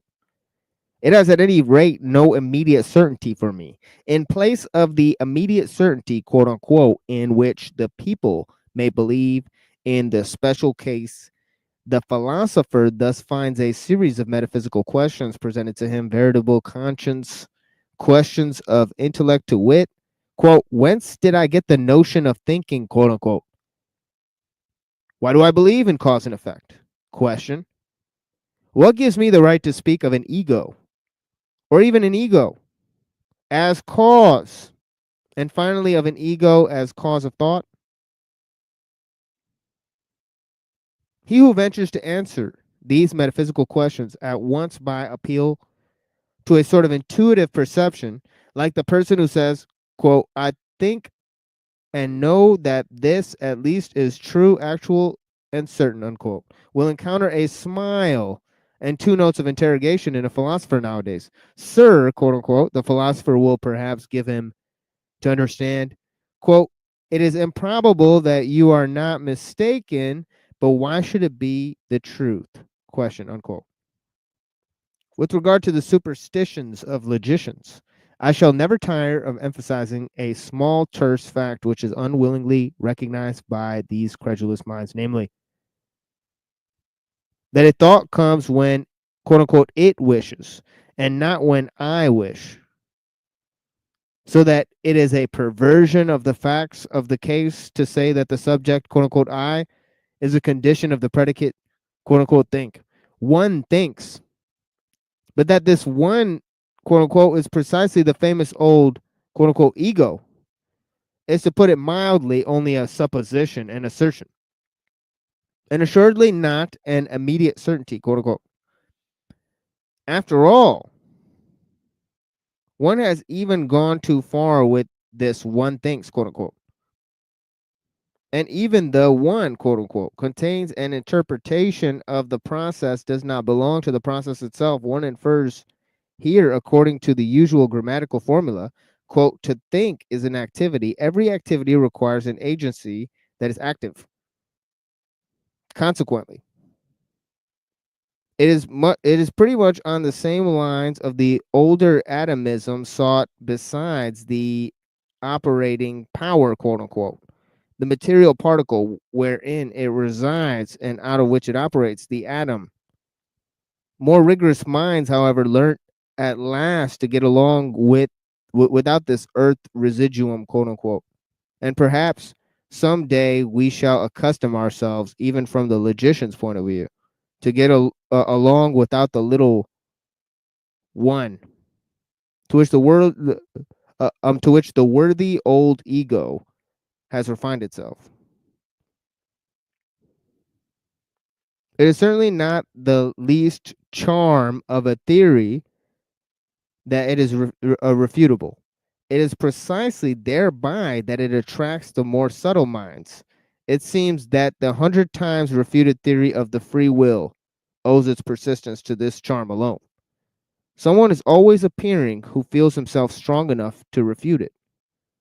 Philosophers, accustomed to speak of the will as though it were the best known thing in the world, indeed, Schopenhauer has given us to understand that it is will alone is really known to us, absolutely and completely known, without deduction and addition. But it is again and again seems to me that in this case, Schopenhauer also did what philosophers, are in the habit of doing. He seems to have adopted popular prejudice and exaggerated it. Willing seems to be, above all, something complicated, something that is a unity only in name. And then precisely in the name that popular prejudice lurks, which has got the mastery over the inadequate precautions of philosophers in all ages. So let us for once be more cautious. Let us be unphilosophical, quote unquote. Let us say that in all willing there is firstly a plurality of sensations, namely the sensations of the condition, quote, away from which we go, unquote. The sensations of the condition, quote, towards which we go, unquote. The sensations of this from and towards itself. Then besides an accompanying of muscular sensation, which even without the putting in motion arms and legs commences in action by force of habit directly we, quote unquote, will anything. Therefore, just as sensations, and indeed many kinds of sensations, are to be recognized as ingredients of the will, so in the second place, thinking is also to be recognized. In every act of the will, there is a ruling thought. Let us not imagine it possible to sever this thought from the willing, as if the will could remain over.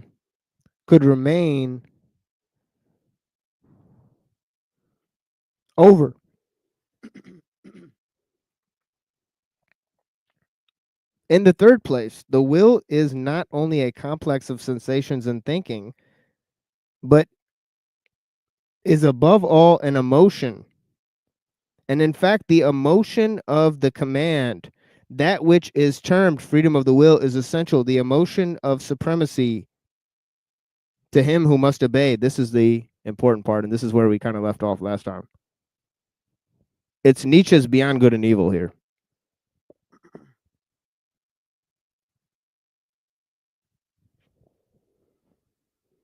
Okay, I'm going to read till the end of this chapter here. Right, which is only like a couple more pages here.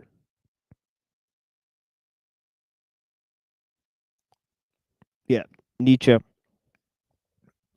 Nietzsche. Nietzsche. You can't unlearn how to spell those names sometimes, man. And also Kaczynski. I say it like that because that's how it is spelled. You know, KACZYNSKI.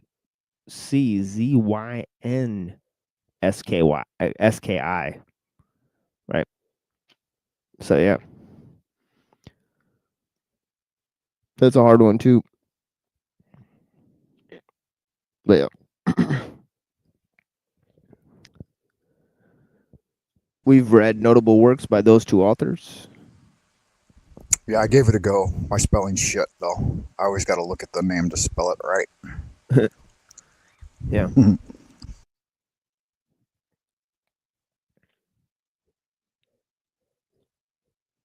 Yeah, but Nietzsche is going to basically say that there is an internal force that obeys the command, that the will, exerts. Right, so the will to life is really just obeying the command. And he's saying that it must establish an internal hierarchy. Right, so he says, a man who wills commands something within himself. I am free. He must obey this consciousness.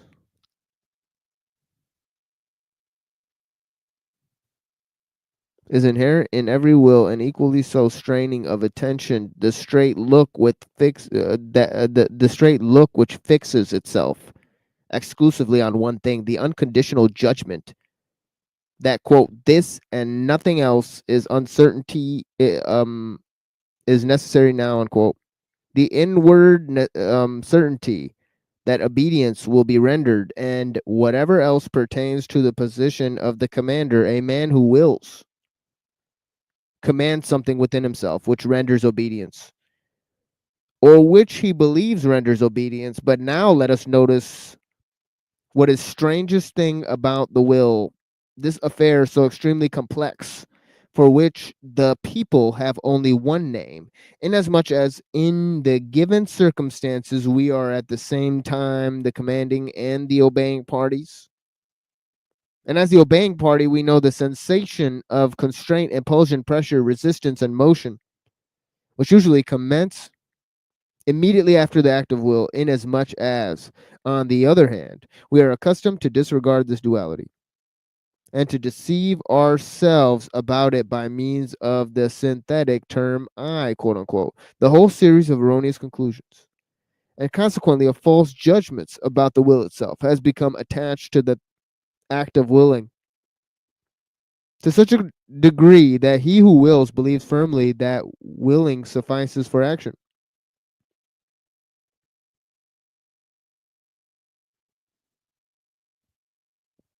Since in the majority of cases, there's only been exercise of will, the effect of the command, consequently obedience, and therefore action, was to be expected.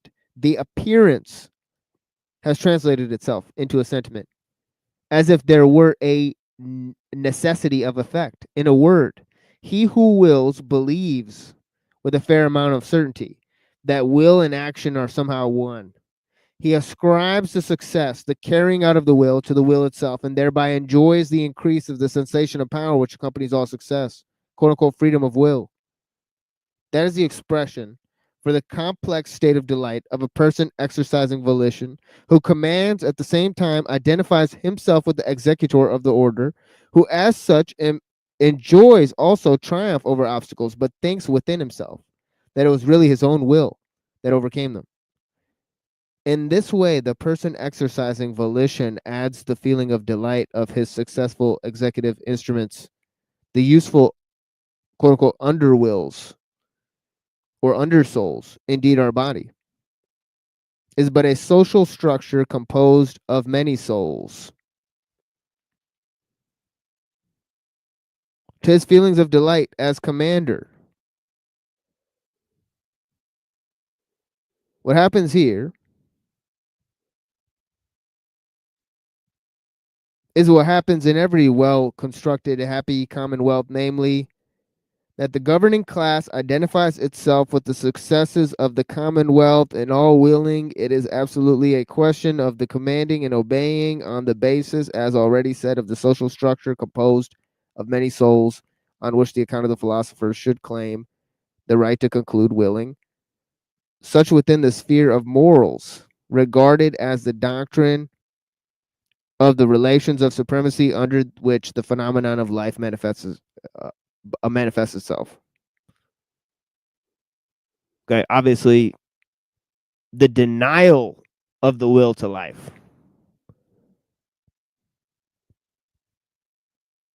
right, was Schopenhauer's whole thing. Right, he said that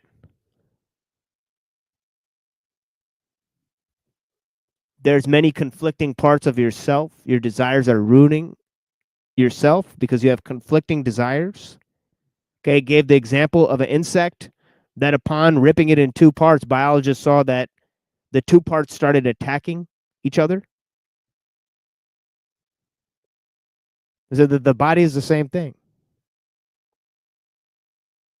Right, so Nietzsche is taking the opposite stance, that no, it's the affirmation of the will to life. Right, and the collection of various desires within yourself and making them obey one single command. Right, that actually constitutes this affirmation. And where does this happen? It does not happen in some internal faculty, but it happens in the body with action. Right, so denial of the body, denial of nature, and going and putting this will into some transcendental realm. Nietzsche thinks that that's a mistake.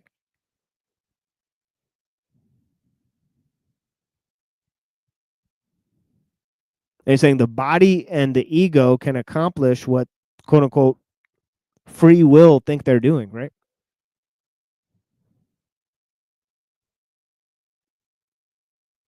It says, you know, free will is just nonsense, right? Because it's a contradiction in terms, right? Free means to pick between a bunch of things, right? But will is to decide on one thing. Right? Freedom is doing whatever you want, and will is choosing what to do.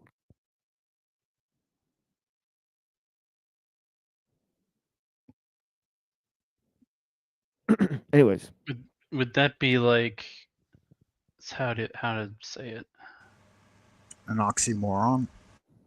Oh yeah. Well, yeah, when you phrase it like that, it does sound like an oxymoron. But like freedom would be like akin to instinct, and will would be akin to higher executive function.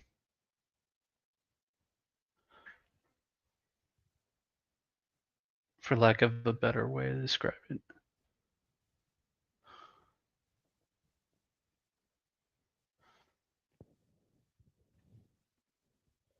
Yeah, I mean, the question is how far is he actually going from Plato, right? Once you said that there's this aristocratic nature of the soul. Right? I've noticed after discussing this for almost 30 years now on the internet, people don't even argue for free will anymore. They're just trying to change the definition of free will into choices. Or there's just some weird obsession with determinism, you know?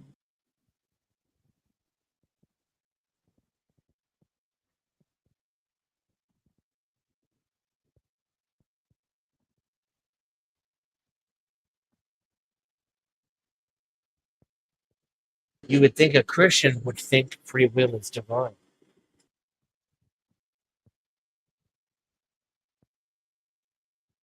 But the way they argue about it, you wonder why a cat or a dog doesn't have free will.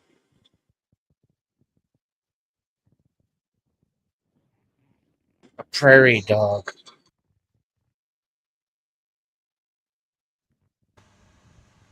Right. And that platonically they don't have souls, right? Or was that Socratic? It's hard to keep up these days, Frank, really, honestly, you know? The shit is changing so often now. Yeah. I mean, I think that's Spinoza. That wait, I'm getting mixed up. I almost miss the real old Bible thumpers of the 80s, you know? Yeah, Spinoza and Descartes were not exactly fans of animals, but I was sort of right. Yeah. I was Yeah, thinking but, it's like it's either Spinoza, Descartes, or Kant. yeah, but yeah, Plato believed that the soul had to do with rational faculties, and that's kind of where the whole problem starts. Right? And Nietzsche's good at pointing out, well, no, it's emotions, stupid. It's not. I mean, rational faculties, right? And even plants and animals have emotions, right? It's clear. Right. Yeah. Yeah. We may That's why layer people like ours and have more enriching stories to tell. And they may be even more complex, as is our brains. But yeah, that's the common root. Stevens. Yeah, and that's what Nietzsche also saw in his journals. In his Nachlass journals, he kind of said this will to life was extremely permeated throughout the cosmos, right? Or he seems to argue that, it's extremely permeated. That this will to life seems to be the basis of all existence. So he's sort of really is angry at Schopenhauer, saying that the purpose of human existence is to deny the will to life. He's like, well. That's the thing that keeps the fucking cosmos turning. It's sort of, Heraclitus, it's the will to life. It's like churning the fucking everything, right? So, yeah, it's wild, dude.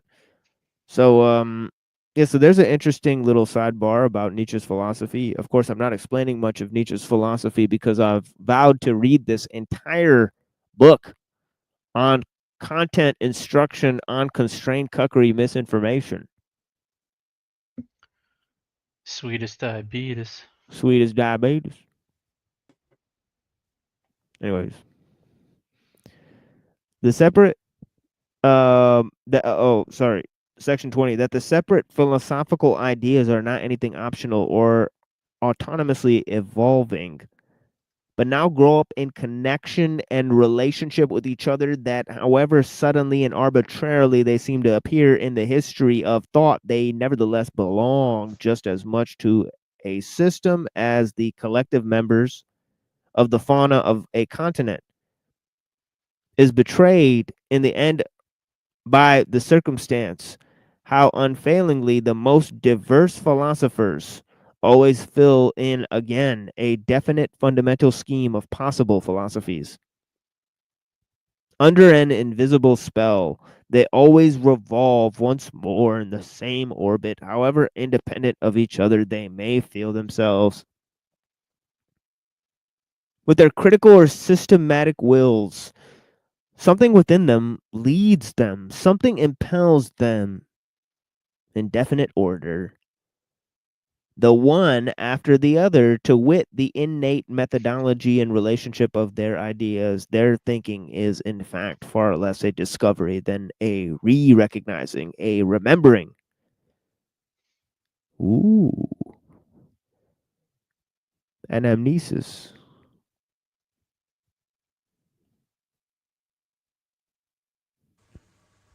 TML, I don't think I've ever heard your articulation on how you might deviate from Nietzsche in reference to the soul, and maybe a little bit about what you feel about the soul, like in its modern interpretation. Well, first of all, Nietzsche was an atheist, right? So, Yep. yeah, he thinks that we created the gods, right? And then, so that would be the first place that I deviate.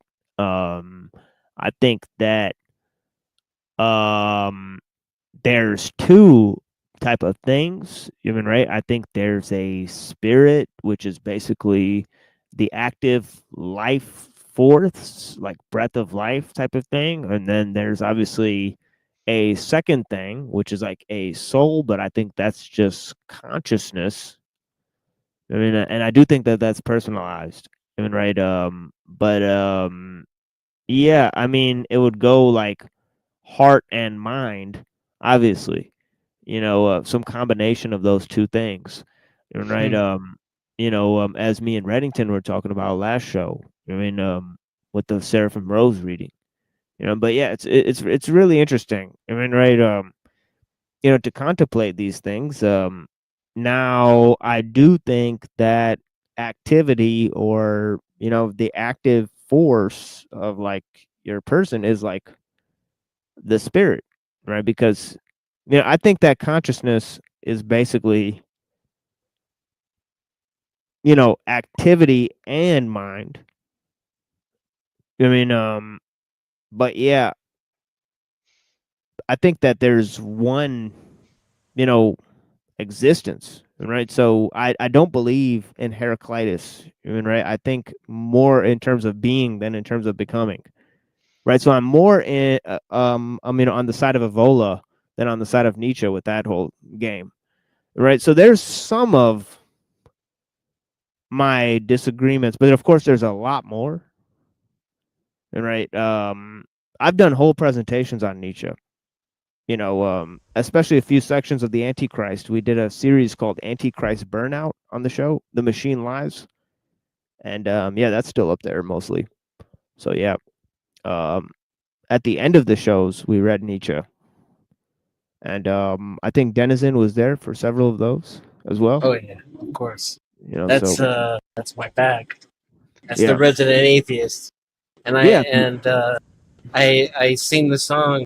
Nietzsche is just all right with me. Yeah, he's all right with me too. I mean, I like him among the philosophers. He's one of the realer ones. I think I definitely think Kant was an asshole. I definitely think Aristotle was a bitch.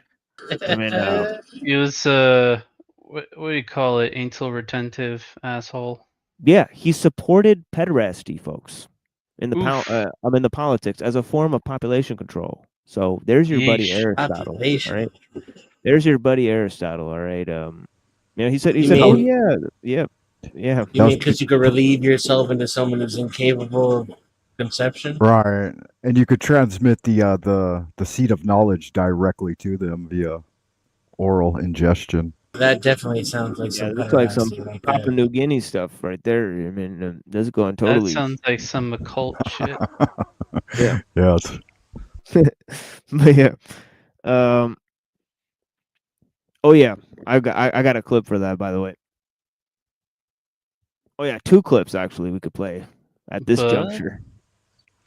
Yeah, good magic. I was just wondering because I have listened to some of your Nietzsche talks in the past, but I always like to get your direct source because I really value your interpretation. You've done a lot more study into a lot of these things than I have.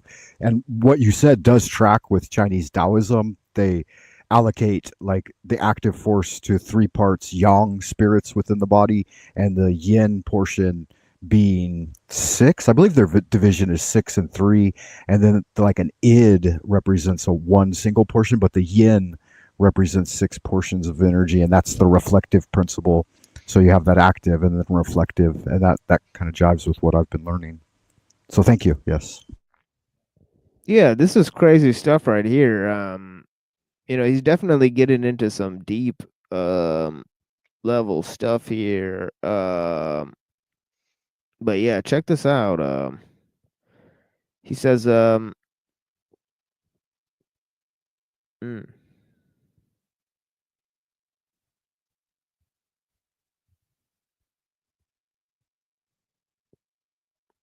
Whoa. I was like in the middle of a paragraph, wasn't I? This is some stupid shit.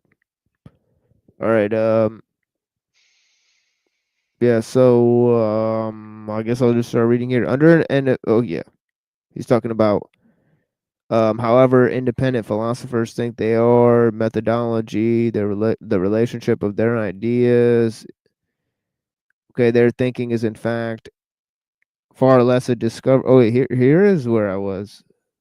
A discovery than a recognizing, a remembering. See? So he's definitely on the side of Plato versus Aristotle there, right? A returning and a homecoming to far off ancient common household of the soul out of which those ideas formerly grew. Philosophizing is so far a kind of atavism of the highest order. The wonderful family resemblance of all Indian, Greek, and German philosophizing is easily enough explained. In fact, where there is affinity of language owing to the common philosophy of grammar, I mean owing to the unconscious domination and guidance of similar grammatical functions, it cannot but be that everything is prepared at the outset for a similar development and succession of philosophical systems, just as the way seems barred against certain other possibilities of world interpretation. It is highly probable that philosophers within the domain of Ural-Altaic languages, where the conception of the subject is least developed, look otherwise into the world and will be found on paths of thought different from those of the Indo-Germans and the Mussulmans. Okay, that means Muslims back in the day, right? The spell of certain grammatical functions is ultimately also the spell of physiological valuations. See, he was a philologist, so he's saying the language is a critical thing that philosophers miss, right? Them pesky Mohammedans. Well, he's putting down the Indo-Germanics too. So he's putting down his own people too, right? Of course. So, yeah, so he's an interesting dude. But yeah, he wants to emphasize Slavic type of thing. I mean, so he's on that type of, the Hyperborean. He's on that mix. I mean, so he's an interesting cat for sure. I mean, we Hyperboreans, we free spirits. He says in the Antichrist, right? But yeah. So yeah, he's an interesting dude, right? He wants to emphasize his Polish roots and against his Germanic upbringing, right? And he's always putting down the Germans, right? He has a couple of good things to say about Muslims. He has a couple of good things to say about Buddhists versus versus Plato's philosophy in the Antichrist, right? But yeah, on the whole, he's trying to construct a totally new philosophy, as he's saying that, you know, all of the cultures of the world, right, are basically part of the same language system, right? Whether you go to Europe, whether you go to India, okay, and that covers basically a lot of stuff in China too, right? Especially like Buddhism and stuff like that, right? And then you know, so he's talking about Indo-Germanic philosophies. He's definitely talking about Buddhism there, right? So and then he's talking about the Muslims, right? And the Christians, well, they're getting it from the Jews, right? So the whole game is fucking rigged because it's the language game, you see? So Nietzsche's saying the whole fucking game is rigged, right? Anyways, he wants to construct a new way. Hyperboreans, remember? The free spirits, the ones who go to the mountain and live on, like, go against the forces of nature and all that type of stuff, right? Like Zarathustra. Oh, yeah. They're tempered by the harshness of nature. Yeah, there was a great Russian painter. I forget his name at this moment.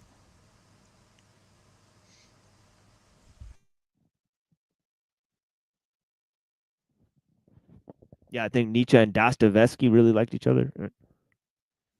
I think Zephyr said it was Dostoevsky or something like that. I don't know. But yeah. Oh, I was thinking Roerich. Nicholas Roerich.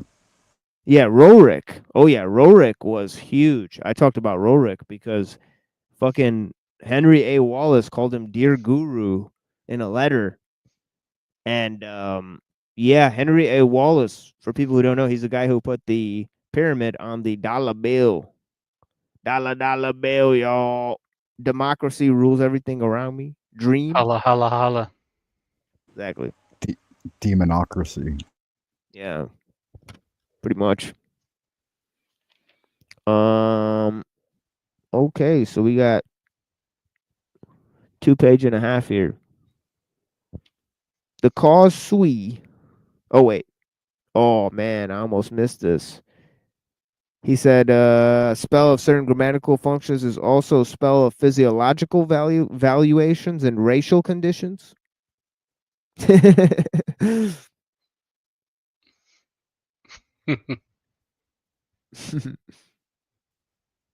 So much, by the way, of rejecting Locke's superficiality. By the way, that's his way of going back to the body, right? Saying, look, we need to go back to thinking like those guys over there, they're less human. But yeah, because you like create your own genetic supremacy or whatever. Nietzsche thought there's nothing wrong with that, like eugenics. And they had that in the village, arranged marriages, right? But yeah, so much by the way of rejecting Locke's superficiality with regard to the origin of ideas.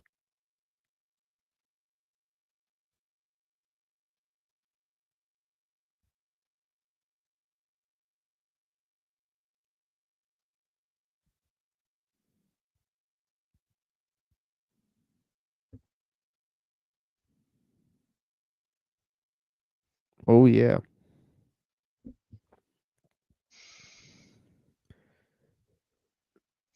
Yeah, definitely no lies detected there. Locke was a superficial bitch. All right, but yeah, let's go on.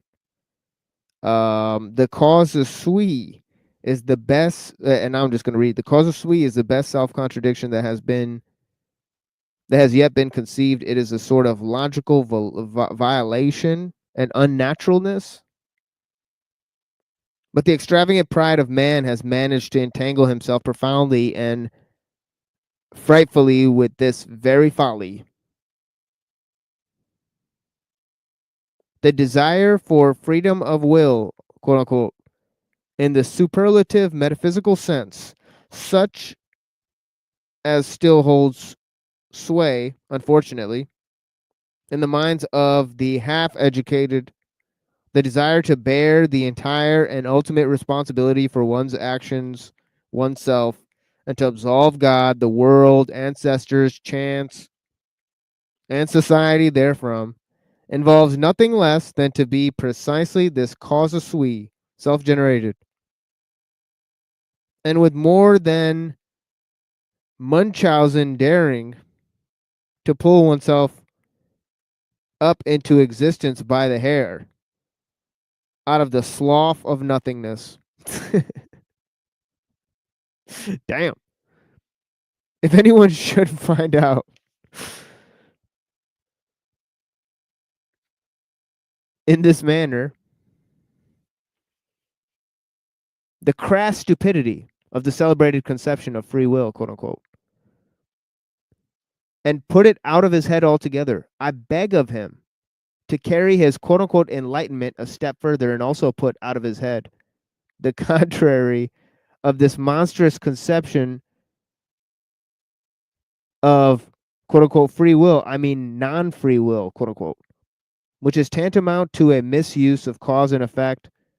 One should not wrongly materialize quote unquote cause and quote unquote effect as natural philosophers do, and whoever like them naturalizes in thinking and whoever like them naturalize in thinking at present according to the prevailing mechanical doltishness, which makes the cause press and push until it affects its end. One should use quote unquote cause and quote unquote effect only as pure conceptions. That is to say, as conventional fictions, for the purpose of designation and mutual understanding, not for explanation. In being in itself, there is nothing of causal connection, quote unquote, of necessity, or of physiological non-freedom. There, the effect does not follow the cause.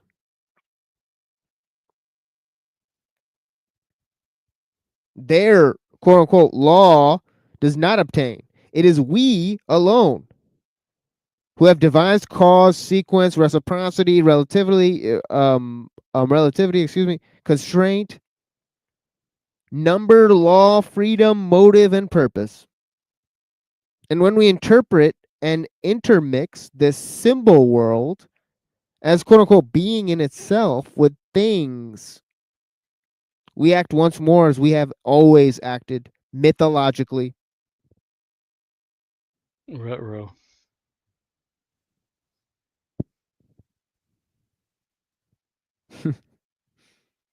The non-free will, quote unquote, is mythology. In real life, it is only a question of strong and weak wills. There's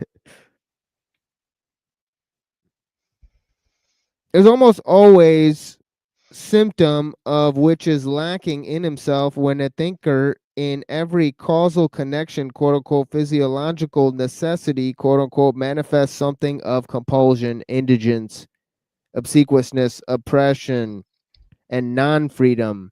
It is suspicious to have such feelings. The person betrays himself. And in general, if I have observed correctly, the non-freedom of the will is regarded as a problem from two entirely opposite standpoints, but always in profoundly personal manner. Some will not give up their responsibility, quote unquote, their belief in themselves, the personal right to their merits at any price. The vain races belong to this class. Others, on the contrary, do not wish to be answerable for anything or blamed for anything, and owing to an inward self-contempt, seeking to get out of the business, no matter how. The latter, when they write books, are in the habit at present of taking the side of criminals a sort of socialistic sympathy is their favorite disguise. And as matter of fact, the fatalism of the weak-willed embellishes itself surprisingly when it can pose as la religion de la souffrance humaine.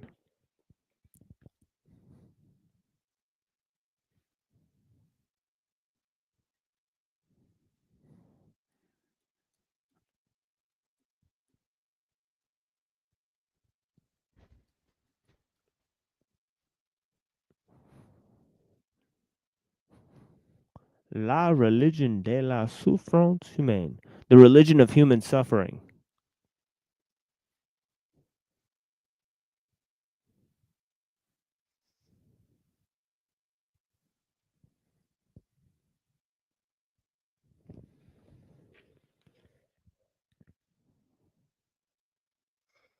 Oh, son of a bitch. He's gonna come with more French in a minute. I can already see it. But yeah.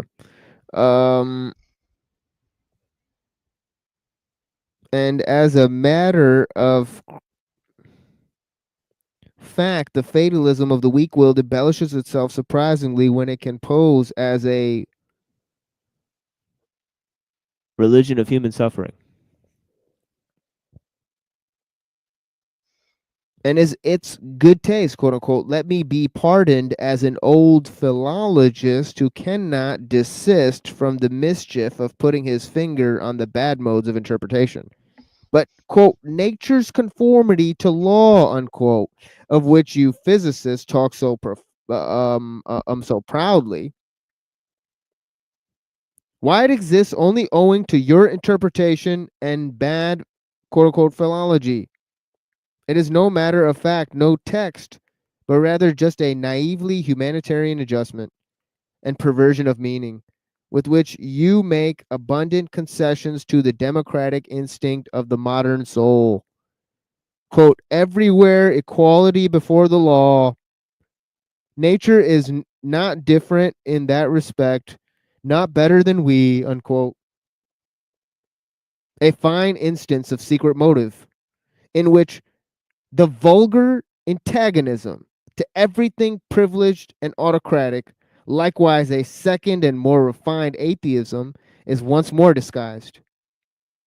Ne Dieu ne maître. Ne Dieu. Ne Dieu. Ne maître. Ne Dieu ne maître. Oh, you motherfuckers.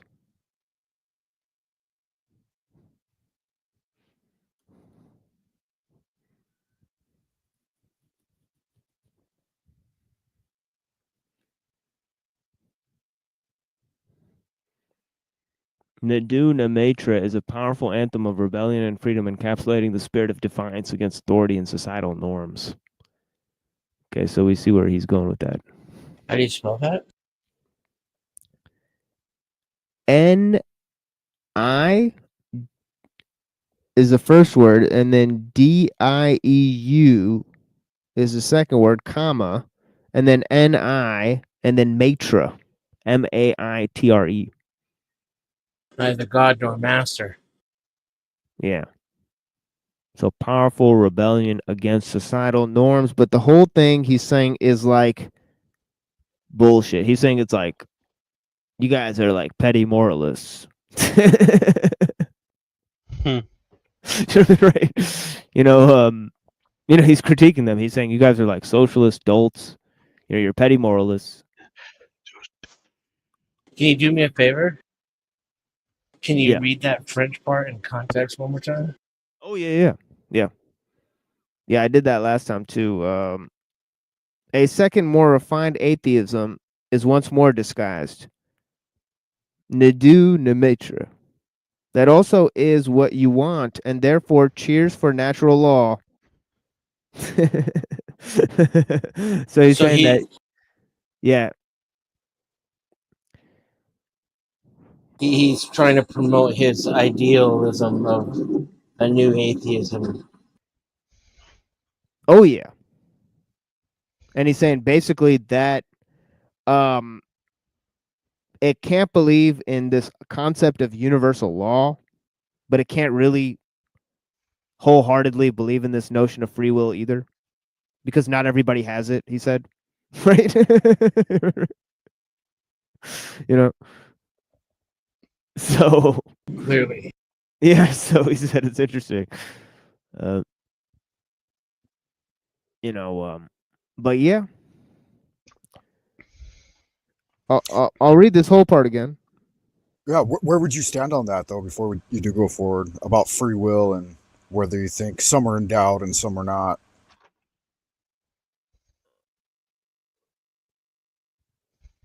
Oh The yeah. amount of Yeah, there's definitely something to that. So the amount of freedom you have is relative. Yeah. Yeah, and that's the thing. I think that all the animals and plants, you know, they have like souls and spirits and things. But I think that, you know, a human can lose his. I think a human can rise to the level of way above the angels, right? But he could also fall to the level way below the beasts and the demons, right? So a human is a special type of thing, right? And yeah, he could definitely lose his soul or his mind and his will, you know, really I think all of those things can be taken away from you. Even Because he has it. yeah. The wolf can't lose what he never had. But the man can become the wolf by losing his humanity. Yeah, and that's the thing is why the soul cannot be rational, because the fact is that rationality is what causes us to lose our soul. You know, no animal falls to the level of depravity of a human because he's not able to do it in a rational manner. I mean, right? It's just instinct. I mean, damn. Hadouken! Very good. Thank you for that. Blessings. Yeah, blessings and peace to all you guys. But yeah. I think Nietzsche's making some salient points, but I'll read this part again. He's critiquing both. He's critiquing everybody.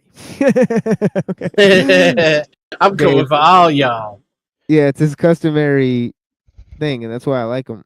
I mean, he says There's it a is soul album that's kind of in that vein. Yeah. Title of it. Oh yeah. Yeah, I think I remember something like that. Yeah. Just gonna quick look it up.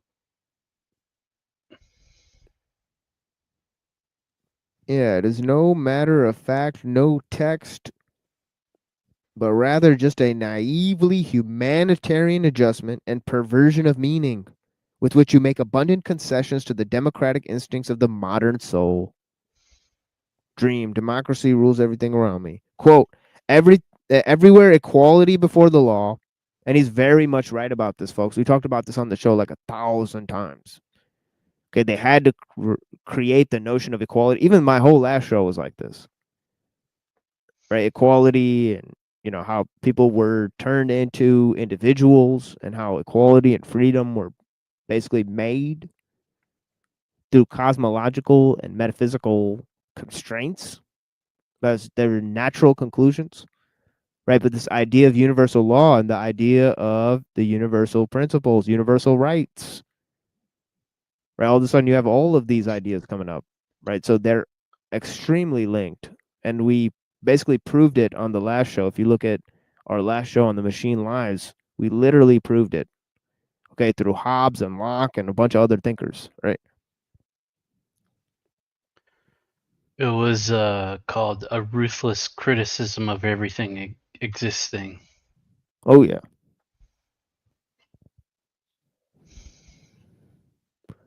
Yeah, you got to take a critical look at things, guys. But yeah, he's critiquing this notion of everywhere equality before the law. Nature is not different in that respect, nor better than we. He thinks this is a self-diminishing quality of the modern sort of atheism, right? He's also sort of, talked about, he's dismissed cause and effect. He said it's mechanical doltishness.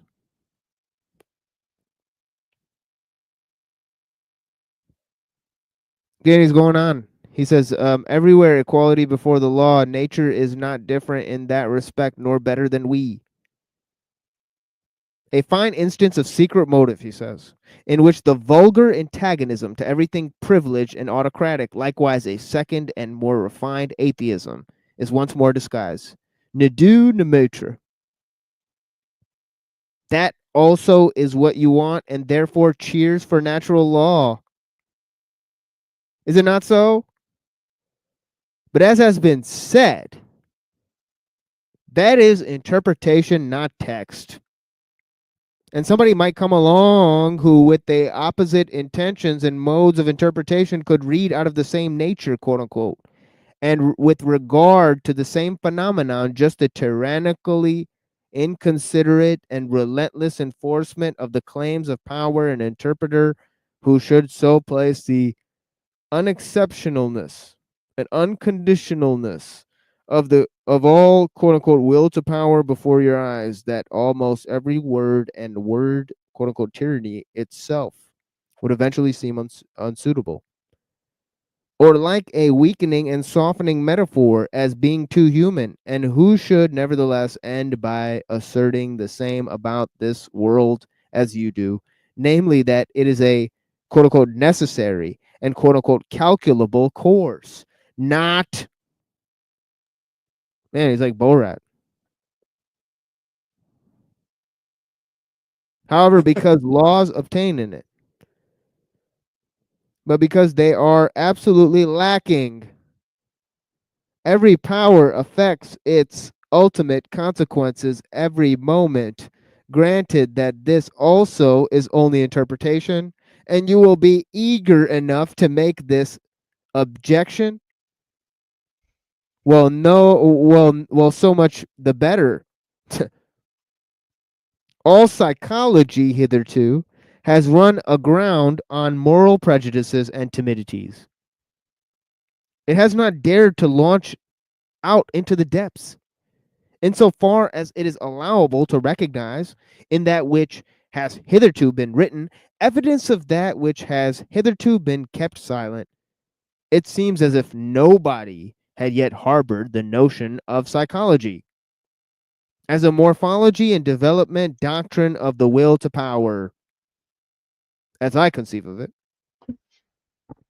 The power of moral prejudice has penetrated deeply into the most intellectual world, the world apparently most indifferent and unprejudiced.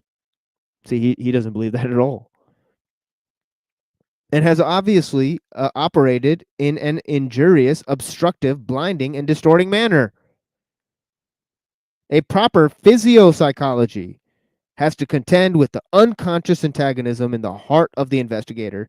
It is the quote-unquote heart against it.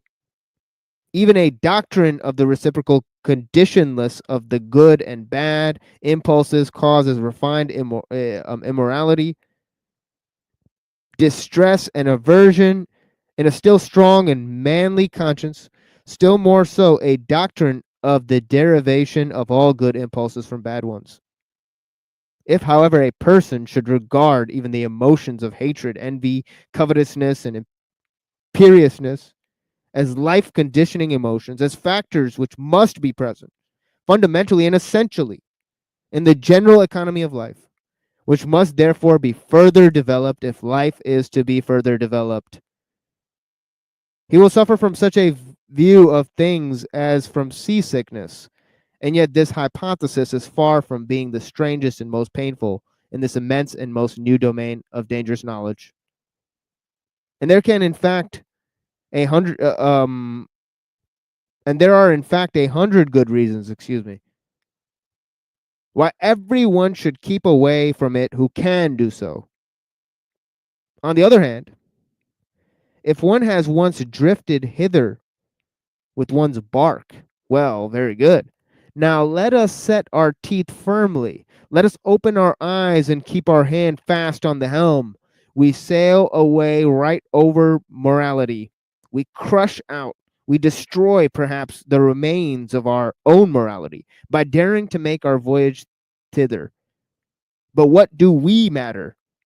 Never yet did a profounder world of insight reveal itself to daring travelers and adventurers, and the psychologist who thus makes a sacrifice. It is not the sacrificio del intelletto.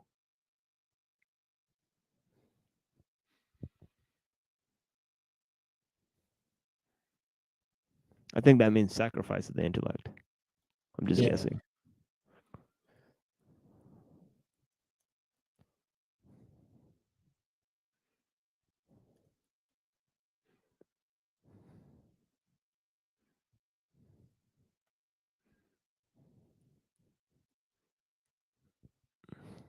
He switched to Italian.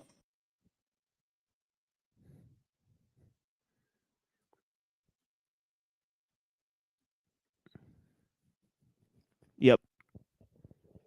Sacrifice of the intellect.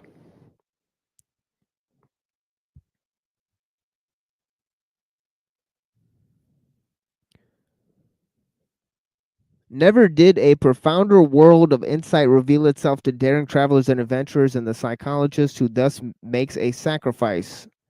It is not the sacrifice of the intellect, on the contrary, will at least be entitled to demand in return that psychology shall once more be recognized as a queen of the sciences, for whose service and equipment the other sciences exist. For psychology is once more the path to the fundamental problems. Okay. So that is the first chapter there. Let me open up some of this Evola. Oh yeah, Julius Evola. Yeah, a couple of things I really liked in that reading. One was his conceptualization of connection between cause and effect, and the other was that end part there where he basically exposed that psychology was putting, or modern, it seemed to be modern psychology was putting more shackles around us than helping us to free our minds.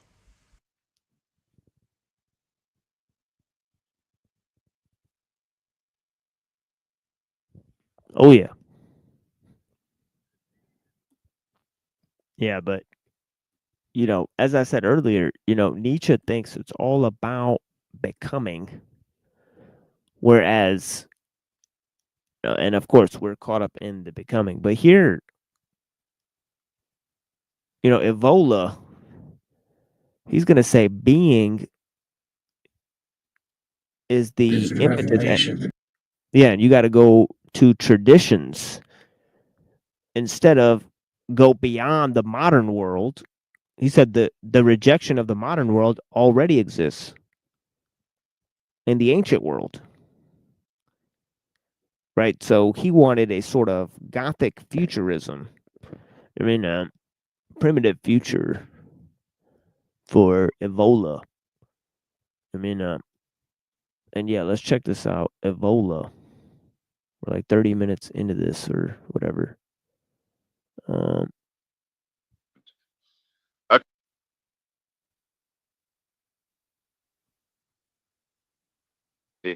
Stirner marks the end of the road trodden by the nihilistic social revolutionaries, to whom the term nihilism was originally applied, but trodden in the name of utopian social ideas in which they always believed ideas such as justice, liberty, and humanity, as opposed to the injustice and tyranny that they saw in the existing order. Turning to Nietzsche, the European nihilism that he predicted as a general, not just a sporadic phenomenon, attacks not only the field of morality in a strict sense, but also that of truth, of worldviews, and of ends. The death of God is associated with this loss of any meaning to life, any superior justification for existence. Nietzsche's theme is well known, that a need for evasion and a surrender of life have brought about the invention of a world of truth or a world of values, separate from and in opposition to this world, now characterized as false and worthless. Another world has been invented, a world of being, goodness, and spirit as a negation or condemnation of the world of becoming, of the senses and of living reality. But that constructed world dissolved once it was discovered that it was an illusion. Nietzsche revealed its genesis and pointed out its human, all too human, and irrational roots. His contribution to nihilism as a free spirit and immoralist has been precisely his interpretation of certain superior and spiritual values, not only as simple vital impulses, but in most cases as the results of a decadent and enfeebled life. On these terms, all that remains real is what had been negated or rejected from the point of view of that other, superior world of God and truth, the world of what ought to be, not of what is. The conclusion is that what ought to be is not. What is what ought not to be. This is what Nietzsche called the tragic phase of nihilism. It is the beginning of the misery of man without God. Existence seems devoid of any meaning, any goal. While all imperatives, moral values, and restraints have fallen away, so have all supports. Once more, we find a parallel in Dostoevsky, where he makes Kirillov say that man invented God just to be able to go on living. God, therefore, as an alienation of the I.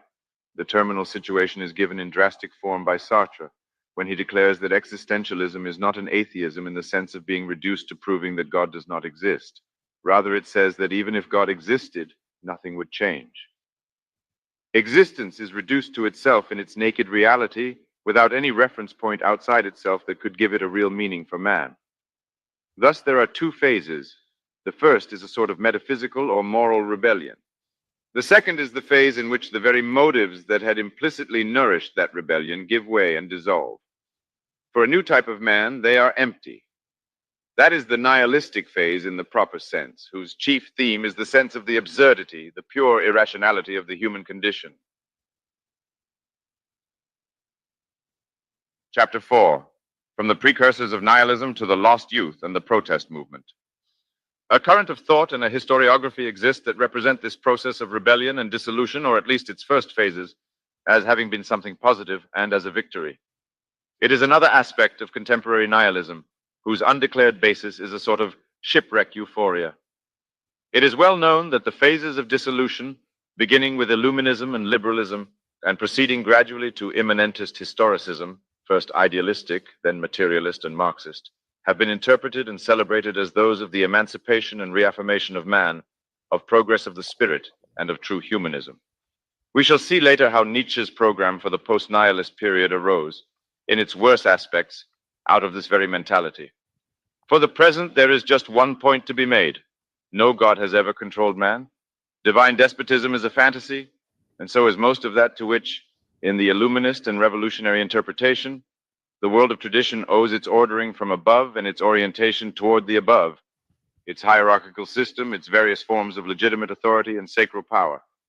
No, the true and essential foundation of this whole system is the particular inner structure, the capacity of recognition and the various inborn interests of a type of man who nowadays has virtually disappeared. Man at a given moment wanted to be free. He was allowed to be so, and he was allowed to throw off the chains that did not bind him so much as sustain him. Thereupon he was allowed to suffer all the consequences of his liberation, following ineluctably up to his present state in which God is dead, or God has withdrawn, as Bernanos says, and existence becomes the field of absurdity where everything is possible and everything is allowed. Nothing has acted in all of this but the law that is known in the Far East as the law of actions and reactions, which is objectively beyond good and evil and beyond any petty morality. In recent times, the fracture has extended from the moral plane to the existential and ontological. Values that were previously questioned and shaken only by a few precursors in relative isolation now lose all relevance for general consciousness in everyday life. One is no longer dealing with problems, but with a state of affairs in which the immoralist pathos of yesterday's rebels seems increasingly old-fashioned and incongruous. For some time, a good part of Western humanity has considered it a natural thing for existence to lack any real meaning, and for it not to be ordered by any higher principle, arranging their lives in the most bearable and least disagreeable way they can. Of course, this has its counterpart and inevitable consequence in an inner life that is more and more reduced, formless, feeble, and elusive, and in a growing dissolution of any uprightness and character. Another aspect of the same process is a regime of compensations and anesthetics that is no less deceptive for not being recognized as such. A character in Hemingway summarizes it when he says, "Religion is the opium of the people, and now economics is the opium of the people, along with patriotism." What about sexual intercourse? Was that an opium of the people? But drink was a sovereign opium of the people. Oh, an excellent opium. Although some prefer the radio, another opium of the people, a cheap one.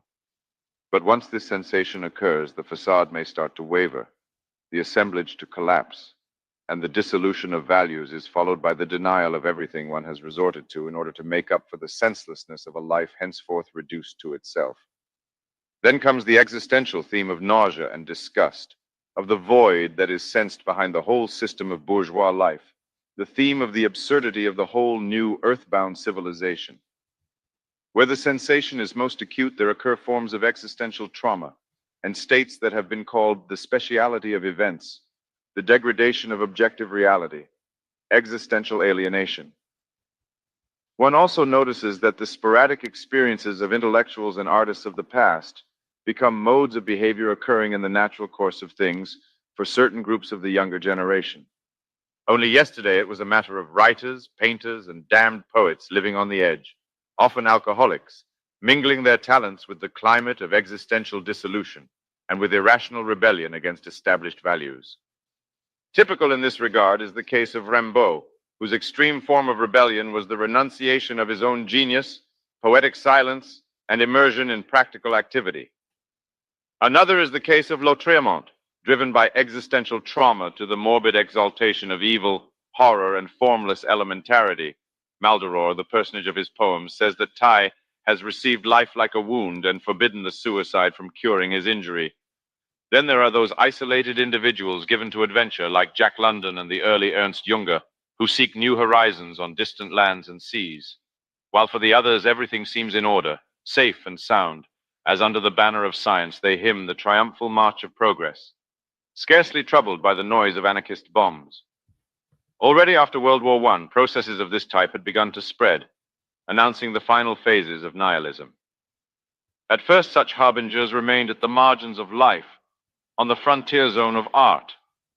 The most significant and radical of them all was perhaps Dadaism, the end result of the deepest impulses that had nourished the various movements of avant-garde art.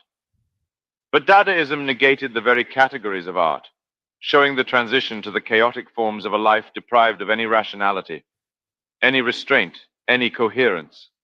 It was not just the acceptance, but the exaltation of the absurd and the contradictory, of nonsense and pointlessness taken just as they are.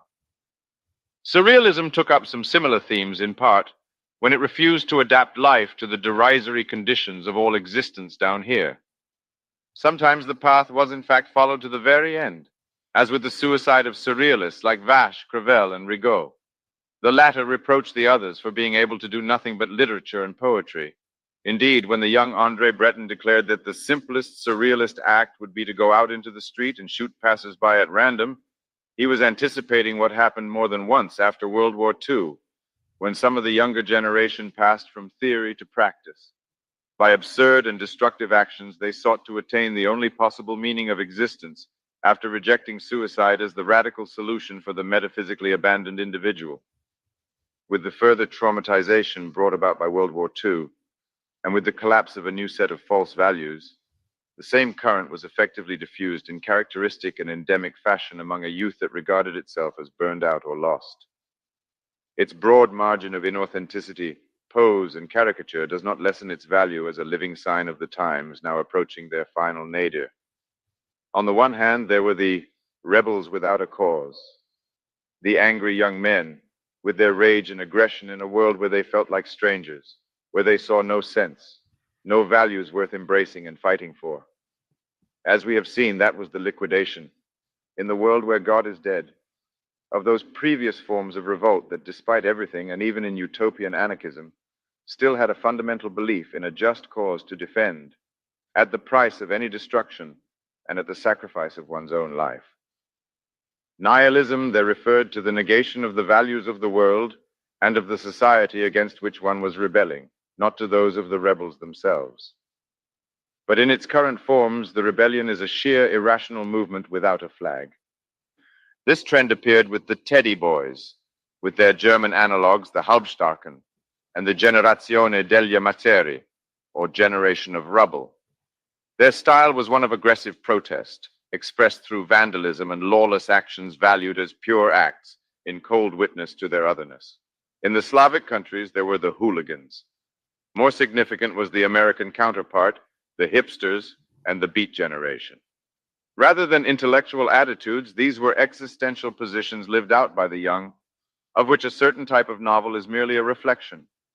Compared to the British types, they were more cold and unadorned, more corrosive in their opposition to everything pseudo-orderly, rational, and coherent, everything that was square, meaning solid, justified, and safe. They showed a destructive, voiceless rage, as somebody put it, a contempt for those incomprehensible characters who are capable of being seriously involved with a woman, a job, a cause. Norman Podhoretz.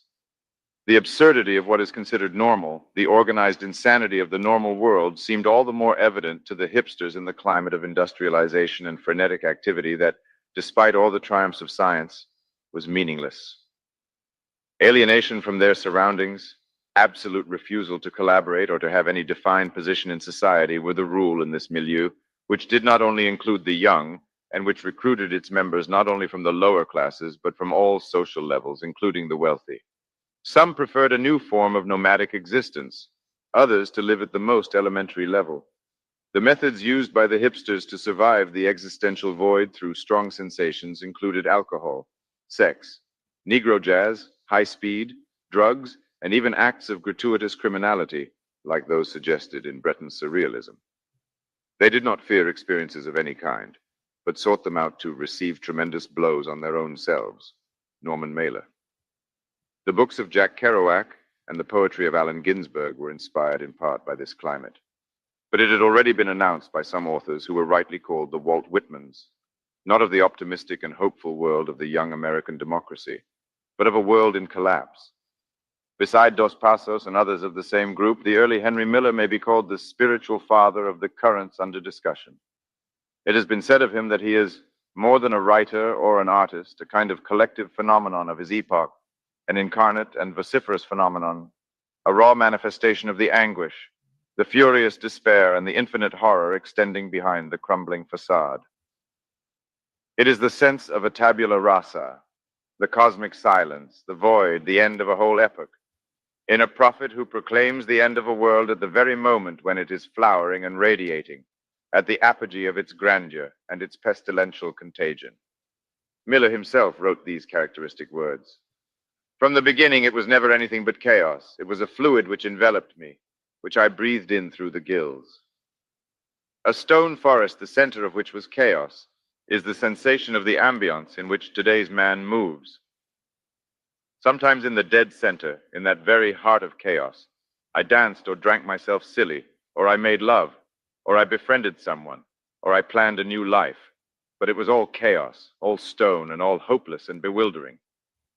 A partly convergent testimony from another direction is that which Hermann Hesse puts into the mouth of one of his characters. I'd rather feel burned by a diabolic pain than to live in these sanely temperate surroundings.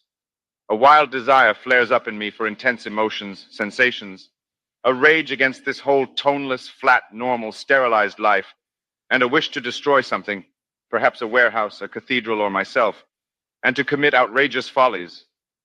This, in fact, is what I've always most hated, abhorred, and cursed. This satisfaction, this complacent healthiness, this plump bourgeois optimism, this life of the mediocre, normal, common man. Paul van den Bosch, in his Les Enfants des Absurdes, wrote, "We are the ghosts of a war that we have not fought. Having opened our eyes on a disenchanted world, we are more than any others the children of the absurd. On certain days, the senselessness of the world weighs on us like a deformity. It seems to us that God has died of old age and we exist without a goal. We are not embittered, we start from zero. We were born among the ruins. When we were born, the gold was already transmuted into lead." The heritage of the precursors of European nihilism has largely been translated in these movements of ruined youth into the crude forms of life as it is lived. An important trait here is the absence of any social revolutionary motive and the belief that no organized action can change things. That is the difference from the left-wing intellectuals who condemn bourgeois society and from the nihilists of the past. Work, read, prepare in groups, believe, then have your back broken. No thanks, that's not for me, says one of Kerouac's characters. This is the end result at which the revolution of the left has practically arrived after its triumph, after passing the phase of simple revolt.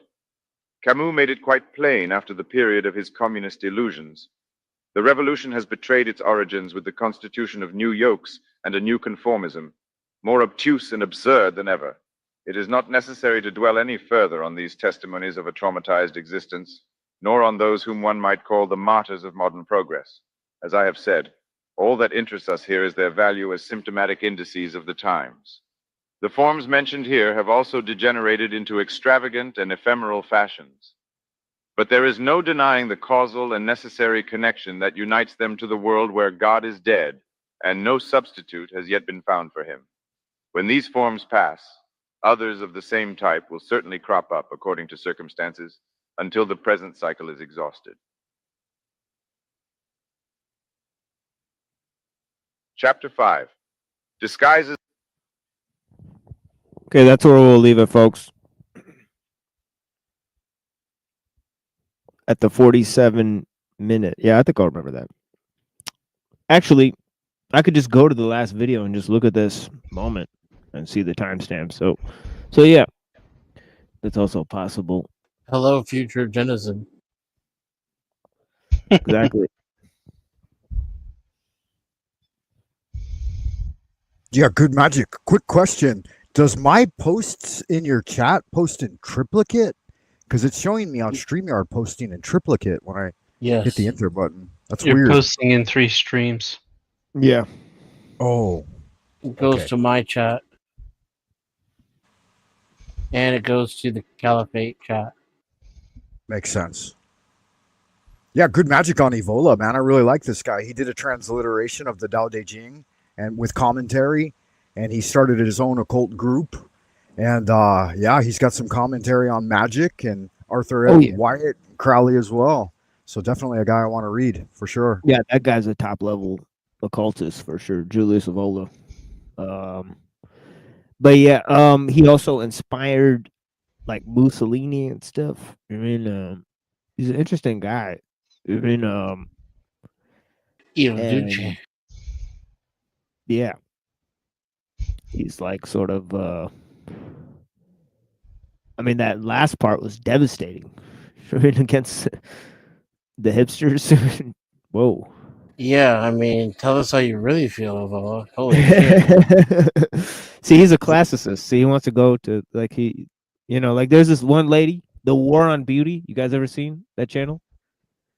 No. She's super hot. The War on Beauty. I don't know.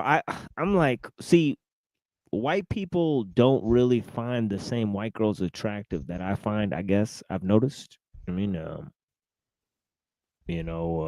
so yeah. So I don't know what to say about that. But yeah, I like some weird looking white girls. I guess but yeah, let me see this nice. The War on Beauty. Yeah, like Cool Keith said. He said I like ugly bitches with style. How about that, folks? Damn, she is fine. Yeah, The War on Art. Yeah, she's Is she she's worth got subbing to? Yeah, she's like a classicist type of lady. I mean The War on Beauty. Whoops. The War on Beauty. Yeah, The War on Beauty channel. Yeah, I like her videos. But yeah, she's kind of like interesting how she goes into like she'll like see shit, Oh yeah, this is a good one. She's like talking about like I think she's right because she says there's an OnlyFans ad in the middle of a school zone and she's just pissed about it. so she's just like so she's just like, this is ugly. All right. So yeah, it's pretty funny. She's kind of a snob, but she's funny. But yeah, let's check out this War on Beauty. You know what I mean? Because she's kind of a classicist. I think she'll go with like some of the stuff that Avola is saying. Right? She's funny. This is a little lighthearted, at the end of the stream, But yeah, the War on Beauty channel. This is her channel. Oh yeah, she's hot. The War on Beauty. I mean, yeah.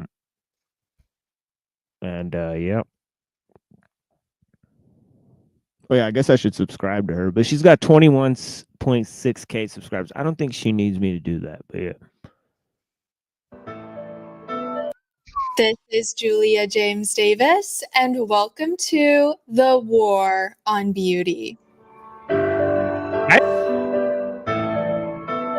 Last week, I was driving along one of the main thoroughfares in Los Angeles, Robertson Boulevard, and I was riding as passenger, so I was gazing out the window, and what I saw was really one grim sight after another. Monstrous concrete buildings that looked straight out of a dystopian sci-fi, homeless people lying on the ground, and empty storefronts with broken windows. All of the decay that has sadly started to become normal in America. But as we drove on, I saw something that literally took my breath away in a very bad way. My jaw dropped as I saw, as clear as day, a billboard advertising an OnlyFans models page. Out of all of the ugly sites, this one struck me as a new level of perverseness that I just had never seen, especially considering this billboard seemed to be in a school zone. This billboard really touches on the heart of the matter of why the West has so quickly descended into ugliness and total decay.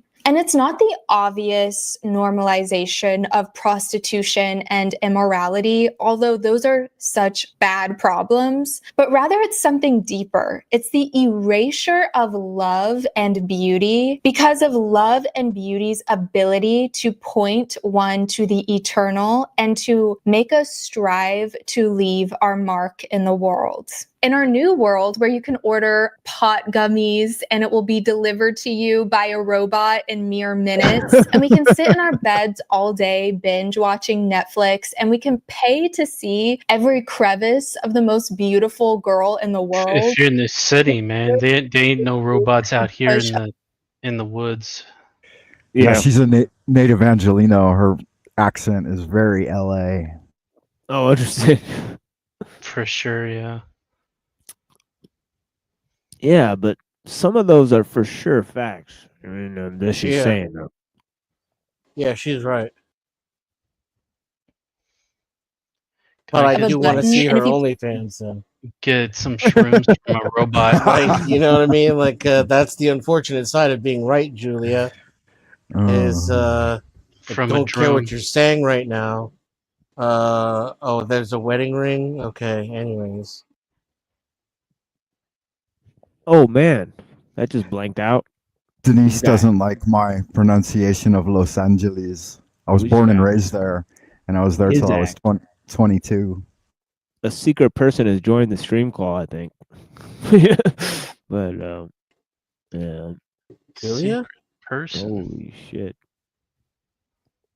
No, I'm talking about like that thing just went blank. But yeah, let me refresh the page and see if that works.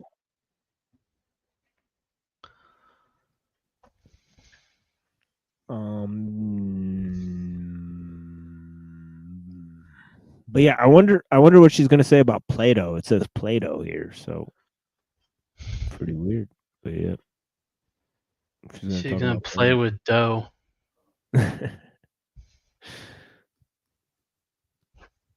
But yeah, she's cute and she's right. It's crazy, but yeah, that's the future. Cute AI robot fembots. Yeah, she almost Like- looks unreal, huh? Yeah. Like teaching us Maybe she about is a rejecting robot. social media. the push of a button. And if you can't afford it, don't worry. You can take a loan out now for Chipotle burrito. Every pleasure, every whim, every desire of ours is satiated instantly and with very little effort. And so because of this, our senses are completely blown out, destroying our capacity for the appreciation and nevertheless the creation of beauty. As the poet William Wordsworth said, getting and spending, we lay waste to our powers. Many of the great men of achievement over history were galvanized in their conviction precisely because of women, of desire and love for a certain woman. But the pornification of society is trapping men and women, in some cases, in the lowest form of gratification, therefore cutting off any ability to actually achieve anything. In Plato's Symposium, Socrates, speaking as Diotima, perfectly describes how this physical lust is the lowest on the ladder of love and also the lowest form of drive. But that if you can ascend that ladder, this is really the key to meeting the eternal. He, speaking as Diotima, says, like someone using a staircase, he should go from 1 to 2, and from 2 to all beautiful bodies, and from beautiful bodies to beautiful practices, and from practices to beautiful forms of learning. From forms of learning, he should end up at that form of learning, which is nothing other than that beauty itself, so that he can complete the process of learning what beauty really is. She continues, in that form of life, my dear Socrates, if in any, human life should be lived,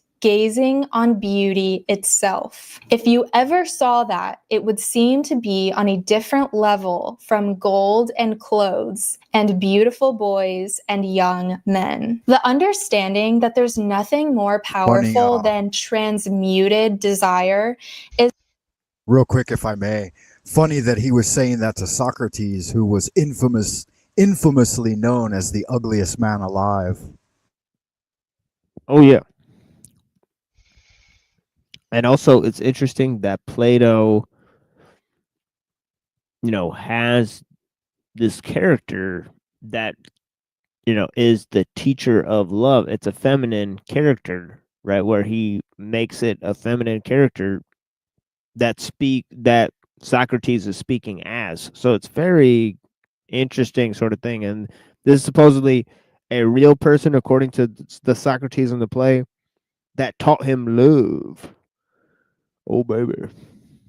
I'll gladly pay you Tuesday for a hamburger today. Ooh, baby. I would argue at face level just a little bit too with her idea that pornography absolutely destroys all appreciation of beauty. I don't find that to be true. And just as a bit of a adult video connoisseur from time to time, I've never, even though I've, been interacting with it for 40 years now. Yeah, approximately 40 years. I've never gone from like basic 8 adult video to so-called degenerate stuff. I've never gone down that loophole, and they say it's inevitable, which it's not, because obviously I've been able to appreciate a certain level of it my entire life, and it's always made me more interested in the women around me, and not in a sexual way necessarily. But I agree with her in the fact that a man's greatest production often does come from love of a particular woman or muse. Yeah. And I think it goes back to what we were saying before, that although you may be able to overcome such desires, it seems like it's not true for everyone. That could be a case that, as we were saying about free will, that certain people are not able to handle that sort of thing, and it's disseminated to them regardless of that fact, right? So, right. I would agree with that too, but I would agree a little bit to the inverse of the way she set it up, that we go from this to that. I think that if we have the opportunity and people are raised with that thing in reverse order, like descending down from beauty into the world, then yeah, lust is the least among these things. Like she talked about the love of learning and the love of discovering what beauty truly is. I think that somehow that's a little bit backwards, only from my own perspective, though. And again, you're right; it is entirely isolated to my own experiential evidence. Yeah, yeah, but true facts nonetheless. Blessings.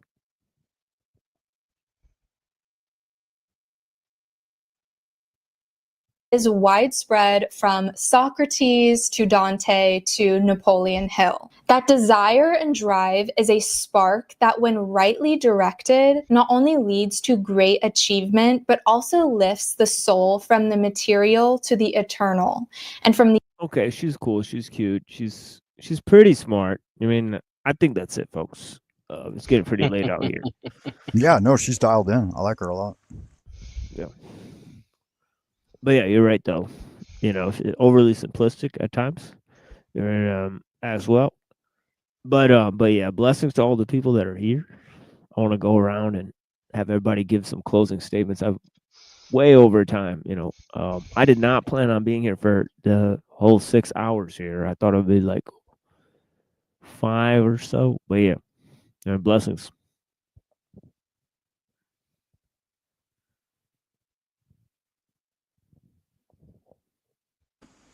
I'll go first then, I guess. TML, thanks again, man. Blessings to you. Thanks for having me on board today. Of course, yeah. Yeah, we'll be back tomorrow too. So it's not, we're not gone for that long. And we'll be back tomorrow at 9, and we'll have a 6-hour show then too. So I don't know why I even did this, honestly. But yeah, it is what it is.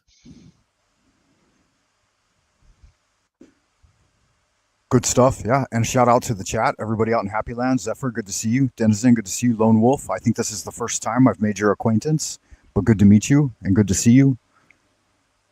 Oh, and yeah. Denise. Likewise. Yeah, it's always a pleasure, Frank. Yeah, man. Yeah, you guys keep doing good magic, and I will see you on the flip side for sure. Much love. Oh, yeah, definitely good magic. Blessings, Frank. Easy. Thank you so much for being here. And yeah, how about you guys? Is that magic with a K, perhaps? Oh man. Oh yeah, always. Doing it big. Always. Haters come around from downtown. I get surround sound. I get big. Some of that Negro jazz, love it. Oh yeah. Yeah, maybe I should get that out. I think I have that. Haters, bro.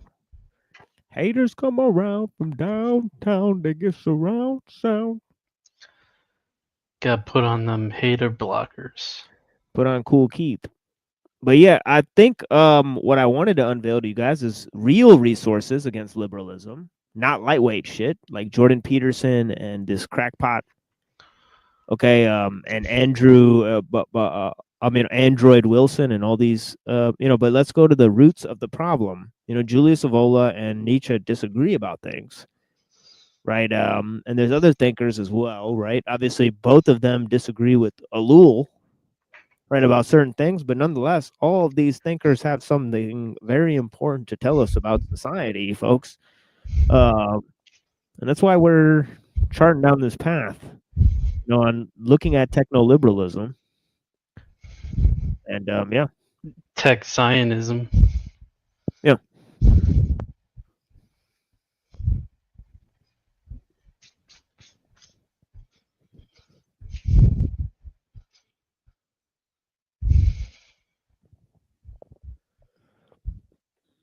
But yeah, what else, guys?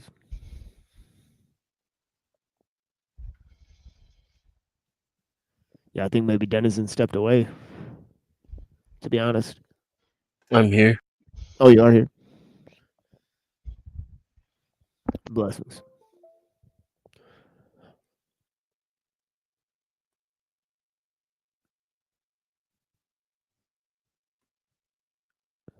Haters.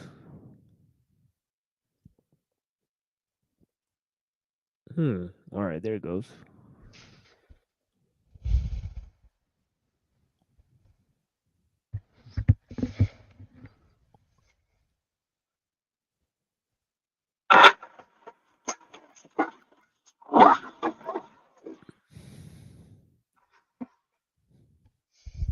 whoops.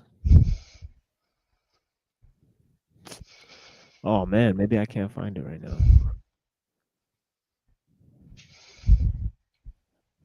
Damn.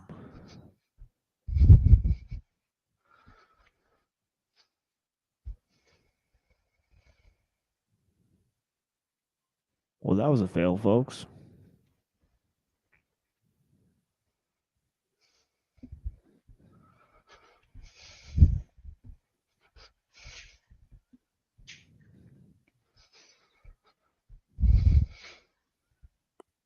Yeah, it's very low possibility I'll find it at this moment.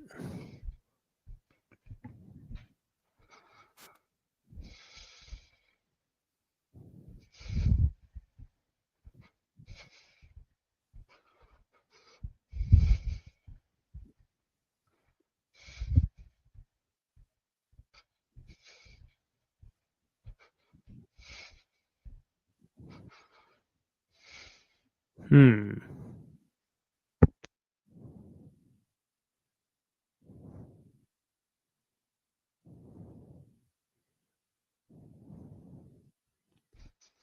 Yeah, that'll be a no ski for that one, folks. By Cool Keith. We ain't got it right now. But yeah, we played it on the show before. Go check it out. Haters by Cool Keith. But yeah, blessings. Yeah, would you like to say something to the people, Denizen?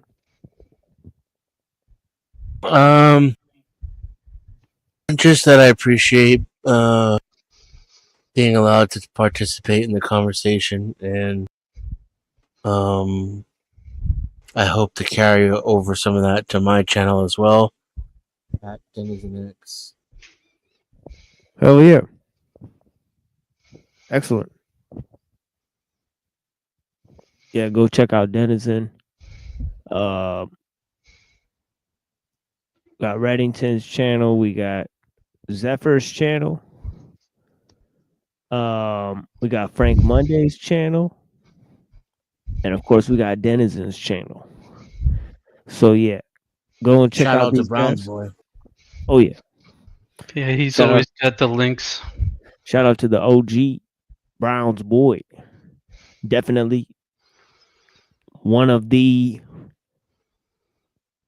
man. I can't thank Browns boy enough. Honestly, dude, that's one of the top homies. I mean, definitely holding down the entire experience out here. I mean, the digital experience. I mean, but yeah, blessings to Browns, man. Obviously very humble.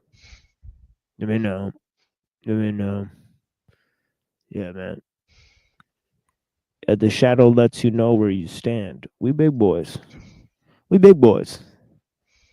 Yeah, blessings to all the people. You know what I mean? This has been The Machine Lies, where we talk about the lies of the machine on the machine that lies. And you got to say what you got to say before you don't have the ability to say what you can say. Whatever comes up, comes out. Okay. And yeah, you rather ask forgiveness than permission, folks. Don't ask why if you know it's wrong. Start a well-intentioned fight. See the lies fly out in defense. How do you know something is true unless you know it for yourself? I mean, all truth comes from within. I mean, yeah. We need to question everything, question ourselves, question me, hold each other accountable. Before we don't have the time. The time is running out, folks. You can't be neutral on a moving train here. I mean, there's real times, folks. There's real life actors afoot, as we've seen. But yeah,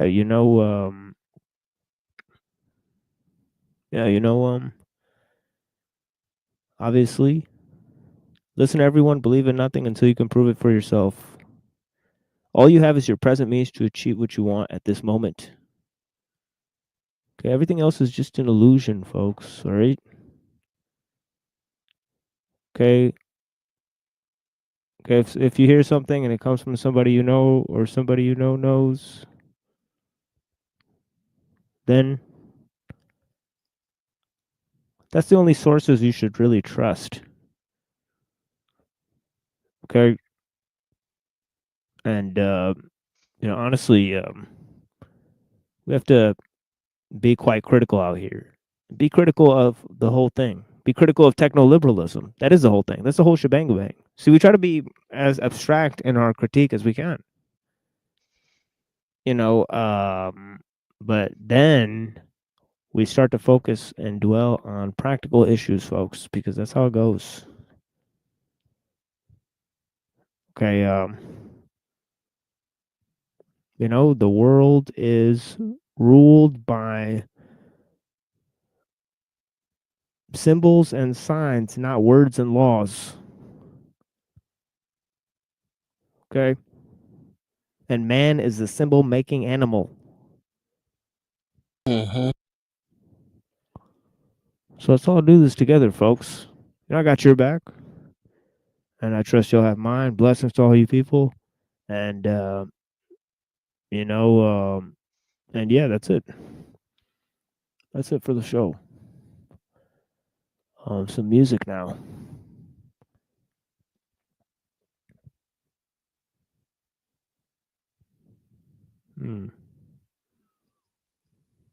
Yeah, here we go. Blessings.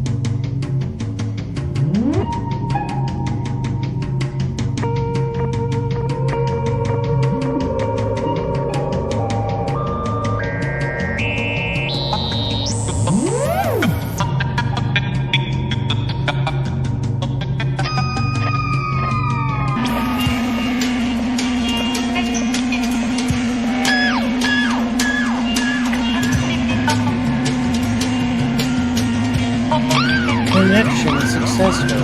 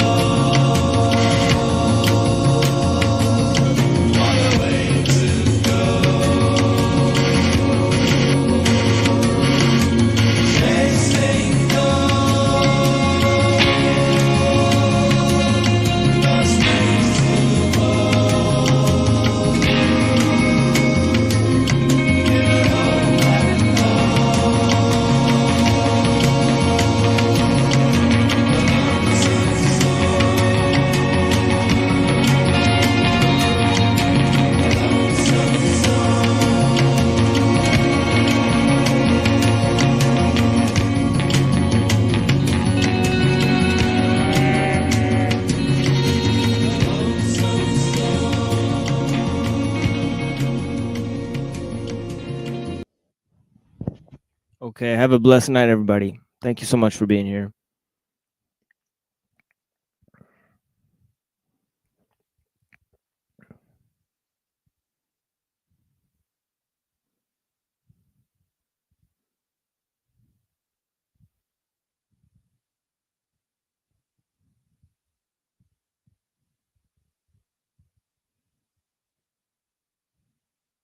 Ladies and gentlemen, the very word secrecy is repugnant in a free and open society. And we are, as a people, inherently and historically opposed to secret societies.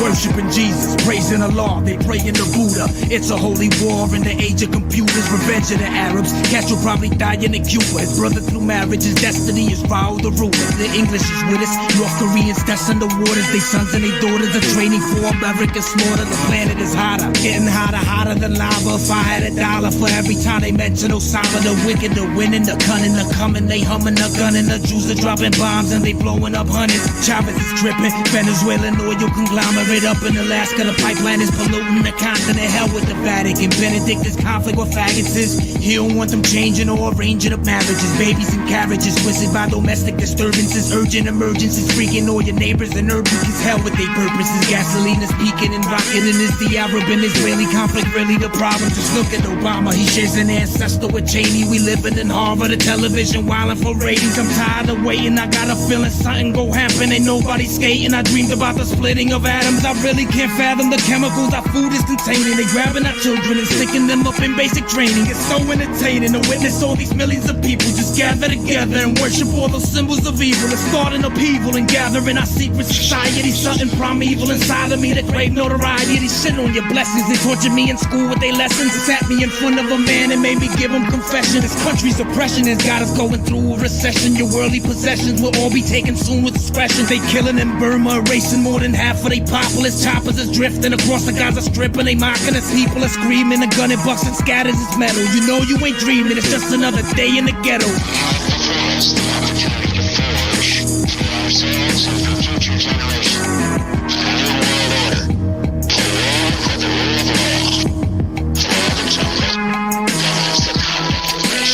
They slowly killing us through cigarettes and medication. Okinawa, Hiroshima, pulmonary emphysema. Soldiers up in Iwo Jima didn't need no help from FEMA. Chosen men with battle scars. Galactic rhyme, your battle star. Poison rays that travel days. There's many ways to land on Mars. Now they killing us with cars, cause they overlook the fumes. Baby food, they come in jars. Fed the infants causing doom. Hit the lights and leave the room. People running in the street. Armageddon coming soon. Microchips control your sleep. Scan your wrist and pay your debts. The sky is full of flying jets. Mixing clouds with chemicals. Amazing, we ain't dying yet. Every time you wash your hair or brush your teeth, you're dying quick. Every time you eat a hunk of steak and take a giant shit. Every time you feed your kids, I bet they are preservatives. And every time the major planets always try to murder us. The streets is full of mercenaries waiting for their time to kill. Worshipping the pyramid is found upon the dollar bill. I hope you understand for real. Again, I never say it. We only have till 2012 before they come in spaceships.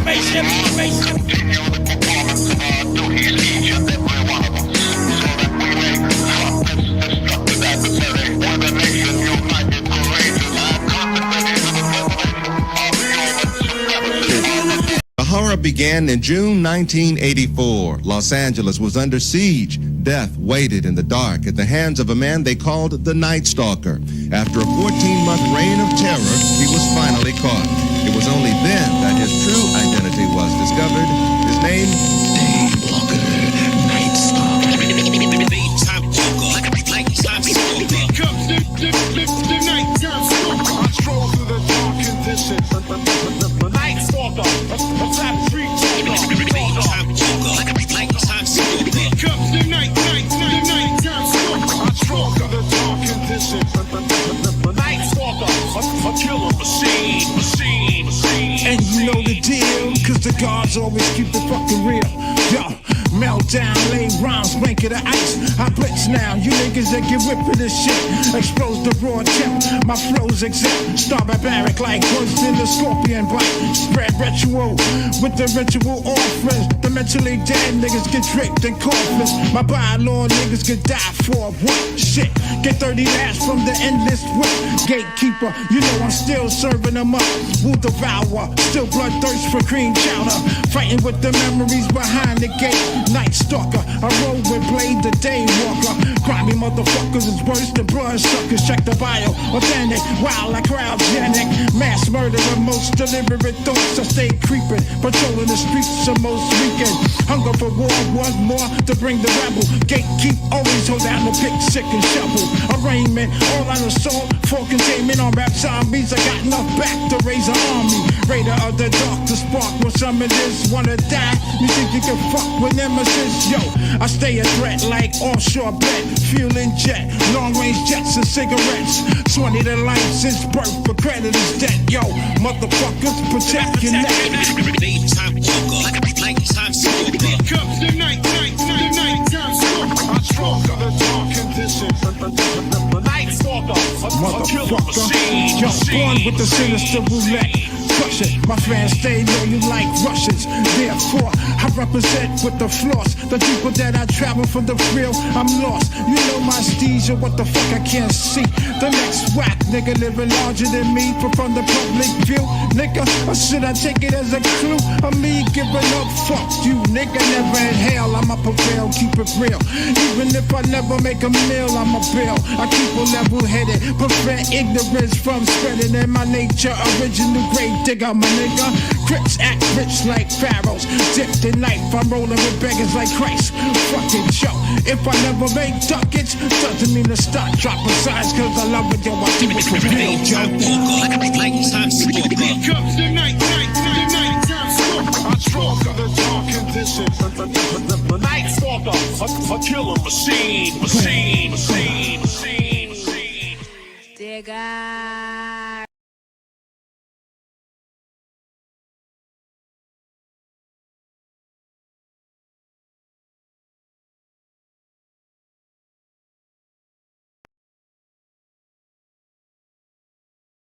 Killer Priest!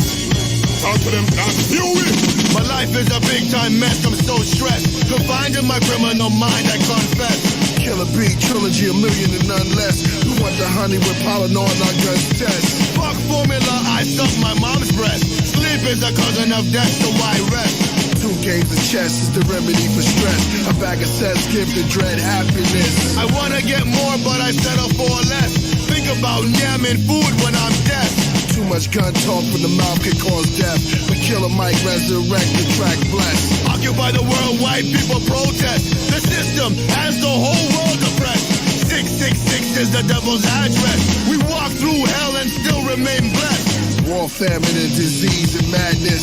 CIA, FBI, police badges. Hindu, the devil's symbol, demonic practice. Heal him, then I reveal him with God's magic. Yo, priest, I'm glad your sperm won the contest. Surviving 9 months of the darkness. Lord Fury, they salute us, your highness. Give praise and thanks to your highest. We don't need a shower to show that we fresh. We don't need religion to show righteousness. Moon crickets in the midst of darkness. Immaculate conception, God's in the flesh. Moon cricket walking through the wilderness. Hieroglyphs written on side the pyramids. Them come, them shine logic, no shine church. Disrespect them, pussy like the dirt. Give me no talk, to kill his warlord, purchase up the dirt. Moon cricket, drivers, to me tell them blur. Who I think I choke and try style me shirt. Who fool him up and telling me to that work. Lucky let me pop out, know your full birth. Big piece of gold, girl, it don't mean nothing. Earth, pass me the goddamn red Escobar. We're about to conduct the next King to King. Kill Moon cricket. Oh my Lord, merciless. Me and Drez cutting heads like samurais. Speak truth to black youth, the 12 tribes. Praying nephews on my mind to kill lies. My third leg fits between a girl's thighs. The holy war coming, Edomite start running. Straight from the dungeon, the priest is now summoned. Now your finger drumming, electric guitar strumming. The order of Absalom keeps the devil running. We battle all rappers, read all the chapters. predict world disasters, moon cricket masters. Jamaica's Jerusalem, big up all the Rastas. Ex-slaves running wild, never get captured. So prepare slaughter, throw the ram on the altar. Open up the Torah and spit the spirit water. Sacrifice Lucifer's wife and his daughter, or die trying and be remembered as a martyr. We drop bombs, order Absalom, Shalom.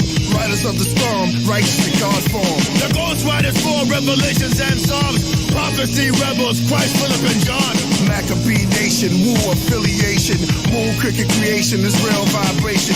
Kingly generation, kill judges and their agents. Moon cricket's manifestation of veneration. Killer bricks, melanation, sun carbonation.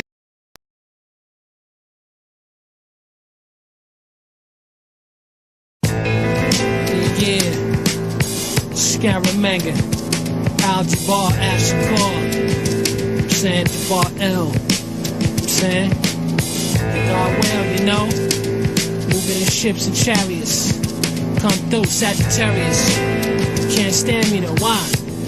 Hey yo, now surely Scara ain't the one that just went to enter. Sun Lord's the first prerequisite. Search step in, perfect the Shepherd links in the Lexus. Blinking, it's winterized S5, wall glass, halogen, doovie, pipe, jewelry, nightlight, ice light on top of the night flight, blowing out your eyesight. CYCLOP, CL coupe, showbiz, whole piece beast, breathing like ops, obnoxious, rock knocking, get your block rocking with the Glock popping. Matter of fact, blood bath in here, niggas wanna pop something. Stop, lock, nigga, drop something. BK, the 118, Al-Jabbar L, the God TK, son. Rape casually, OTB summit, summer says gun spit the loudest, that's just the proudest. Blockheads chit chatting, jump, wanna get crunk, the Glock 10 spit at him. Unbearably tall, sun sweat, and all that, but I'm above the young games. Experience behind the gun aim for larger targets. Revolver lock with so kids like the chamber. Who want another bang? I think that's Dibzo, and I'm Scaramanga Shala, outfitted and Ralphlin and bounce with it. I could come out with it, so cool out. Young niggas, 30-year-old niggas with guns that can knock the fool out of niggas. Son niggas when the dudes out, nigga. Nick Jules, big tools, spit jewels, rip through your top banana. You Tony Montana, what's that, Joe? It's only my cannon, scab spit arrows, illest album reporter. Jabbar as Falco, Sun Lords count dough, long dough, big cars, fly jewels. Yo son, count slow. Counts. Excellent whiz puller, Uzai L fuller. Wrist blades like a cruller. Sitting on deep dish donut. So what? Fills the flow nut, floss nut. Dimes call me pro nut. The pro cut, low cut. Valley wave century, millennium. Posed up new bow, smelling Asiatic. Crazy wild, swelling niggas with tactical max spit, critical. Beat down, the God Al-Jabbar L. We see clowns and 3 pounds of Bengal. We lounge with crinkle, singles me not. Eat and live, keep my people surrounded with that evil. Jabbar L, motivational character, powerful, all-seeing, understanding, knowledge, infinite being. Looking through the canon of scholars, Nikon, Bison, Tyson Eyes, wise one. Thoroughly attributed to shine is directional line, the pattern bearer. Saturn wearer is the 7-eye, Gemini, heaven eye, sight observer. Night like this, the revolver burn up, mortal felon, 4-4 leave your portal swelling. Walk a welling, that means the snorkel we wear, bearing emblems of Taurus. Is this the Browns North Cut 10 shot? When gems hot, send dots up and down, navigational, sun launch travel, space station, cellular communications, I'm telling you. Big jewels, big tools, spit jewels, rip through your top banana. You Tony Montana, what's that, Joe? It's only my cannon, scab spit arrows, illest album reporter. Jabbar as Falco, Sun Lords count dough, long dough, big cars, fly jewels. Yo son, count slow. Count slow. Cross beside it like when fire desire is a Cyrus life. The Amin Ra shine thorough like a Benz car. Jim Jitsu, me my pen transform into a pistol. Bristol Harvey, yay taste 8-pounder. Wait my hammer spray, standing on Manor Rays in Tampa Bay. Lamp on waves, polar damn the damage of the gamma rays. Sun large advantage, stay neutral. Sway juice crew, bloodbath 4-page blue through.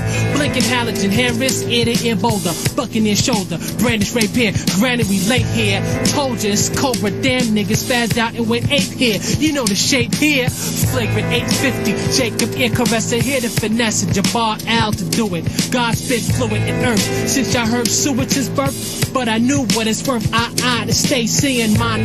Roman time defined. MM11. Gem. Sun. From one sentence the funds come cascading. Rap blading with catch matrix like the movie Ruby colored. That mean the fire in his heart cause he truly love it. I call this one beloved. 1 Samuel 1. Ask the God he planned on life well. Niggas need to read the manuals. For the jewels, read the manual. Big jewels, big tools, spit jewels, rip through your top banana. You Tony Montana with Stack Joe? It's only mechanic, scary spit arrows, illest album recorder. Jabbar ass Pharaoh, some large count low. Low though, big cars flying jewels. Your son counts slow. Counts slow.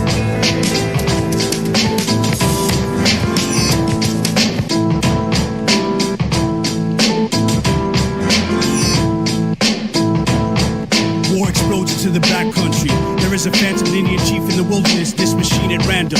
My anthem, imaginative, ravenous, malicious, find the origins of heaven and hell and the symbols that represent them. The Italians built a great metropolis on a lagoon.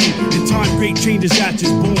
While creatures wrecked the town, many battling MCs are shot to death, a multitude in a room. After stealing information from the Atlantis database, I make a great escape. The struggle for mob leadership leads to an endless cycle of murder and blood feuds at a later date. DEA agents patrol the 1,800-mile Mexican border. A group of rock climbers must prevent mercenaries from using a destructive weapon. 88 tales of horror.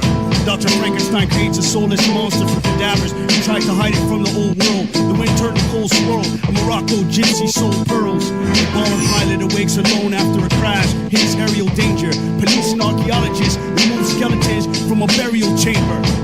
From the city to the woods, or when the sun shines good, the robot tank once a specter where a graveyard stood. Yo, from the city to the woods, when the sun shines good, the robot tank once a specter where a graveyard stood. Perhaps you and your friends are never seen again. The ghost of a lovely lady, the tall grim reaper in the wind, whose banner seeks an antidote for a bacteria contaminating a desert town. A civilian plane carrying a movie actress is later shot down. A bitter ex-convict makes a capture man a slave, a lesson hard nailed. An alien creature must be destroyed after a government plans to use it as a weapon fails.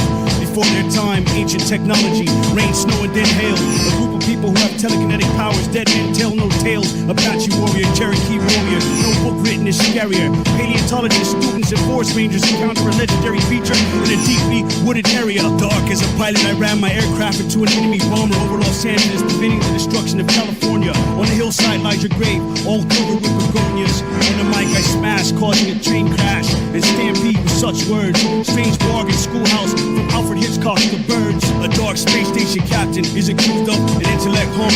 We step off the street and shoot you 40 times in a restaurant. From the city to the woods, or when the sun shines good, the robot tank once a specter where a graveyard stood. Yo, from the city to the woods, when the sun shines good, the robot tank once a specter where a graveyard stood. You're a planet whose orbit strayed too close to a black hole. None shall escape or remain in a desolate plateau.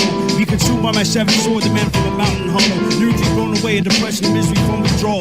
Whenever a season, when a storm gathers, explosion in the core prime. You are here to document the stressful reality of military life during wartime. I am the Holocaust, a burnt offering on the cliff, the fatal risk. To leave you none to remain, the black hole's gravity decimates your escaping ships. Argues the existence of extraterrestrials in the days of the needle. Work evil doings to tear apart the robot tank's home planet and enslave its people.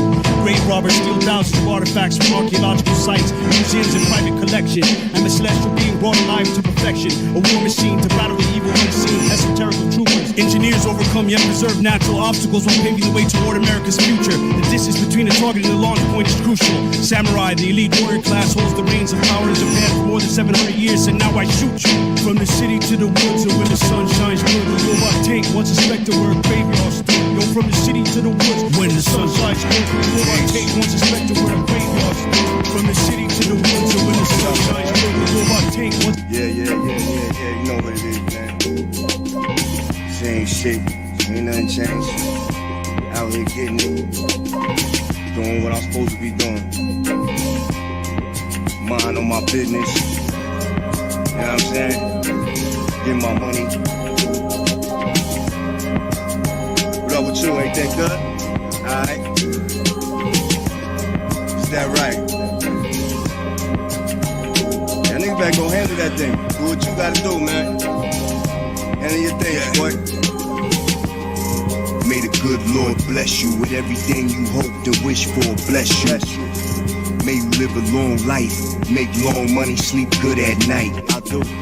I wish you nothing but the best. May you love real deep, may you laugh real big. I pray your enemies fail, and you ain't never gotta spend time in jail.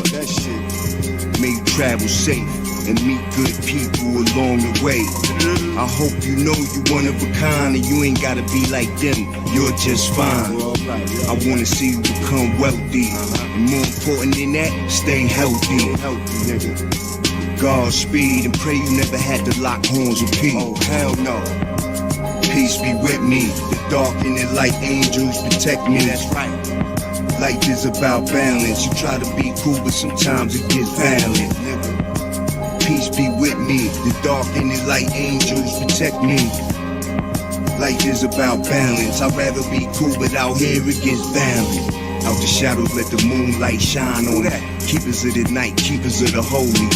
Rapping words, the spirit it is strong in me. I use the force, careful with that shit, baby. I feel I'm still learning my own strength. Sorry if I wasn't perfect when you thought I should have been. I'm just a work in progress. I know. I encourage myself to be better and master the art. It's a long time coming, seemed like the other day I was just being myself. They calling me a late bloomer, and I don't know if that's a compliment or insult.